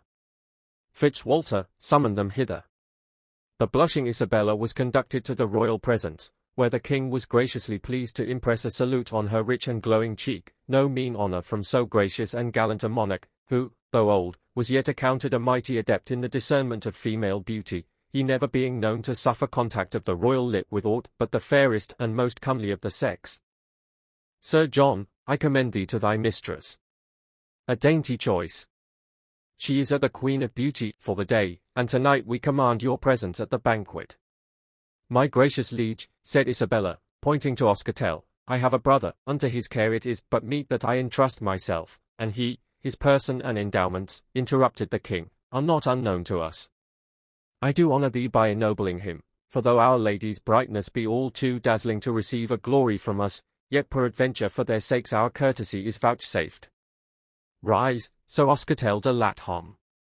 Again a flourish of trumpets proclaimed the king's favour, who with many more gracious speeches won the affection of all who heard him that day. Several other jousts and gentle passages were held, the success of which falling principally with the English combatants, the boasting pride of France was again humbled before the king, who seemed to renew his former victories at this memorable tourney of Winchester. But Isabella had bartered years of repose for this brief season of intoxicating splendour. The barbed arrow was in her heart, and the more she struggled, the more irreclaimable it grew. Doubtless that unlucky dream had rendered her more susceptible to the wound. Dreams have this operation, and whether good or evil, they leave an impression that no simple act of the will can efface. It seems to be the work of a power superior to our own, for, the less begetteth not the greater. How, then, can the mind originate a train of conceptions, or rather creations, superior to itself, above its own power to control? But Isabella was too much engrossed by her feelings to attempt their solution. She lay restless on her couch, but there was no escape. An unquenchable flame was kindled in her soul, that not all the cool appliances of reason could subdue. Tomorrow she must depart, and that gay pageant vanish as a dream, and yet not like her own dream, for that was abiding and indelible. Tomorrow the brave knight must withdraw, and the Queen of Beauty, homaged for a day, give place to another whose reign should be as brief and as unenduring. In this distempered mood, with a heart all moved to sadness, did the Lady Isabel pass the first hours of the following night. Suddenly the sharp twang of a cittern was heard in the street below her window, nothing new in these piping times of love and minstrelsy, but so sensitive was the ear now become to exterior impressions, that she started, as though expecting a salutation from the midnight rambler. Her anticipations were in some measure realized, the minstrel pausing beneath her lattice. A wooden balcony projected from it, concealing the musician. Isabella threw a light mantle around her, and rousing one of her maidens, she opened the window. The rich melody came upon her senses through the balmy odor of myrtle boughs and leaves of honeysuckle. The chords were touched with a skilful hand, and the prelude, a wild and extempore commentary on the ballad, was succeeded by the following ditty: My lady love, the moon through the lift is breaking, the sky is bright, and through the night the queen of love is waking. Yon little star that twinkleth so, fluttering her bright eyes to and fro, how doth she chide, that thou shouldest hide, all joyance thus forsaking. My lady love, the moon through the lift is breaking, the sky is bright, and through the night the queen of love is waking. The singer withdrew, and Isabella was convinced, or her eyes were befooled by her fancy, that, as he emerged from his concealment, his form could be none other than the one her imagination was too familiar with to mistake. He, too, had caught a glance of the listeners, for presently a folded paper was thrown over the balusters, and the minstrel departed. The first light that came through the long low casements revealed all that her hopes anticipated. The billet was from Sir John Stanley, whose regrets, mingled with vows and protestations of love, were to this purport, that he must needs be away before daybreak, on urgent business from the king. He sent a sigh and a love token, commending himself to her best thoughts, until he should gain his acquittance so far as to visit Lathom. Passing over the departure, the bustle, and the weariness of a 12 days' journey, let us behold the maiden once more in her pretty bower at Lathom. How changed! The whole assumed a fresh aspect, thus viewed from a different state of the mind. Her favourite spaniel licked her hand, but she did not notice his caresses. All about her was as if the wand of the enchanter had been there, changing its image, each object calling forth a train of sensations heretofore unknown. Even the hangings and figured draperies wore a grim and perturbed expression, and Jephthah's daughter and the Queen of Sheba looked more dismal and profuse than ever from the dusky arras. She strayed out, as beforetime, into the woods, but their gloom was more intense, and the very birds seemed to grow sad with her melancholy musings. Their song, that used to be so sprightly, was now subdued and mournful, and all their gay and bubbling hilarity was gone. If she wandered forth towards evening, the owl hooted in her path, and the raven croaked above her. She heard not the light matin of the lark. Fancy, stimulated alone by gloomy impressions, laid hold on them only, failing to recognize aught but its own image. Sir Oscartel and her father had often taken counsel together since his return. Shortly afterwards, Isabella received a summons to attend Sir Thomas in private. What was the precise nature of that interview does not appear, save that the lady withdrew to her chamber, and the brow of Sir Thomas was for a long space moody and disturbed.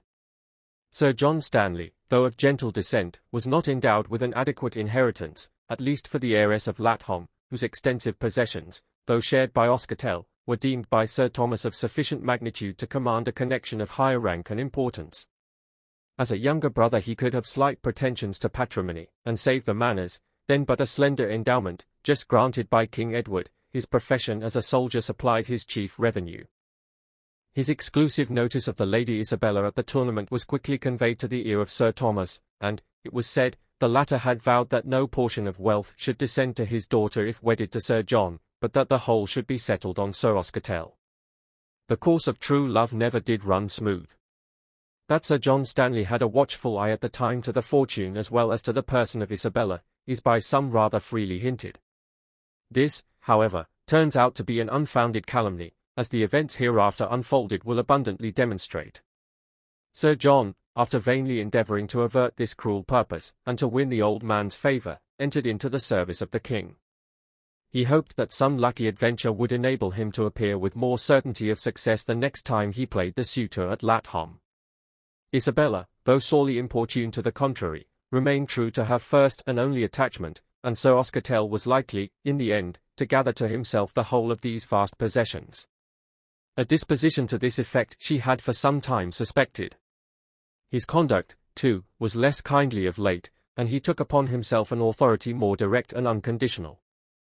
Indeed, it seemed but too evident that Sir Oscartel was looked upon as the ultimate possessor. The maiden pined sorely at her lot and lack of perpetuity in the inheritance. But woman's wits have compassed a sea of impossibilities, and will ever continue irresistible until their beautiful forms shall no longer irradiate these dull mortalities with their presence. One day an aged minstrel craved admission. Sir Thomas had just retired from the banquet. Isabella and the Lady of Lathom were at their usual employment in their private chamber, plying the needle in antres vast and wildernesses of embroidery, along with the maids. The request was granted, soon after which an old man, bending apparently under an accumulation of years and infirmities, entered the apartment.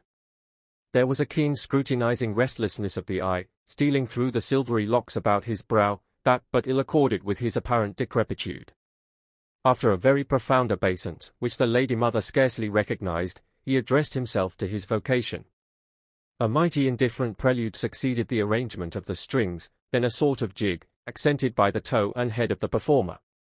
Afterwards he broke into a wild and singular extempore, which gradually shaped itself into measure and rhythm, at times beautifully varied, and accompanied by the voice.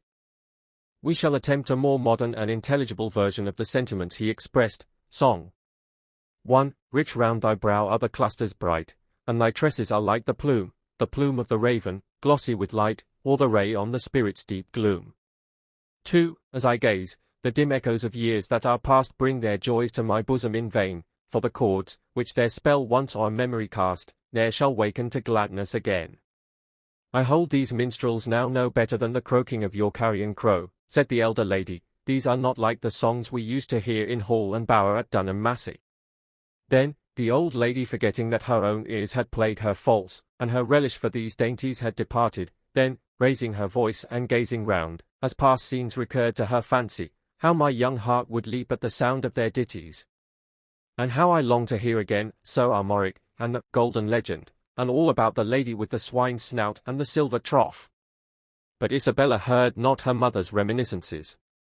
The minstrel engrossed her attention, absorbing her whole thoughts, it might seem, with the display of his cunning. Her cheek was flushed, and her lip trembled. Some mysterious faculty there was either in the song or the performer. Again he poured forth a strain more touching, and of ravishing sweetness. Song 1. Smile on, my love, that sunny smile is light and life and joy to thee, but, oh, its glance of witchery the while, is maddening, hopeless misery to me. 2. Another bosom thou mayest bless, whose chords shall wake with ecstasy, on mine, each thrilling thought thy looks impress wakes but the pang of hopeless destiny. 3. Smile on, my love, that sunny smile is light and life and joy to thee, but, oh, its glance of witchery the while, is hopeless, maddening misery to me. These were burning thoughts from the bosom of age, and had not the old lady's perceptions been somewhat obtuse, she might have guessed the minstrel's purpose. His despair was not so utterly hopeless and without remedy as the purport of his song seemed to forebode, for the morning light saw the bower of Isabella vacant, and her bed undisturbed. She was then far over the blue hills into Staffordshire, where another son saw her the wife of Sir John Stanley, immediately after which they departed into Ireland. Sir Thomas threw the reins on the neck of his collar, and, as tradition reports, did then disinherit her for ever in favour of Sir Oscartel. How far the latter might be privy to this resolve, or whether Sir Thomas, goaded on aforetime to the aggrandizement of his name, seized the present opportunity only as it served his purpose, both history and tradition leave us without the means of deciding. There does, however, seem reason to suspect some unfair solicitations practiced on Sir Thomas, which subsequent occurrences strongly corroborate, but particularly the fact that on his deathbed he solemnly revoked this injustice, appointing Sir John Stanley his lawful heir, disinheriting Sir Oscar Tell, save a slight provision hereafter named, and declaring his illegitimacy. We would not lightly throw out an accusation of this nature, but surely an act of retribution so unsparingly administered would not have been put in force, had not past circumstances in some measure rendered it just. Let us now resume our narrative from the date of the tournament, soon after which King Edward died, and Sir John Stanley, in the first year of his successor, Richard II, was honoured by him with a commission to Ireland, for the purpose of assisting in the total reduction of that unfortunate kingdom. By his great prudence and success he brought under submission the great rebel chiefs, to wit, Aenill, King of Ulster, Rotheric O'Connor, King of Connaught, O'Carroll, King of Uriel, O'Rurik, King of Meath, Arthur Emkir, King of Leinster, and O'Brien, King of Thomond. In the year 1379, Richard coming in person to Ireland, these chieftains did homage to him as their sovereign prince. For his great and eminent services on this occasion Sir John had granted to him, by patent for life, the manor and lands of Black Castle in that country. 10 years did Sir John sojourn, by the king's order, in this unquiet and troublesome appendage to the English crown. And it may be conceived that if true love had any hold on his affections, they were oft communing with Isabella, forsaken, as she then thought, by him whom she had once too surely trusted. In the tumult of war, and in the administration of his high office, no doubt her gentle form would visit his spirit, and, like the star of future promise, guide him on to his achievements. About the year 1390, when the return of Henry Duke of Lancaster from his banishment, without leave of the king, had caused a sore dismay throughout the land, Richard, harassed with the apprehension of danger, appointed Sir John Stanley Lord Justice of Ireland for 6 years.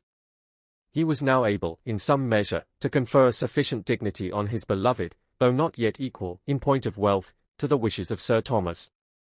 But feeling desirous to know the state of her disposition towards him, he set out in disguise for Lathom, where, as we have before stated, he so far prevailed that she became Lady Stanley in spite of all the opposition she had endured.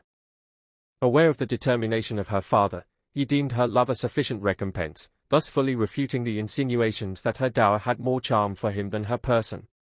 Returning to Ireland with his lady, they lived there happily for some years. When Henry of Lancaster was crowned by the title of Henry IV, Sir John being still Lord Justice of Ireland, and holding the government there in favour of the deposed king, the new monarch, well knowing the knight's power, together with his skill and experience, as well in the Senate as in the field, found means to attach him to the reigning interest, and, as a mark of signal favour, granted to him and his heirs for ever, by letters patent, many lands there named, lying in the westerly part of the county of Chester. Soon afterwards occurred that memorable rebellion, when the Welsh blood, boiling to a ferment by the hot appliances of one Owen Glendower, an esquire of Wales, and in his youth a resident at the Inns of Court in London, kindled the flames of intestine war. After he had conspired with the Percys and their adherents, together with a large body of the Scotch, these malcontents threatened to overthrow the now tottering dominion of King Henry. The most prompt measures were, however, taken to meet this exigency, and Sir John Stanley was suddenly called out of Ireland, Sir William Stanley, then Lord of Stanley and Stourton, being appointed his deputy. Sir John soon applied himself in such earnest to the service of the king, his master, that a large and powerful army, headed by Henry himself, together with Prince Harry, his son, marched against the rebels. Near to Shrewsbury the latter were overthrown, Sir John, by his great bravery and address, mainly contributing to the success of the engagement.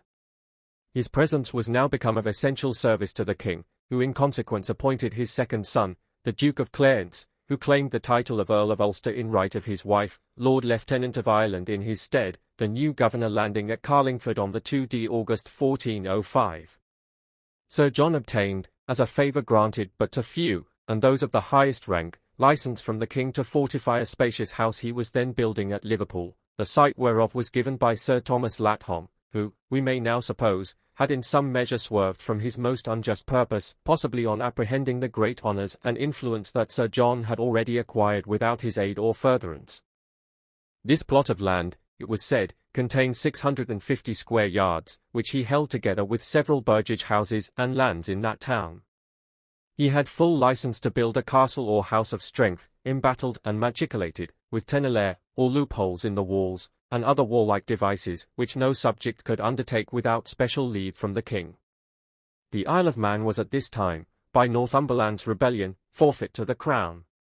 Sir John the same year obtained a grant of it for life, and in the year following a regrant to himself and his heirs forever, with the style and title of King of Man. It were needless to enumerate all the honours and distinctions heaped in such unwonted profusion upon our illustrious hero. It has rarely happened that so rapid a career has met with no reverse, for the fickle goddess mostly exalts her votaries only to make their downfall the more terrible.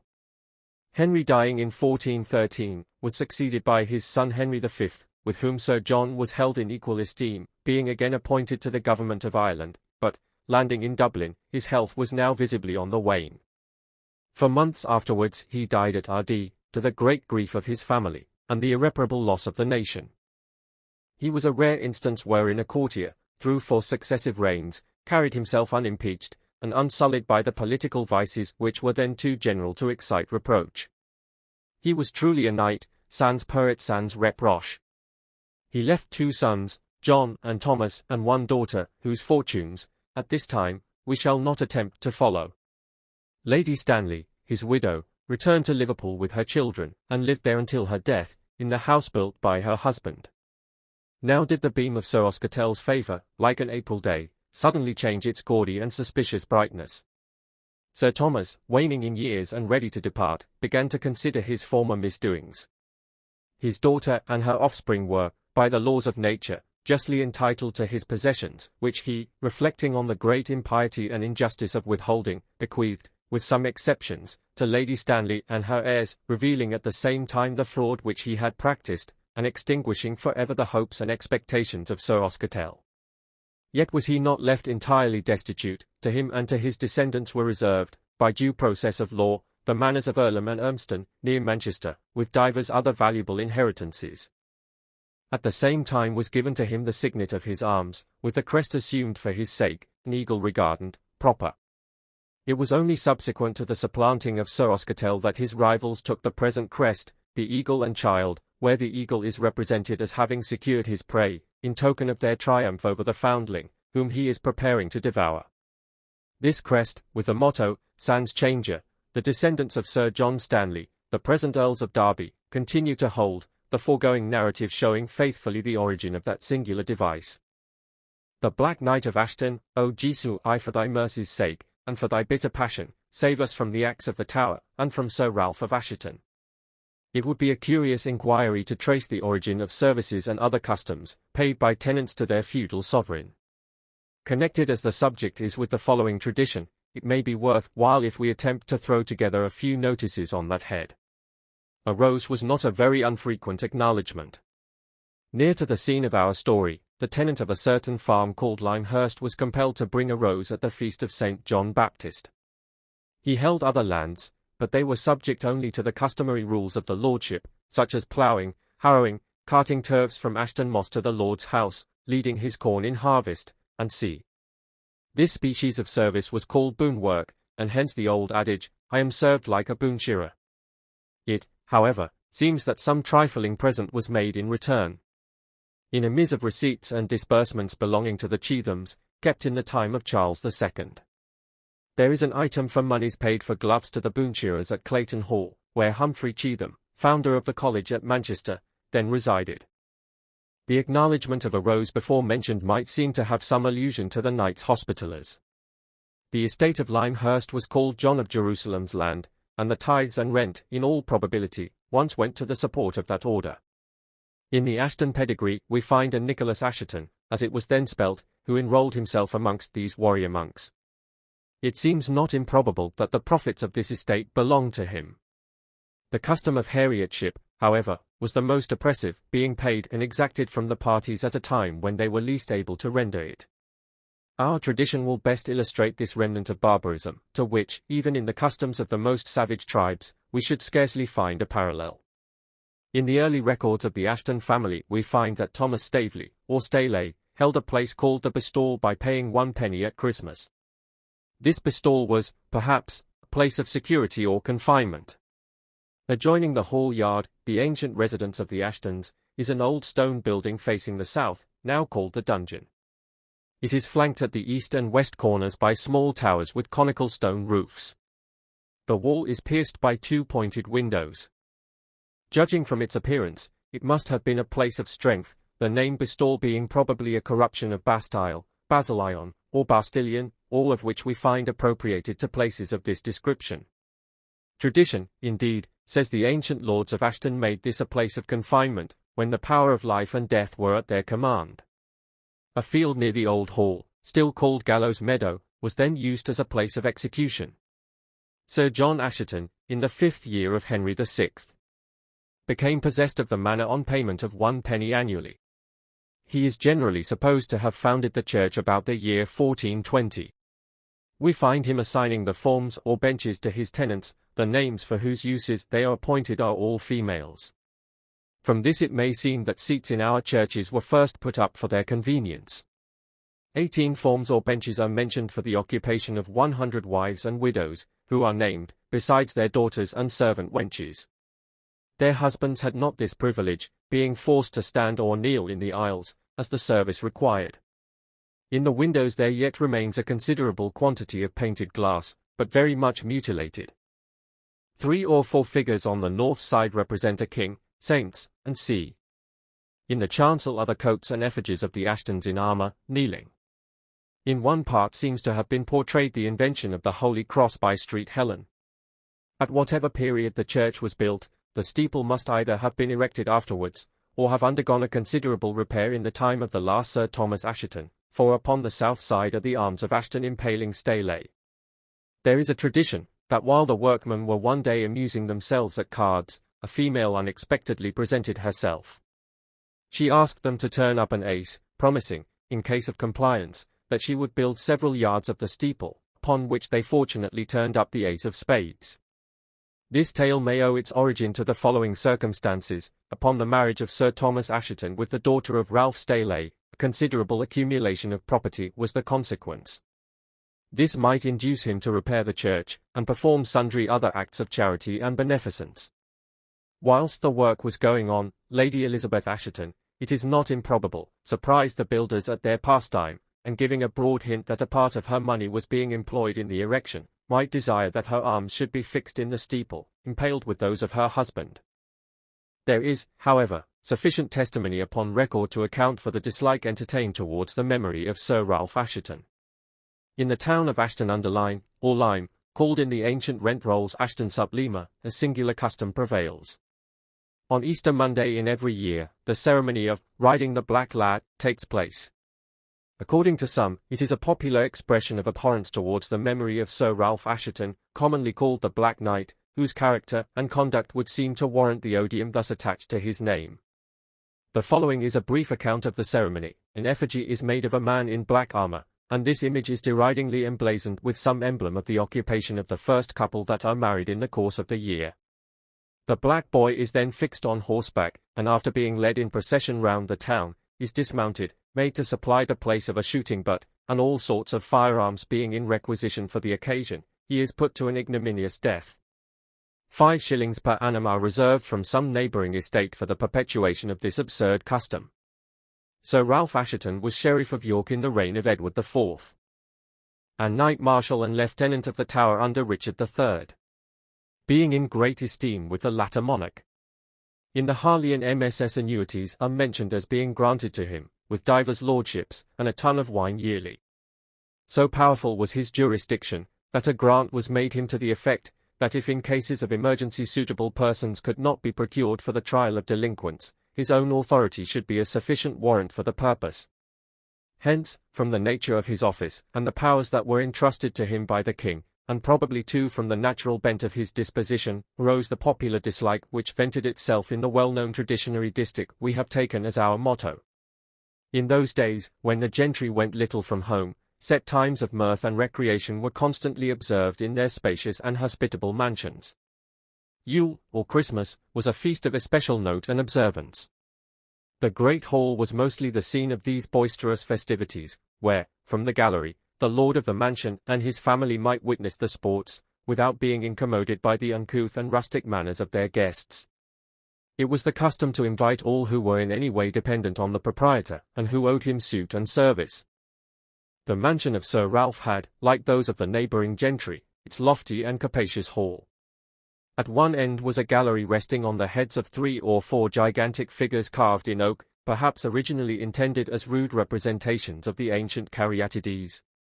The Christmas but one following the elevation of Richard to the throne, in the year of our redemption 1483, was a season of unusual severity.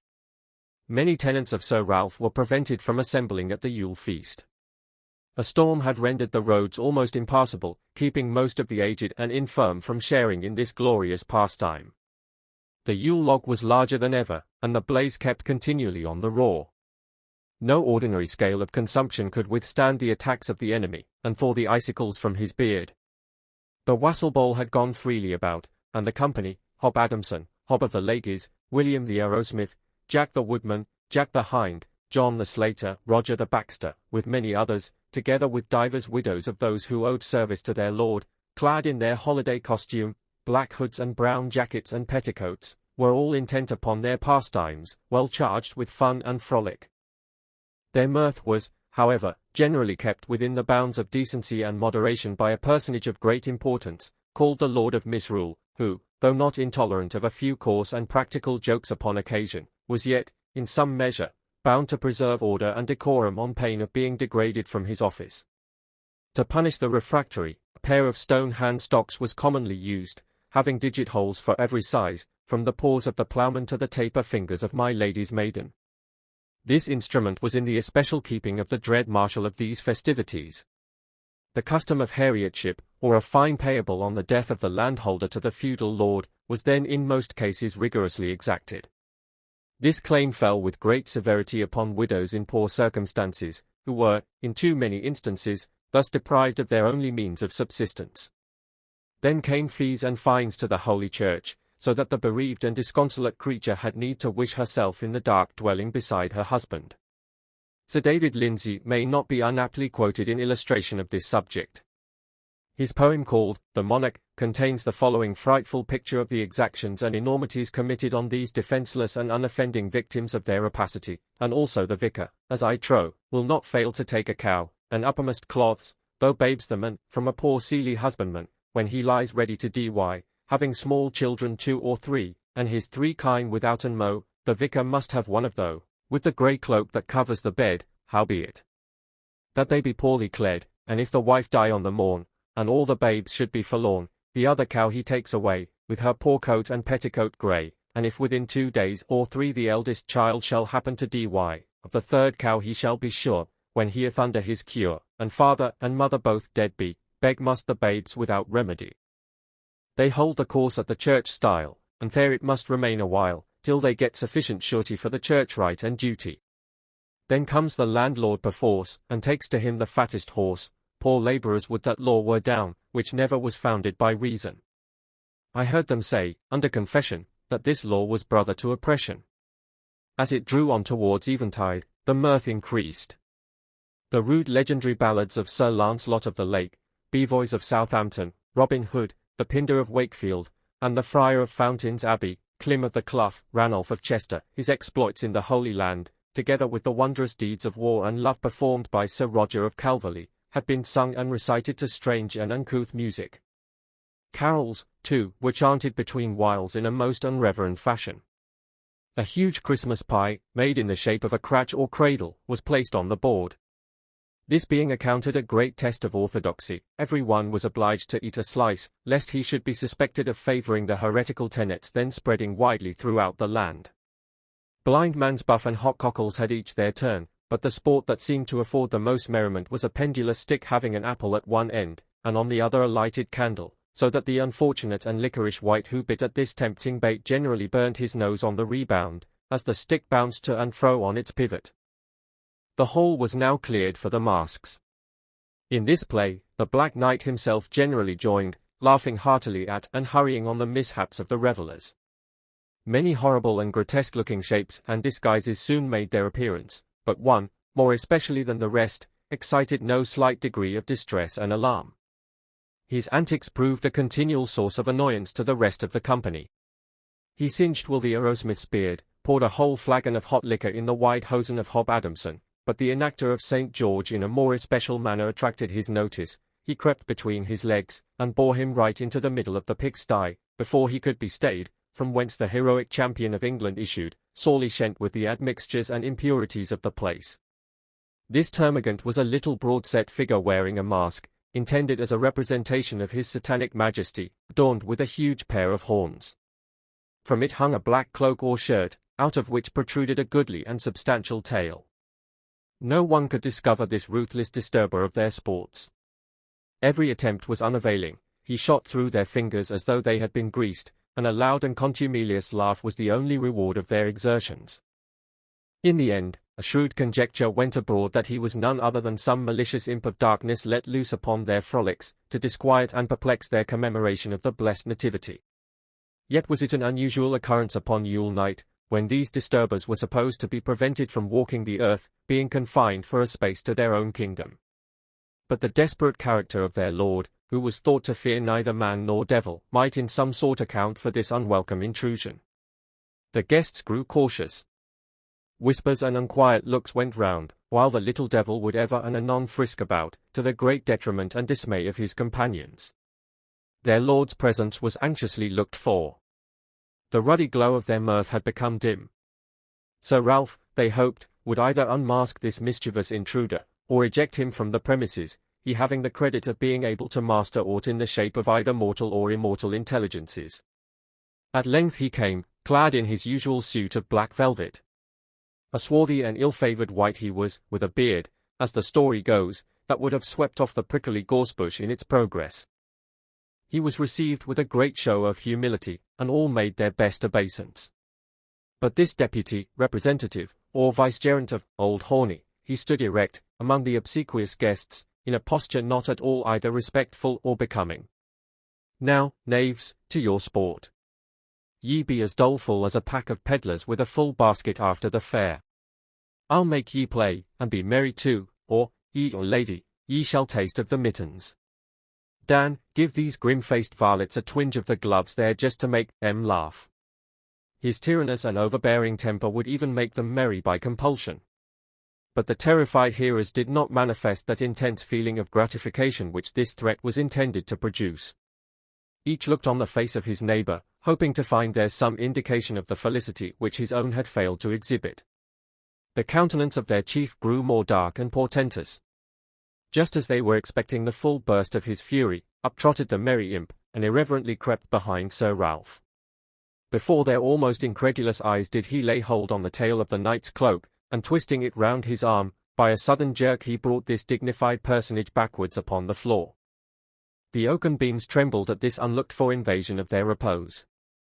Deep, deadly, and abominable curses rang through the hall. Livid and ghastly by turns, the knight's features wore that ludicrous expression of rage and astonishment more easy to conceive than to portray. Volleys of oaths and inarticulate sounds burst out from his wrath, almost too big for utterance. When reinstated in that posture which is the distinctive characteristic of man, he did not attempt to administer his vindictive retribution by proxy. Laying hold on a tough cudgel, he gave it one ominous swing, describing an arc of sufficient magnitude to have laid an army prostrate. He then pursued the luckless emissary of the evil one, roaring and foaming with this unusual exertion. There was now no lack of activity. A hawk among the chickens, or a fox in a farmyard, were nothing to it. Sometimes was seen the doughty Sir Ralph driving the whole herd before him like a flock of sheep, but the original cause of the mischief generally contrived to mingle with the rabble-rout, who in vain attempted to rid themselves of his company. The knight was not over-nice in the just administration of his discipline. Often, when he thought himself near enough for its accomplishment, he aimed a terrific blow, but shot wide of the mark, bringing down the innocent and unoffending victims, who strewed the floor like swats behind the mower.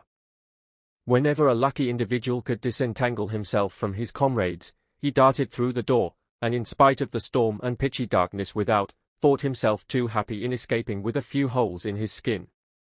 Yet he of the horns and tail, by some chance or another, always passed unhurt, hideous laugh accompanying the adroit contrivances by which he eluded the cudgel. The hall was now but scantily supplied with guests, the runaways and wounded having diminished the numbers to some half-score. A parley was now sounded by the victorious and pursuing enemy. "Hold, ye lubberly rascals! Ye scum, ye recreant, why do ye run?" said the knight, puffing with great vigour. "I say, why run ye?" brandishing his club. "Bring hither that limb of Satan, and ye shall depart every one to his home. Lay hold of him, I tell ye, and begone." But these terms of capitulation were by no means so easy to accept as the proposer imagined. The first mover of the mischief had gotten himself perched on a projecting ledge by the gallery, from whence they were either unable or unwilling to dislodge him. "How?" said the knight. "Ye are afraid, cowards, I trow. Now will I have at thee, for once. I'll spoil thy capering." This threat was followed by a blow aimed at the devoted representative from the infernal court, but it failed to dismount him, for he merely shrunk aside, and it was rendered harmless. Another and a more contumelious laugh announced this failure. Even the Black Knight grew alarmed. The being was surely invulnerable. He stayed a moment ere he repeated the attack, when, to his unspeakable horror and astonishment, there issued a thin squeaking voice from underneath the disguise. "The Harriet, Sir Ralph, the Harriet! We'll have a Harriet at Easter." Had a thunderbolt fallen at his feet, the knight could not have been more terrified. He let the weapon fall. His hands dropped powerless at his side. His countenance was like the darkly rolling sea, strangely tossed by some invisible tempest. The cause of this sudden and unexpected termination of the assault we will now proceed briefly to unfold. The morning of this day, being the eve of the blessed Nativity, had been employed by the Black Knight in the laudable occupation of visiting a poor widow, who, though recently bereaved of her husband, had not rendered the customary Harriet. Unfortunately, the only valuable she possessed was a cow, the produce of which formed the chief support of the family, for young children, and a boy of about 14, whose brains were generally supposed more or less oddly constructed than those of his neighbours, depended on this supply for their daily support. Cold, bitter cold, was the season, and it had set in with more than common severity. Day after day the payment was delayed. Every morning the widow and her son fondled the poor beast, as though it were the last, but another morning and evening succeeded. Supper could not supply the place of breakfast, nor breakfast contend against the wants of supper, and how could the already half-famished ones be sustained, when their only resource should be taken away? Go down upon your knees, Will, and thank God for another morning's meal. It is the eve of our blessed Lord's incarnation, and I think he will not leave us to perish in this world, who has made such a bountiful provision for our well-being in the next. The knight has not sent for the Harriet, and I think that he alone who succours the widow and the fatherless can have inclined his heart to mercy. Scarcely were the thanksgivings finished, when they were alarmed by the rapid approach of their persecutor. The door flew open, and in thundering accents the Black Knight himself came to make his demand. "I'll have thee to the dungeon, hag, for lack of service. How comes it to pass the Harriet is not paid?" The widow made no reply. Her heart was full. "See to it," continued the pitiless churl, "for if thy quittance be not forthcoming, and that in haste, I'll turn thee and thy brats into the moordikes, where ye may live upon turf and ditch water if it so please ye." "Oh, ha, pity!" But the widow's prayer was vain. The Black Knight was never known to hearken either to pity or persuasion. Thy cow, thy cow." This night let it be rendered. Sir Ralph Assheton never uttered a threat that fell to the ground. "Mother," said the boy, "is this Sir Ralph, our liege lord?" "Eh, fool," angrily replied the knight. "And what may thy wits gather by the asking? And will he ever die, mother?" "Hush, Willie," said the terrified woman. "Nay," returned the leering half-wit, "I was but a-thinking, that if he does, maybe his master too will want a Harriet." "And what may be the name of my master?" said Sir Ralph, with a furious oath. "The devil," replied the boy, with apparent unconcern. "Eh, and what will they give him, dost think?"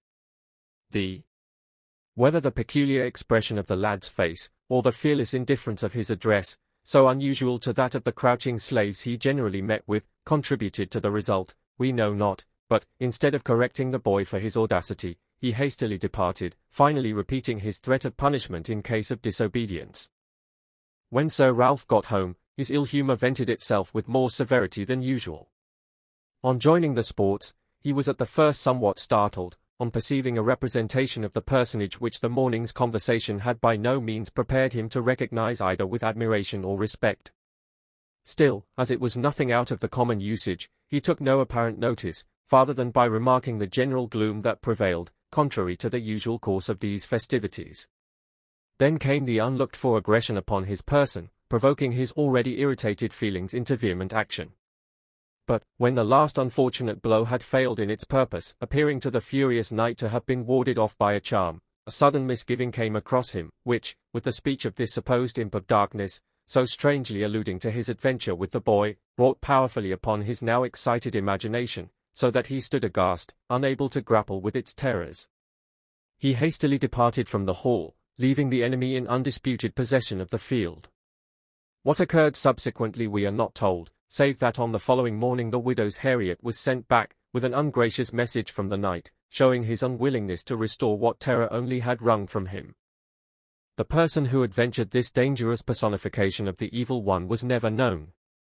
Whether some bold and benevolent individual, interposing on behalf of the fatherless and famishing little ones, or some being of a less substantial nature, whether one of those immortal intelligences of a middle order between earth and heaven, who at that time were supposed to take pleasure in tormenting the vicious and unworthy, is more than our limited capacities can disclose. It is said that on Easter Monday following the Black Knight died, and though probably it had no connection with the circumstances we have related, yet was his decease a sufficiently strange event in the mysterious chapter of coincidences to warrant this memorial. Fair Ellen of Radcliffe in Percy's Relics. This ballad is called The Lady Isabella's Tragedy, and is thus introduced. This ballad is given from an old black-letter copy in the Pepys collection, collated with another in the British Museum, H. 263, folio. It is there entitled, The Lady Isabella's Tragedy, or the Stepmother's Cruelty, being a relation of a lamentable and cruel murder, committed on the body of the Lady Isabella, the only daughter to a noble duke, etc. To the tune of, The Lady's Fall. To some copies are annexed 8 more modern stanzas, entitled, The Duchess and Cook's Lamentation. Dr. Whitaker says, the remains of Radcliffe Tower prove it to have been a manor house of the first rank. It has been quadrangular, but 2 sides only remain. A license to Colonel and Embattle shows the date of its erection, or rather rebuilding, to be in the 4th year of Henry IV. By James Radcliffe, who, we find by the pedigree, was the eldest son of William Radcliffe.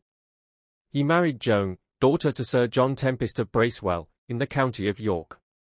The noble old hall is 43 feet 2 inches in length, and in one part 26 feet, in another 28 feet in width.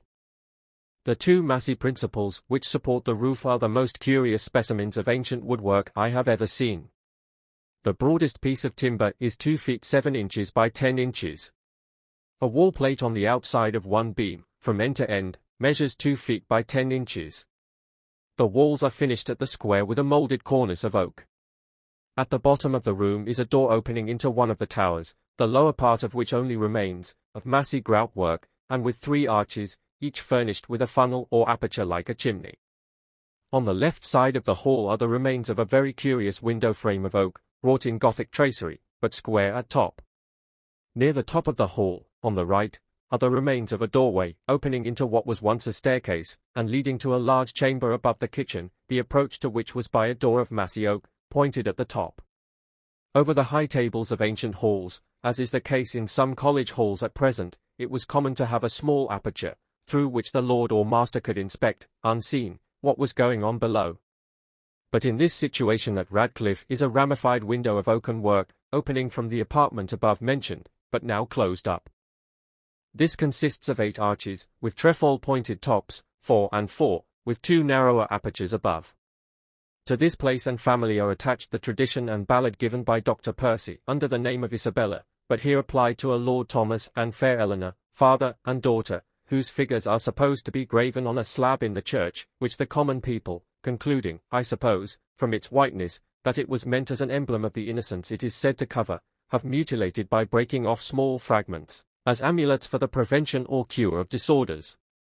Traditions, always erroneous in their circumstances, are yet rarely devoid of foundation, and though the pedigrees of Radcliffe exhibit no failure of the family by the premature death of an heiress, though the last Richard de Radcliffe, who had daughters only, certainly did not make a scullion boy the heir of all his land, when he settled it on Radcliffe Baron Fitzwalter, though the blood actually pointed out on the kitchen floor, where this Thyestean banquet is said to have been prepared, deserves no more regard than many other stories and appearances of the same kind, yet we are not to discard as incredible the tradition of a barbarous age, merely because it asserts the sacrifice of a young and beautiful heiress to the jealousy or the avarice of a stepmother. When this is granted, the story of the pie with all its horrors may safely be ascribed to the inventive genius of a minstrel. On the whole, Radcliffe is a place which, not only from its antiquity and splendor, but from the great families which have branched out from it, and the romantic tradition attached to it, can scarcely be surveyed without enthusiasm, or quitted without regret.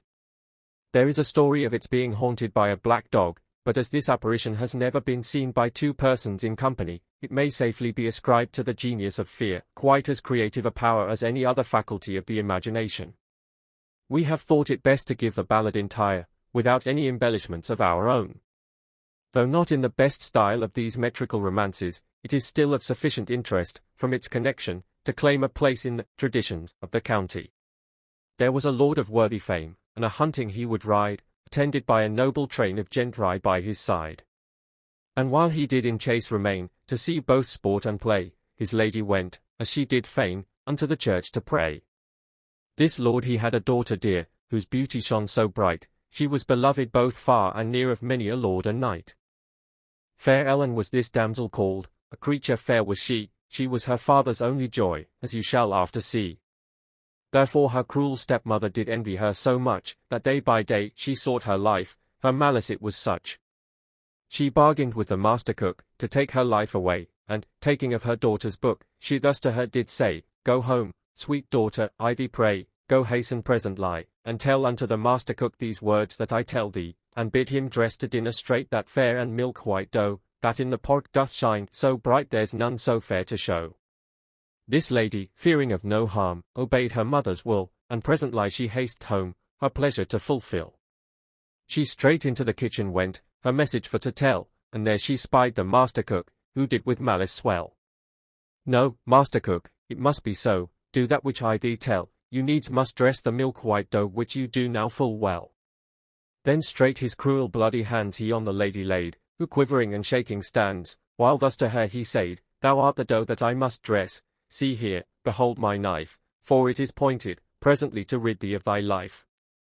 Oh then, cried out the scullion boy, as loud might be, Oh save her life, good master cook, and make your pies of me. For pity's sake, do not destroy my lady with your knife, you know she is her father's joy, for Christ's sake, save her life. I will not save her life, he said, nor make my pies of thee, yet, if thou dost this deed bewray, thy butcher I will be. Now when this lord he did come home for to sit down and eat, he called for his daughter dear to come and carve his meat.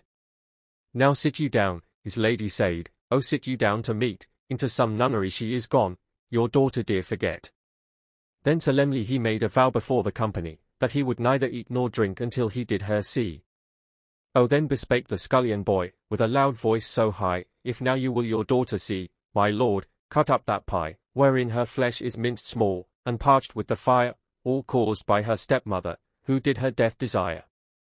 And cursed be the master cook, oh cursed may he be. I proffered him my own heart's blood, from death to set her free. Then all in black this lord did mourn, and, for his daughter's sake, he judged her cruel stepmother to be burnt at a stake. Likewise he judged the master cook in boiling lead to stand, and made the simple scullion boy the heir of all his land.